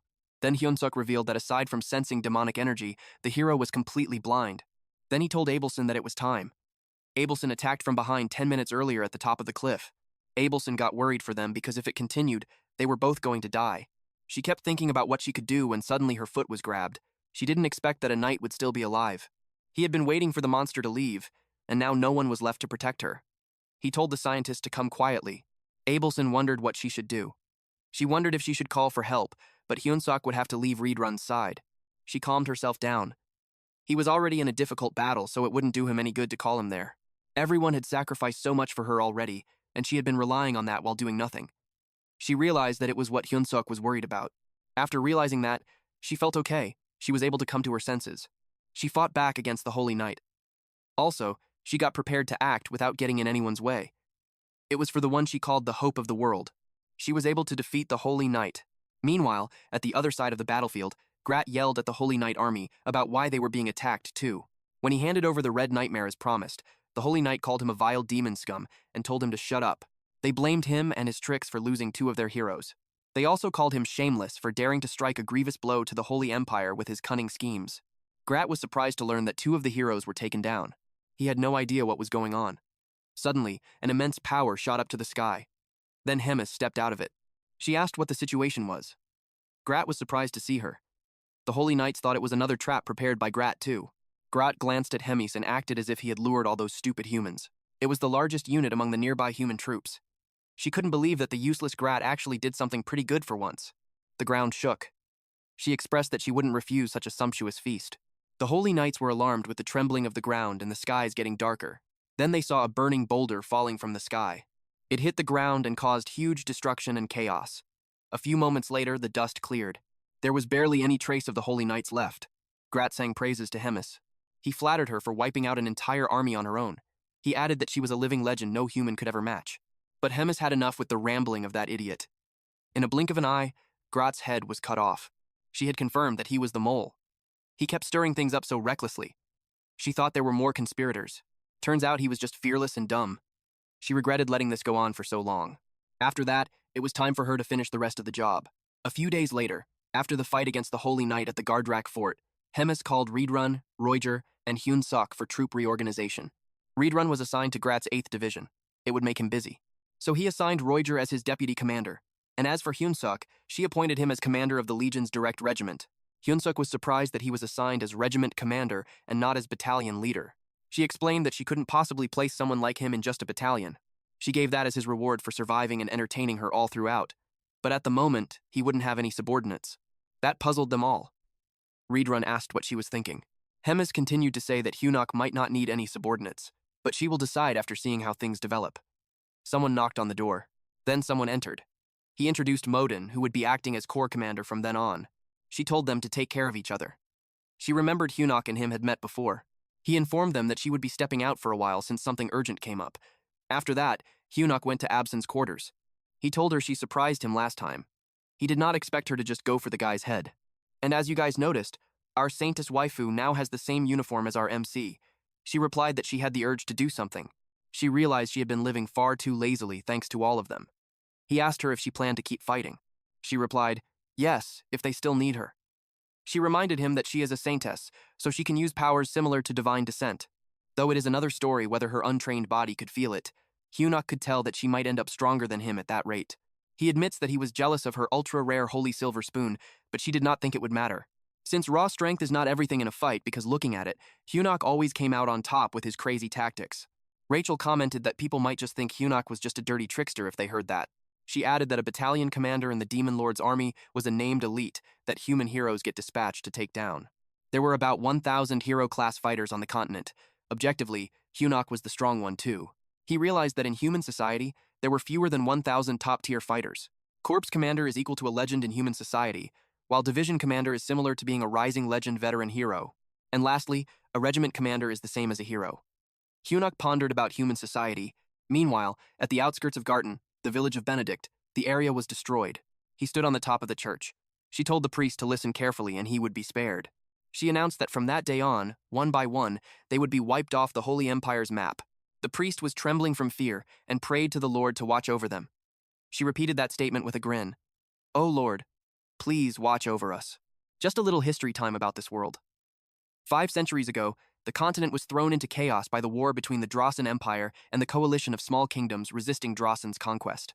One day, the war between these forces grew fiercer day by day. A new land absent from any map suddenly appeared, accompanied by a massive pillar of light.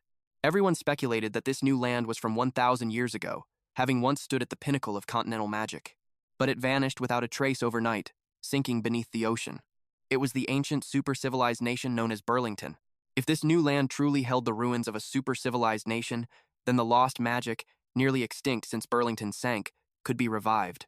And everyone believed that the nation that seized this revived ancient magic would hold dominion over all. Each nation assembled exploration teams and set out for the new land. Everyone carried the same hope, a grand new world that would lead them to gold and glory. However, what humanity encountered in this new world was neither the ancient ruins of Burlington nor its people, but a race from another world, hostile to humans, and with an insatiable lust for conquest. It was the demon race. Faced with this otherworldly enemy, Drasan and the coalition of the kingdoms set aside their differences. United under the cause of protecting humanity, they began a long, drawn-out war against the demons. In this new age of turmoil, the first to seize the advantage was the demon race, thanks to their inherent aggressiveness as a species and their overwhelming physical abilities compared to humans. Also, they have the ability to wield demonic chi. It is the violent innate power unique to their race. Just as dark clouds began to loom over humanity's forces, even the clergy, healers, priests, and other non-combatants declared they would join the battle. And people soon learned that holy power was highly effective at driving back demons. The clergy's struggle became the spark that spread religion across the continent. And from the beginning, the Holy Kingdom of Garten had already established Dowsus as its state religion. The surge in believers in neighboring nations led to their unification with Gart. This transformed it into the vast Holy Empire of Gart. 2 centuries later, there was the spread of faith, the exponential growth of battle-ready clergy thanks to Gart's support, and the sudden emergence of other worlders known as heroes who were friendly to humanity.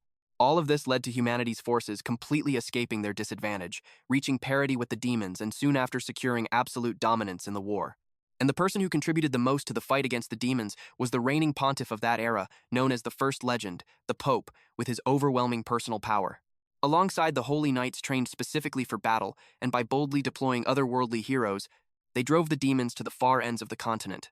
Thus they regained a brief period of peace. Back to the present time at the Kingdom of Circe, they held a continental conference. Orin IV told all the members that they were facing a new threat, the man-eaters. He asked them why they had faced such a threat again. He revealed that it was because they failed to completely uproot them back then. Duke Olavan, the acting emperor of Drasan, was one of the members of that conference. Orin IV continued to say that it was because they prioritized rebuilding ruined cities over exterminating the demons. The king of Circe and Princess Ian, and Valtier Marriott, the king of Marriott, listened to him. Orin IV continued to say that it was not wrong since after all the livelihood of the people was the most important matter for a nation. However, now that their nations have regained stability to some extent, he invited them all to unite their strength. Basically, he is proposing a holy war, and once again Garten would take the lead. He promised that Garten would give all manpower or resources in the war, so he invited them to join. He claimed that it was for the age of mankind. Meanwhile, Cardinal Eland announced to the public that the demons once again threatened their way of life. In just the past few days, 3 cities had been annihilated. They do not know where they will be next or who will die next. He stated that it could be him or them or the wives and children of the people. He introduced Priest Noy from Benedict. With tears flowing from his eyes, he shared to them that the people of Benedict all had been killed. They were just living their ordinary lives. Even though he stood there telling them his experience, he felt as though his soul died back there with the poor people. He does not even know how to continue living. With that, Cardinal Eland proved a point that the demon tyranny grew by the day. Thus, His Holiness had declared that he would no longer stand idly and had proclaimed a holy war. Also, Sir Asahel Bald, a living legend of Garten, has ended his long seclusion to join the holy war.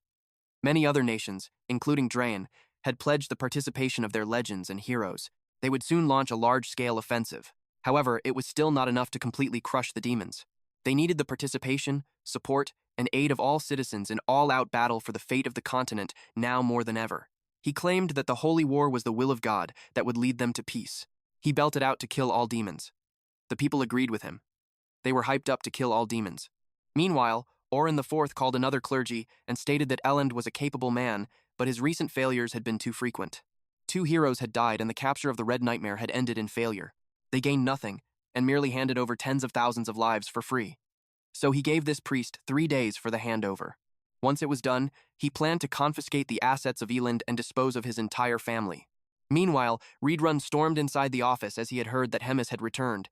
Hemis was amused that he forgot to knock. She teased him for missing her so much. He raised his tone when he asked her what she was thinking of attacking a human city alone. She clarified that it was not a reckless act. She had done it for the future of the demon race. If she steps in, humans would have no choice but to bring out their legend card. No one below the level of a legend could stand against her. The legends each nation possesses were the very measure of their national power. So if she took out even one of the legends of Garten, they could buy themselves some time. Reedrun does not understand, though. He asked why they needed time. She replied, "Time for the hope this new wind has brought us to grow." After their conversation, Hemis told Modem that it seemed like Reedrun did not accept her plans. He replied that it was just because Reedrun had a straightforward personality. Then he asked her if she truly has no intention of cooperating with the Demon King. No matter how capable she was, the plan was far too dangerous. She replied that she and him were already finished. Even if their relationship could be restored, it would come with a price, and she did not want that. She admits that she does not feel resentful because she knows the reason why the Demon King wants to avoid war. Not too long ago, she used to think the Demon King kept making foolish choices because of unnecessary sentiment. She used to question him on why it would matter if subordinates, comrades, or even family dies. She saw that it was natural for them to die when they are weak. The strong trampled over the weak to seize victory. She knew that they were the one who brought that natural order of the world. So she questioned why the Demon King suddenly became a foolish idiot. She kept clashing with his cowardly attitude, and in the end she was unable to endure it and lost her temper and stomped out after giving her final advice to him. She told him to wake up and return to the strong, cold-hearted man he used to be. Looking back at it, she felt sorry because now she was about to make a choice that she would have never made in the past. Mudem sympathized with her. It made her wonder if she had realized sooner that she wanted to protect someone. And if she understood the Demon King a little sooner, would she have been able to make a better choice? The next day, we see Hemis open the door. She told someone named Father that he had worked hard all this time. Father stepped in and expressed that it was an honor to serve under her command. This father was none other than Eland. She saw that he was still playing the part of a priest. It was only then that he realized that. He admitted that after being a cardinal for so long, disguises became second nature. He showed his true self and discarded the disguise. He was Hemis's confidant. It had been so long since she saw him in that form. Then she gave him a letter. She wanted him to deliver it to Ryun and Mudem.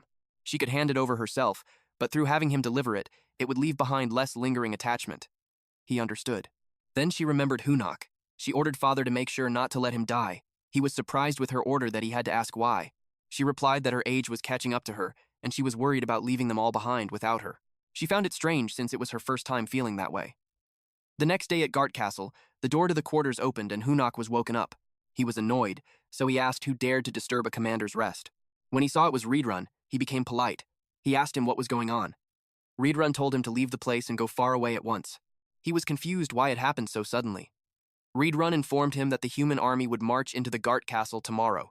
It would be a massive battle involving legends, the strongest among humans. To him, it was more reason to stay. Reedrun replied that the objective was Hemis's death. They never doubted Hemis's victory. But if by chance something happened to her, he knew he wouldn't be able to protect him alone.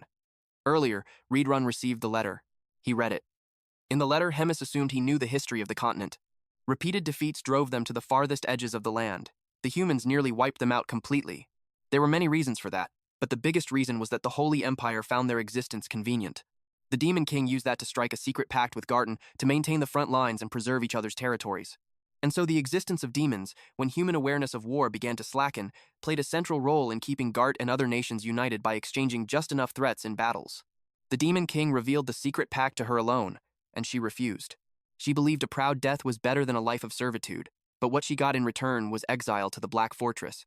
Under the pretense of the Lotak incident, she knew that the letter was long enough, so she got to the point.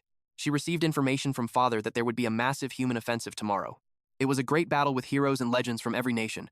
While she faced them, he had to defend the castle. And after her, he would become the Legion commander, Gyalodrin. She knew that with his current power, it would be difficult.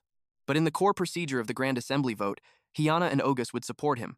She had reconciled with Hyana under that condition, and August doted on him as his nephew, so he wouldn't turn a blind eye. It was as far as she could help him. So from then on, he too must accomplish the rest with his own strength. She had faith that he would succeed. She admitted that it was thanks to him that the time she spent trapped in the suffocating castle wasn't all that boring. She sincerely thanked him. She added that she made some arrangements for Hyunuk too, so he didn't have to worry. Yunio would be leaving the Demon King's army, but if things went well, they would meet again. And then she bid him farewell. Back in the present time, Reedrun urged Hyunuk to leave at once with the Saintess. He told him that once the situation stabilized and he had secured his position, he would contact him again through the communication crystal. Hyunuk was confused. Suddenly someone called out to him. It was Ablison. He asked who was with her. Father introduced himself and he would be accompanying them per Hemis's request. He alighted from the carriage and informed them that they would blend into human society and observe the situation. During that time, the Saintess would act as a pilgrim apprentice priest. He gave her an identification tag. Then he and Hyunuk would disguise themselves as mercenaries under her service. After explaining the plan, he told them to get on the carriage so they could leave. Hyunsuk gripped the carriage's door. He silently wished them all to be safe. Hyunsuk asked Effer where they were heading. Effer remembered that he failed to explain that the Holy Empire was too dangerous and Drawson was infamous for rejecting heroes. So, they were going to the Kingdom of Marriott at sunset. Reedrun watched the empty chair in Hemis's office. He thought about so many demons dying, and at that rate they would just keep increasing, and all without any meaning. Suddenly someone knocked on the door. It was Royer. He informed him that it was time to depart. Reedrun thought of Hemis. He believed that from then on demons would be different. He would make sure of that. He called the attention of his army. He told them that they were demons and they were born to fight and no one could tame them. They were going to fight and die for freedom as warriors for the future of demons. He urged them to prove with their own hands that they were proud warriors. The wind blew. Hemis could tell that Reedrun finally moved. It was her turn to do her part as well. When she stepped into the forest, a human was waiting for her. He knew she was coming, so he waited. It had been 150 years since they last saw each other. She could tell he had grown younger. The man replied that it meant that he finally reached the realm of the legends. This man was the legend of Drawson, the one who lived twice. His name was Basil Scott. Hemis admitted that she was expecting a different human, but it looked like that coward was hiding away, concealing even his magic. Basil told her that Garton's command post was in the exact opposite direction from there. It meant they could have a fight without any interruptions. She told him to choose his words carefully. While the knights blocked him, he fled like a coward and survived alone. She knew he had come to wash away the disgrace from the past. She deployed a unique domain called Boundary of Lamentation. Basil admitted that back then he was defeated by a technique he had never seen before, but he believed it would be different this time. Stars of Loss were deployed. He charged ahead while cutting through it. He wondered if things would really be different. She mocked him, saying that she did not see much difference yet. He pushed his sword towards her scythe. He was relieved to say that their powers were evenly matched. So all he had left to do was watch out for the magic bullets falling from the sky. Hemis unleashed tears of lament, and this time it came from the ground. He was knocked off his feet and Hemis tried to slash him. He had to jump backwards and got alarmed as she got dangerously close. The scythe almost hit him. It had already cut the tips of his hair. She acknowledged that he improved by dodging again, but it got him annoyed. He charged at her again. She made him cautious by suggesting where the tears of lament would come from next. She knew he had a lot to worry about. The moment he let his guard down, he would be finished in one strike. He watched her move as he kept rushing towards her. Then she gave him the answer. The next attack came from the ground and it struck him badly. His whole torso was pierced with 3 spikes from the ground. She acknowledged that he set a new record. 100 years ago, he could not even last 2 exchanges. But then she saw his body became blurry. She wondered if it was an afterimage, but she was certain that she had hit him. He used a transcendent, unique authority called the Last Shield of Dawn. When death reached out its hand, he was returned once from fate itself. She could tell that he had really grown. Basil had been saving that for that moment. Despite his growth, he was still 200 years behind her. She blocked his sword and stabbed him with 2 fingers. It had a powerful impact. He fell on the ground, panting. He already used his authority. He started to think it was the end for him. He felt bad since he had not even had a proper blow, let alone his revenge. She asked him if he was a legend of Drawson now. Hemis moved closer to Basil and asked if he could grant her one request. Basil could not believe it because it was from her to a mere human. She replied that it was something personal.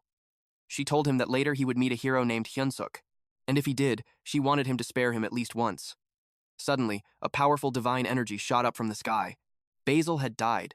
She went out of her way to open a conversation, and someone rude butted in. She knew only one who could do that. A man in white clothing and a woman in a white dress appeared. She expected them. Asahel Bald, the commander of Garton's legendary Holy Knights, and Morian Dancia, the saintess of the Holy Empire. Asahel expressed that he planned to show up after she finished off Basil, but since it did not seem like she would, he had no choice but to do it. She suggested that it was cruel between fellow humans. He replied that it did not matter since that guy was from Drawson. Even if he was cooperating at the moment, Drawson had always been a rival to the Holy Empire, so eliminating him in advance was a smart choice. The death of a legend was a national-level disaster. He knew it was the reason why she destroyed the city just to lure him out. She confirmed that he was right. He shared that they had prepared so much power. They started round 2 of the battle. Suddenly, divine power covered the area. She recognized that pillar. It wasn't just a barrier, but it was pushing back her domain. A holy power condensed over a long time. Asahel declared that the saints would maintain the pillar and the knights would support the saints. They cast a barrier so Hemis wouldn't be able to escape. There were so many holy knights with them. Thus, they created a large barrier. She had never seen one like that before. She could feel the strong repulsion force. Her domain crumbled under the holy power. The shield that she could maintain was no more than a shadow, but without that handicap, they wouldn't even bother fighting her. So she knew she just had to try harder. She charged at them and threw her whip. Asahel blocked it with his sword. Their weapons continued to clash. He had almost gotten hit had he not moved sideways. Then he jumped up high, and when he landed, he concentrated his energy and targeted her neck. But what he hit was just an illusion that faded. He was surprised that it scattered. Morian warned him to look out. He was in the air. Then she released the Hellfire Nova. He couldn't dodge. She unleashed it with a bang, but she was amused. He blocked it using a transcendent unique authority called Grand Barrier. When her attack ended, she couldn't believe that he had completely blocked that. Even if he was a defensive authority user, she didn't expect him to come out without a single scratch. She wondered if it was the effect of the barrier. The Holy Barrier absorbed damage from demonic energy. A top-class defensive authority user, a saintess, and a massive shield sustained by the holy power of hundreds. It was an irritating setup designed perfectly for a long battle. She knew it was tough. The demonic energy she spent in the fight against Basil was heavier than she thought, but with half-hearted output, she wouldn't be able to break through the wall. She acknowledged that she ended up in Basil's position. Thinking of him made her realize something. Several pillars glowed brightly as the sun started to set. The fight between Hemis and Asahel continued. Asahel planned to end the battle now. Holy powers shot up through the sky. He used the power of divinity, Sword of Revelation. It was a powerful, destructive attack. Meanwhile, Hemis only had a small bubble of protection around herself. It had been a while since she last saw that technique. She also suggested that it was too early to end the fight. She claimed that the attack wasn't threatening at all, but she got engulfed in the light. She couldn't maintain her barrier. Eventually, she ended up hurt. Her blood spurted from her chest. The knight saw what happened to her. Morian was surprised that he was able to cut down the glutton. Even Asahel looked surprised. He fell from the sky. He approached her body. He was in disbelief. He questioned if he had truly done it. Her hand twitched, and suddenly a large mouth covered his head. The huge mouth had wrapped Asahel. Chomp. The mouth shut and blood dripped from it. Morian got worried for him. She surprised them. She revealed that it was an idea that she borrowed from Basil. She knew they really thought they had cut her down. She acknowledged that the Holy Empire was amazing too, for going as far as to make her play dead. Morian noticed that she coughed blood. She wondered if it was because of the accumulated fatigue and injuries, or if it was because she devoured a legendary paladin, but it didn't matter. Morian ordered the knights to focus and prepare multiple chants, and she would take care of the barrier in the meantime. They followed her. They split into groups and prepared the chants. He was struggling because it was digesting slower than she thought. She wondered if it was because of the barrier. The remaining demonic energy wouldn't neutralize. She accepted that it was the end for her too. She was okay with that since her role had been finished. She looked forward to what those kids would create. In her last moments, she thought that she couldn't do the thing she wanted the most. But with Hyunuk, Reedrun, and others, she was sure they could do it. With that, the Holy Knights used an arcane holy magic called Demonstration. She hoped for those kids to change the future of the demons. She got engulfed in the light. Rest in peace, Hemis. The holy power subsided. It created a deep dent on the ground. Morian was pale. She called Asahel a fool for being carried away by his achievement of slaying the glutton. She knew that the Pope would be disappointed for losing Asahel before the grand event. The Holy Knight asked her what they should do. She ordered them to return to the capital. She wanted them to remember that Asahel, alongside Basil of Drawson, fought valiantly and for the sake of God, perished together with the Devourer. The two of them met an honorable death befitting the title of legends. She warned them no other stories must leak out. Meanwhile, Reedrun had killed a lot of humans. Motten was impressed. The average fighter wouldn't even be a match for him. He replied that he was flattered and admitted that compared to him, he still had a long way to go. Motten truly meant it. He could tell that even before the year was over, he would already surpass him. The startled expression of Motten made Reedrun call his attention. He was silent for a brief moment, then admitted that the link with Hemis was cut off. They knew what it meant. Either she was in grave danger or worse. Reedrun asked him what he planned to do. His only liege was Hemis, so he would continue to follow the words she left behind. His loyalty did not waver with her life or death. Reedrun asked what her last instructions were. He revealed that it was to take good care of him until he succeeded her as the division commander. From that day on, he would train him until he was acknowledged by all the strongest commanders to become strong enough to change the rotten state of the demon race itself. He would stand by his side in her stead. Meanwhile, at the church, Orvan IV declared that a great star of the Holy Empire had fallen. The public mourned. Asahel was a martyr that devoted himself for nearly 2 whole centuries, a comrade in arms who shared life and death with him, and the other legend Quinley. He described him as a man who lived more devoted to God than anyone else, until his final breath. He worried for the people of the Holy Empire. Even in the face of the worst fiend, the glutton, he chose to destroy him at the cost of his own life. In Orvan IV's speech, he told them that at the moment of mutual destruction, Asahel still prayed that one day all of them would live in peace and safety. They prayed to honor his deeds and to never forget his sacrifice until the day divine punishment falls upon all who oppose God. When his appearance to the public was over, Orvan IV expressed his thoughts of how he already warned Asahel many times not to grow careless after gaining the upper hand. It was truly a shame. A priest reported to him that Drossen had sent an envoy to Marriott. They had requested access to investigate the battlefield of the glutton. He knew that they were after the truth behind Basil's death. They had cleaned it up, so he was confident that they wouldn't find anything. But still, he ordered to contact Marriott in secret and have them reject Drossen's request.